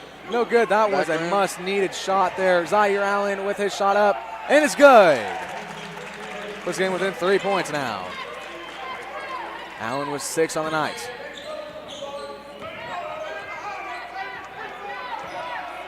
We need to stop here. Stop here to be huge here for the Plainsmen. Get them back up to a 2-score lead. What defense? And they're going to call the foul. No, that was huge, and they're just going to take it away with the foul. Enid side not happy about that one. To me, it looked kind of like he stripped it away. Yeah, it looked like it, but they're going to call a shooting foul on Plainsmen. Like you said, Tyus Fulton and Julius Mitchell looking to sub in here after the first free throw.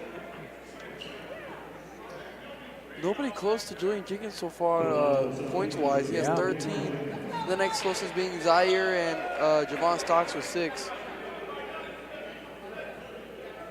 So here we go. Looking to make this a 1-point game is number 34 for Southeast, Daquan Jenkins. First shot's up. No good. So can still make it a 1-score game if he makes this. Like you said, usually you hear more noise during the free throws when the band and cheers and all here. You remember when you guys used to have newspapers last year? Yeah. You guys used to shake the newspapers. That was great. I was talking about that the other night. Yeah. Let's see. Apparently, I can only be friends with section leaders, I guess. I don't think I'm friends with anyone else in the band besides section leaders. Morgan. That's the only one.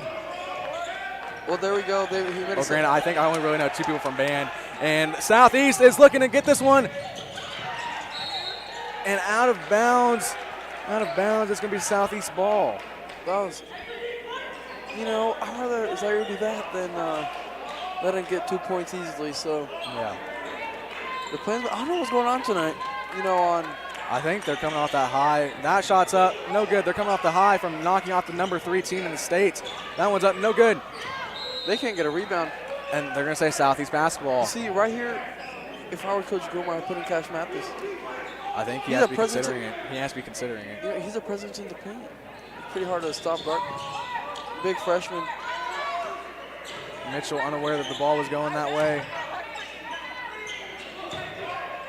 Can't foul, and they got it. The game is tied, 36-36. Here we go. Zaire Allen now to Julian Jenkins to Tyce Fulton to Isaiah Thompson to Mitchell. Allen now for the Plainsmen. Allen to Jenkins. Jenkins out to Fulton to Isaiah Thompson. And almost lost it to Mitchell now. Mitchell to Thompson. Thompson open from the corner and just in and out. Jenkins almost comes away with it. And that's Plainsman basketball. Whoa, that ricocheted everywhere. From the knee, from... No, that's Southeast basketball. I thought they said white ball. I'm pretty confident he did. You had to be prepared there, Jander. Thought he was going to come crashing into our table.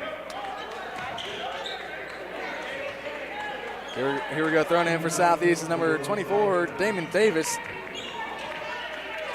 To Jackson Brown. Zaire Gardner. So far, leading scorer for Southeast, number 34 with 9 points. You know, Janet, you got to think, could we maybe see overtime game number 3 for the Plainsmen this season? William, I'm hoping not because it's a Saturday night. Exactly.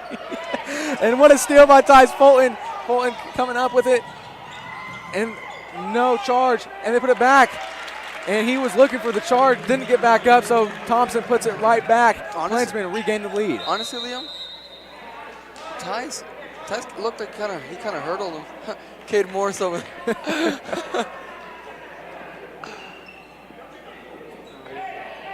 Yeah, over there, I see soccer players Ethan Ritchie and Asher Thompson. Asher actually in football this season, too.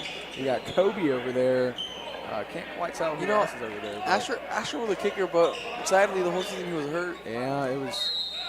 And he came back right at the very end, but without the help of Aiden Robinson, so it was tough to end off the season like that. Yeah, I don't think Enid ever had a fully healthy team. And then we couldn't go to Jinx, unfortunately, due to sickness. Good defense being played by Julius Mitchell. Yeah. Good defense being played in general. And that one regains the lead for Southeast. Is that their first lead of the game? Yeah. Or maybe they had one right at the very beginning. But no, because remember Enid went out to 6-0 Yeah, that's start. right. That's right. You're right. Thompson now out, and he got it. Enid's not going to let that last. No. Enid's side getting real loud if you can't tell by the audio. Yeah, see, right here. He's kind of bullying Tyce around. And wow, the tip by Tyce Fulton was huge. Jenkins to Fulton. Fulton puts it up, and it's a 3-point lead. You see, Liam, the Plainsmen always practice a 3-man weave before every game. Yeah. Mitchell playing great defense on Jackson Brown. Double coverage, and it's going to be a foul on the Plainsmen. That was good defense there by Tyce Fulton. Good help defense. Plainsmen back up by 3. He didn't even realize. Yeah, not even 10 seconds, already back up by 3. Huge. We'll throw this one in for Southeast is number 0, Kalen Pennon to Jackson Brown, guarded by Julius Mitchell. Julius playing lockdown defense so far. That shot's up. Oh, and just almost had it. Puts it within 1 point. Southeast does. So Zaire Allen with the ball now for the Plainsmen going up court. So far, he just can't get a rebound. Thompson with it now. Maybe thought about it. To Julian Jenkins. Jenkins to Mitchell. Mitchell to he thought about Tyce Fulton. To Isaiah Thompson. Thompson was open. That shot's up. No good. And that's Plainsman basketball. Yeah, they just can't get their shots to fall today. I don't know what's going on. Yeah. But you know, it's a weekend. It is. I think we're all pretty tired. I mean, I know for sure I am. I just had 2 energy drinks today. I know I just drank an energy drink. I'm still tired. You know, especially after a snow day. Yeah, exactly.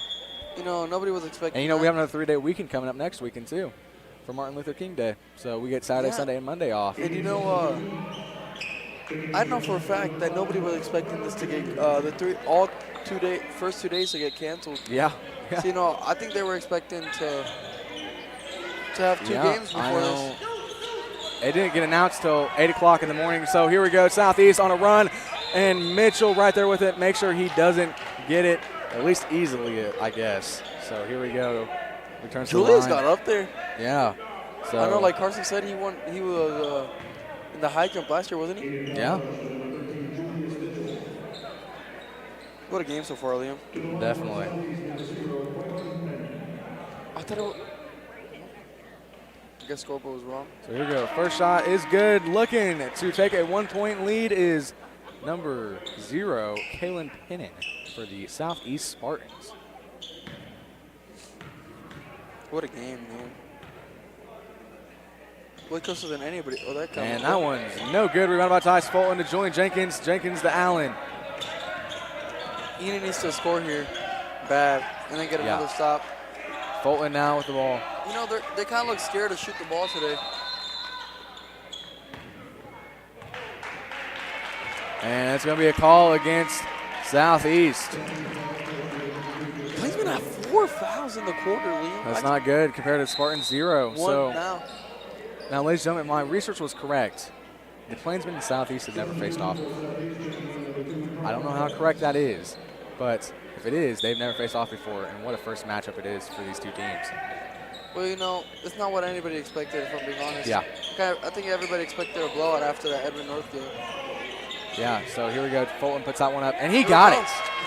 You know, we haven't seen Tegan win this quarter so far. Since the beginning of the quarter. We might see him here pretty soon. Almost stole that one. Zaire almost had that. At the beginning of the game, this is what helped the Plainsmen. It was the aggressiveness.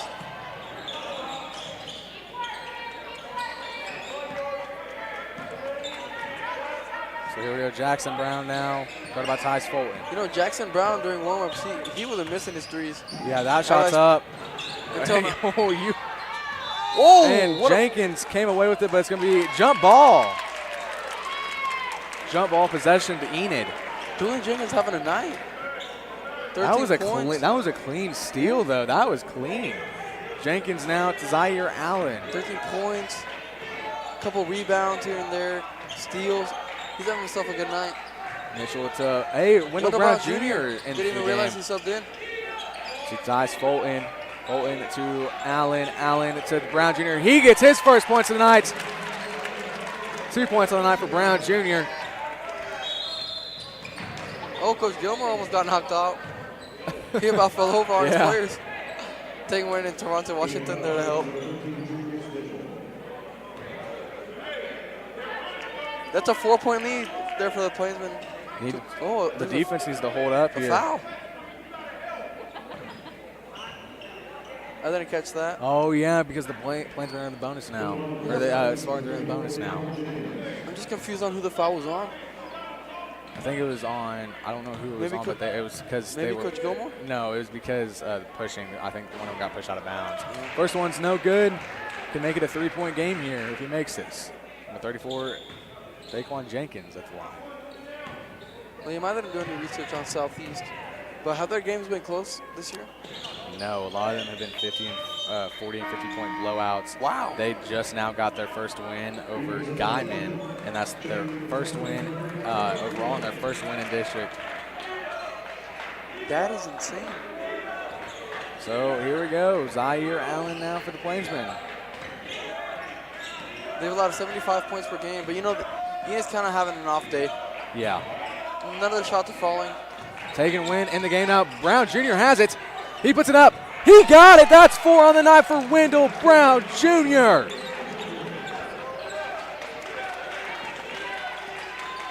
Trying to make himself a case to be a starter once again Coach Russell Gilmore. 5-point game here for the Plainsmen, playing lockdown defense. No foul here. Jump ball. And it's going to be jump ball possession to Southeast. But you know, 9 seconds left. They're probably going to try to hold out, run out the clock, and get the last shot off. Yeah. But you know, either way, the Plainsmen are going to go into the fourth quarter with the lead. It's huge. Another foul on the Plainsmen. That's 6 now, I believe.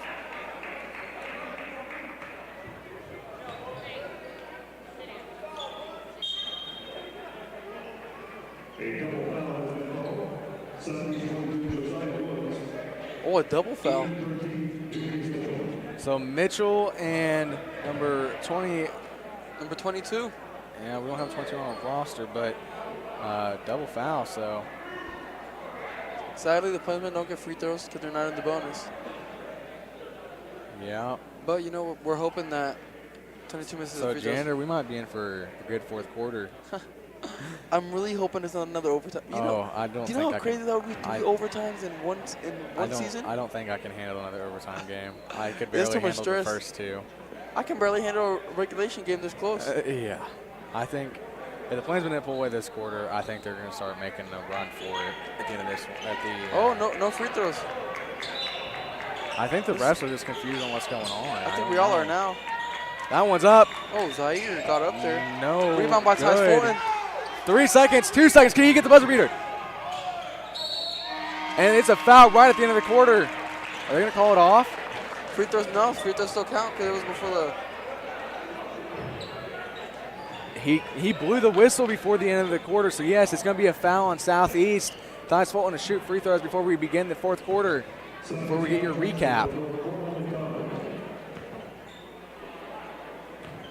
Fulton to shoot for 2. First one's good. 49-43, 6-point lead. And actually, there's going to be a second put on the clock.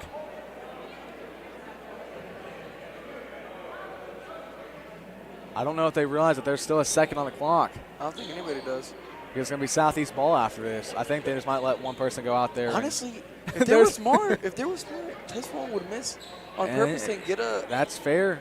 But the ref's waiting to give it to him till afterwards. So. Yeah, I don't think anybody noticed. That's fair, though. That's a good point. He could do that. But the refs make sure it's fair because he gave it to him right now. I think that's exactly what they would do. Yeah, nope, number 1. He caught on. Yep. Jackson Brown caught on. See, I sound pretty smart, Liam. And second one is good. 1 second on the clock. Wow. Oh, almost had it. That was a nice play by Southeast, though. So at the end of the third quarter, score is Plainsmen 50, Southeast 43. Jenna, give us your recap of the third quarter. Well, so far, Liam, we kind of got what we hoped for. A little bit more offense. Yeah. But so far, the fouls have been hurting the Plainsmen. Gotten in the bonus all 3 quarters so far. Yeah, not good. So, over 15 fouls on the night. So, yeah. And so, we're hoping to limit that. And like I've said every quarter, go into a little run because a 7-point lead, we obviously saw that it won't hold up. It won't hold up very long if they can't keep the defense up. So, ladies and gentlemen, coming up next, final 8 minutes, hopefully, final 8 minutes of tonight's matchup between your Plainsmen and the Southeast Spartans. Score is 50-43. Liam Frank alongside Jenna Martinez, and we'll be right back here on EPS TV.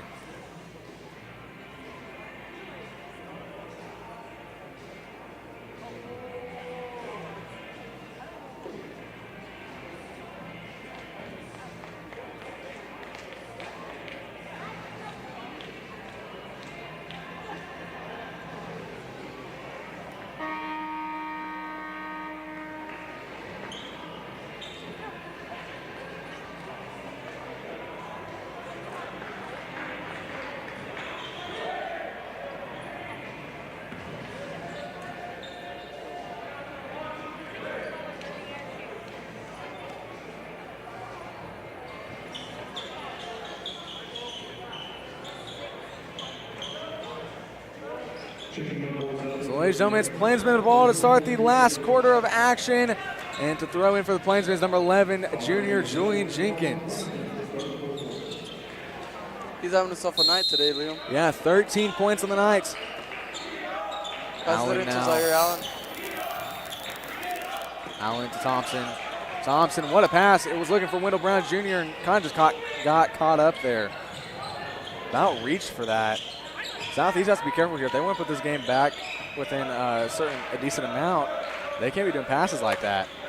Enid Ben's getting rowdy. No shot clock, so no time limit, and they got that. It's a 5-point game. Timeout, Southeast Spartans. Yeah, they're wanting to get this game closer and maybe try to win this, get their second win of the season. Plainsmen looking for their 5th win, and the Spartans looking for their second win. So, ladies and gentlemen, let's see what the Plainsmen can do after this full minute timeout. Liam Frank alongside Jenna Martinez, and you're watching Plainsmen basketball only on EPS TV.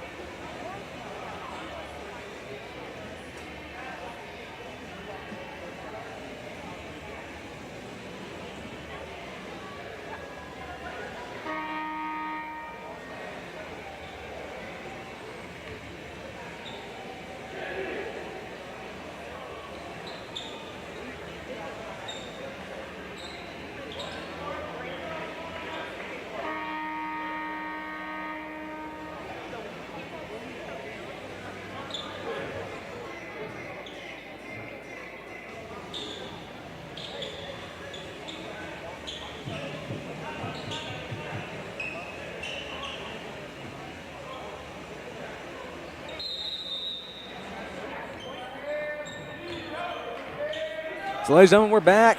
7:30 left. Zaire Allen now with the ball to Julian Jenkins. Wendell Brown Jr. now with the ball.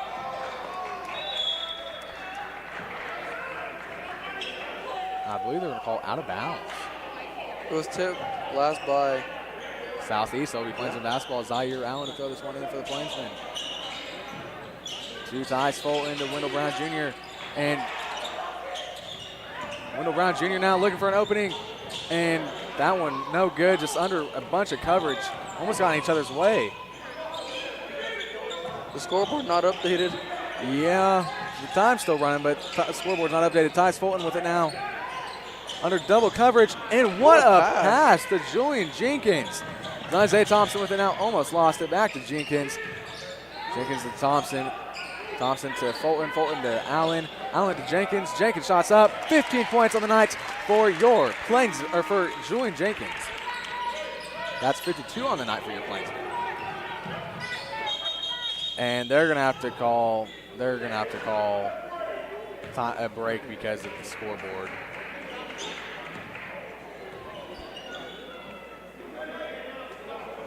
And the Southeast coach not happy about that one because that was during their play.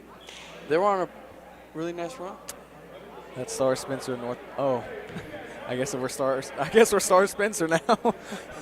I hope we're not Star Spencer. Oh no, no. Julian Jenkins 6'4". Yeah. According to the article I read, 6'4". So apparently this game is between Star Spencer and Northwest Classen. So, I guess I don't know who we commentate for. Which one? Neither, hopefully. Yeah.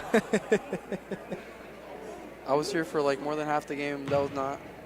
It's kind of boring to watch. Technical difficulties are a major problem these days. So I forgot the score already. it's 52 to 40, 44, 46, I think. No, we had 50-46. There we go. Okay, it's KFC now. Wingstop. Colonel Sanders. All right, there we go. 50-45. Actually, I think it's 52-45. I'm pretty sure it's 52-45. There we go. I think it's 52-45 though. No.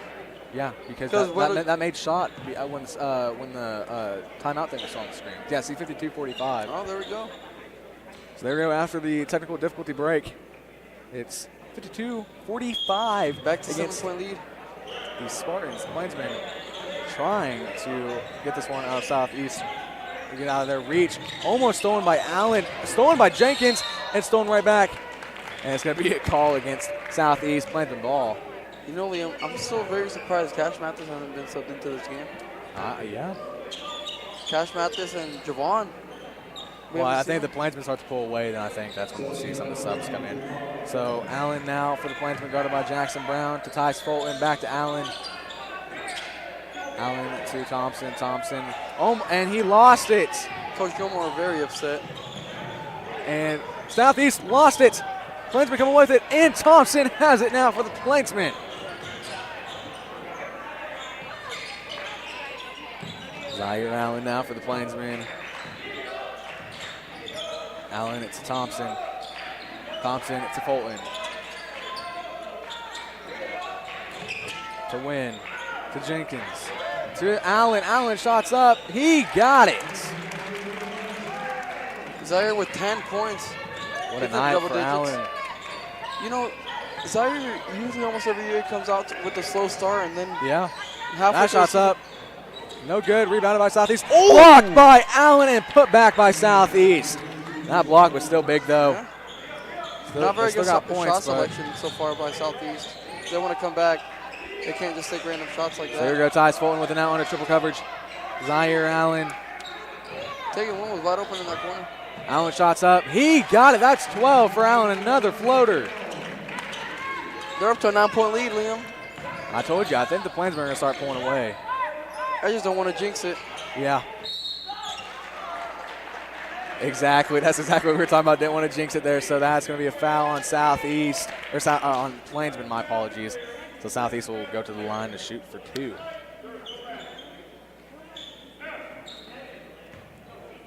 Free throws, number 22. Misses the first one. Placeman still holding on to a 9-point lead. Liam, we're not even 3 minutes into this fourth quarter, and Southeast has already used 2 other 5 timeouts. Yeah, so I don't know. Southeast is in trouble. I think they know it too. Fulton with it now, guarded by Jackson Brown to Isaiah Thompson. To Zaire Allen to Tyus Fulton. Fulton to Jenkins. Jenkins to Wynn to Allen. Allen shots up. Wow, that's 3 back-to-back for Allen. That's 14 points on night for Allen. And he passes Jenkins for the most points scored by the Plainsmen tonight. And that's going to be a foul on Enid. You know, Liam, Zaire has one of the prettiest jump shots I've seen in person. Yeah. That's a really nice jumper. It's got him 6 points just in the last few minutes. 10-point game. This is the first time the lead's been this high for the Plainsmen. The first double-digit lead. Yeah. So Jenkins to the line for Southeast. That one no good. Well, you know, Liam, from the notes we have, they usually let up 75 points a game. Yeah. Plainsmen haven't been. And Southeast is a very storied team. I mean, they have 1, 2, 3, 4, 5, 6, 7, 8, 9, 10, 11 state championships from 1976 to 2008. Plainsmen with 1, 2, 3, 4 state championships. That one's up. What a nice play by Tyus Fulton. 11-point game. Here we go. See, Plainsmen are a fourth quarter team. Yeah.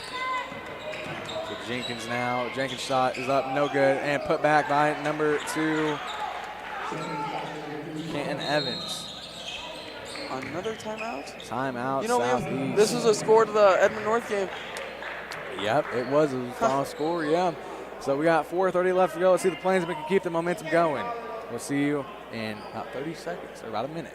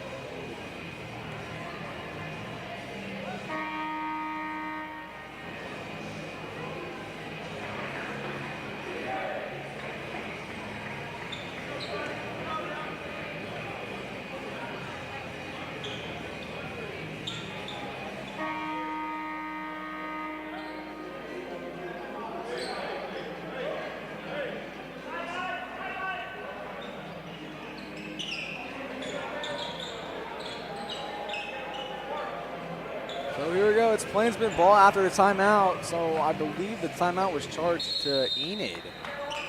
No? It was charged to Southeast, huh? Julian Jenkins now with the ball to, that's Tyus Fulton. Fulton now with it to Allen. Allen, star player for the Plainsmen so far tonight. To Fulton, you might as well try to go for the 3. I mean, you haven't got any of the fall tonight except for 1. That's it. Allen with it now to Jenkins. Jenkins to Fulton. Fulton to Wynn. And Jenkins puts that one up, and that's 15 for Jenkins. He surpasses Allen for the most points so far tonight.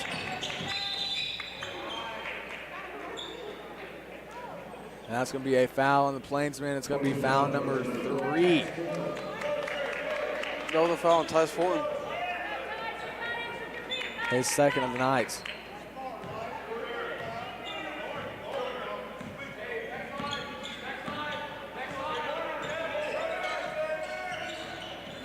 Jackson Brown with it now. And the screen. That one's up. No good. Rebound by Isaiah Thompson. 11-point lead for the Plainsmen after that dirty spin move by Zaire Allen. Taking win with it now. His shot's up. No good. Rebound. Almost rebounded by Tyus Fulton. Jackson Brown with it now. Guarded by Taking win.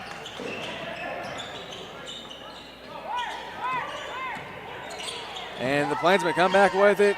Win with the steal. That one's blocked. I don't know why you go for the dunk there. You had Zaire right there. That one's up. They got it. 9-point game. Got less than 3 minutes left. Plainsmen with a 9-point lead. Need to get over half-court line. Yeah. They're taking win now. Out to Isaiah Thompson, open for three. No good. Rebounded by Allen. What a putback by Zaire. And Zaire has 16 on the night. Heyman Jenkins keeps trading off.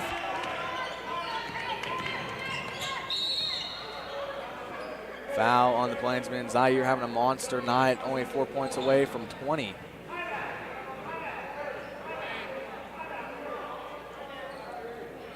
Coach Gilmore kind of upset.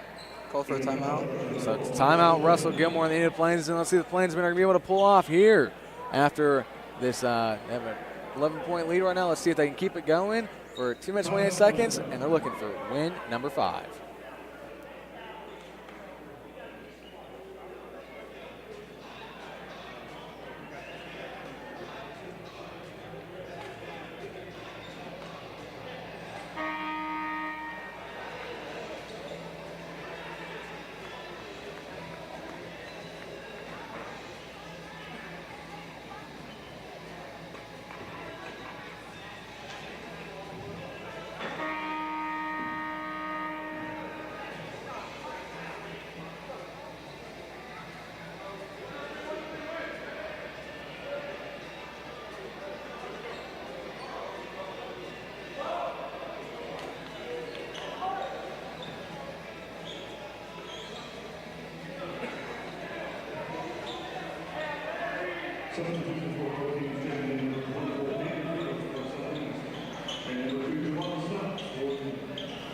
So here we go. We got about 2 minutes and 28 seconds left to go. Southeast basketball.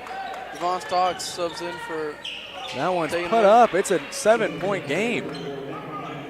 No, that's a 9-point game. My apologies. Zaire Allen with the ball now for the Plainsmen. It's Tyus Fulton.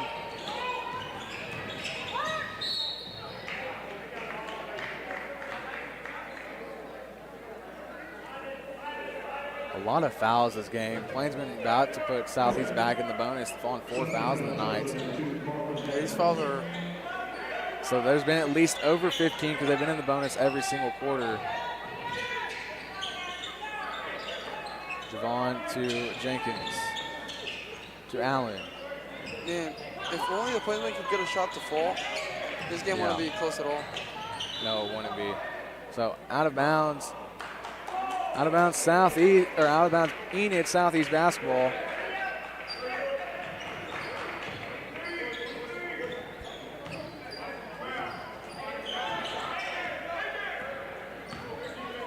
Number 24 bringing it up for Southeast. And what a steal by Isaiah Thompson. And they're saying, did he step out of bounds?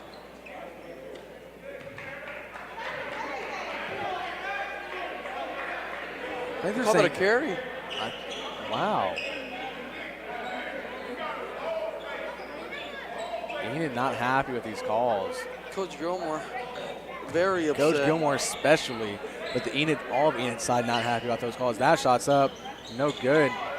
And Jenkins comes away with it. That was nasty, and Southeast comes back away with it. They don't get it. Rebound, Enid, and that's out of bounds. It's going to be Enid basketball. So we're down to 90 seconds left, and I think it's safe to say the Plainsmen might have this one in the bag. They finally were able to pull away just a little bit, and they're just going to stall some timeout now. That shot's up. Another floater by Zaire Allen for 18 points. He might be looking to get 20. I think this is the most points he's scored since first game against Stillwater. Yeah. When he had 19. Yeah. So here we go. He's looking to. That one went straight to Isaiah Thompson. Maybe try to find Zaire so he can get 20 on the night. Foul, and Isaiah Thompson will be going to the line for the Plainsmen.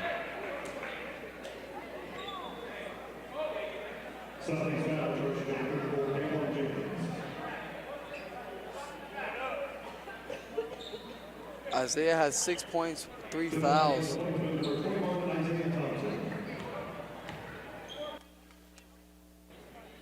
That one is up, no good. Julius Mitchell with 4 fouls. Yeah, and I think that's why he's been out for the majority of this game. Wendell Brown Jr. pretty good showing tonight. He had 4 points on the night. With a couple minutes. Yeah. Then you have number 13. Julius Mitchell. Julius Mitchell with 2. Then Julian with 15. And almost another steal. Thompson upset he doesn't get the steal there. And Southeast having a hard time holding on to it. That one's up. Bang for 3rd. Timeout, Southeast. 8-point game with 50.9 seconds to go. Ladies and gentlemen, 8-point game. Plainsmen up by 8, looking to take win number 5 and continue their winning streak going into Sapulpa.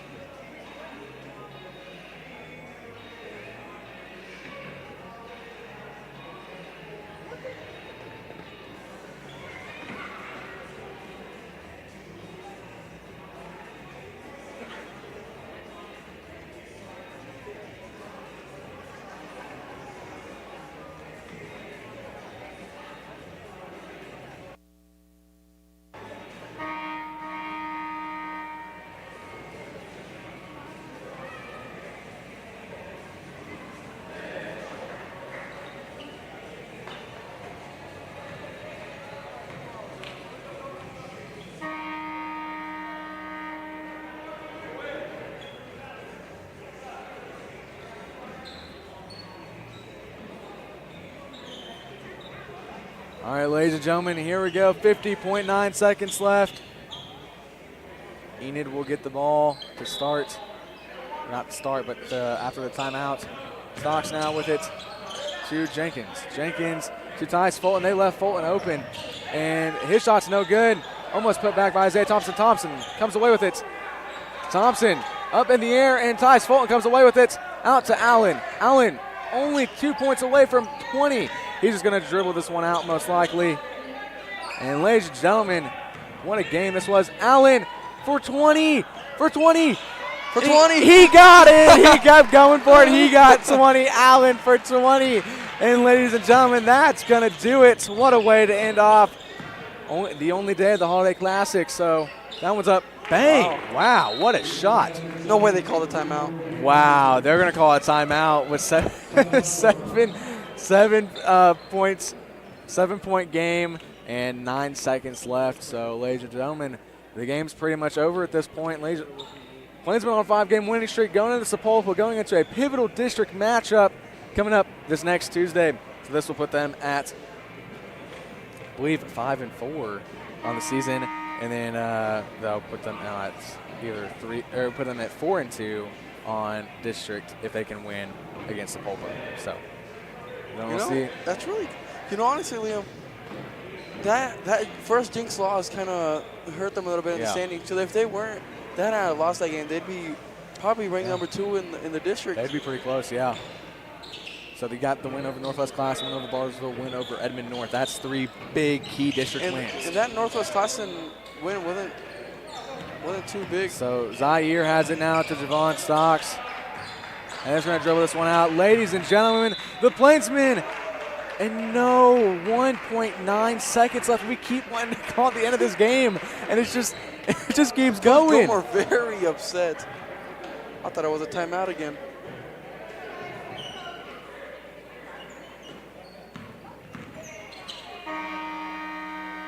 Oh, I thought that one was going to go in.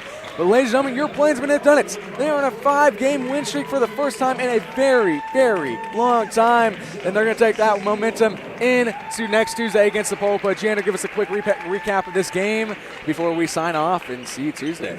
Well, you know, Liam, at the beginning of the game, it was a lot of defense. Second half, a lot of offense. So, you know, that I think they scored way more points in the second half than they did in the first half. Julian Jenkins, Zaire Allen put the team on their back today, offensive-wise. Zaire with 20, Julian with, I'm pretty sure he had 15. So, you know, very big game for both of them. Zaire's highest scoring game. I'm pretty sure Julian's highest scoring game. Yeah. So hopefully they can take this momentum of the 5-game win streak. They're very happy right now. They are celebrating center court right now, yes. And so hopefully they can take happy. this energy into the Sapulpa district game and, you know, continue their win streak and hopefully make a good run this year. Isaiah Thompson just dunked the ball as they ran out into the locker room.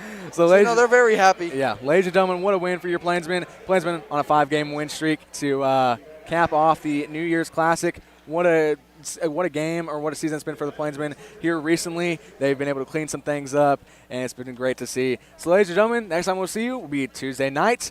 The Plainsmen and Pacers both go into a key pivotal district matchup against the Sapulpa Chieftains. Yep. So we hope to see you then. Ladies and gentlemen, it's been a pleasure. Thanks for tuning in on your Saturday nights. Liam Frank alongside Janet Martinez saying so long from Enid.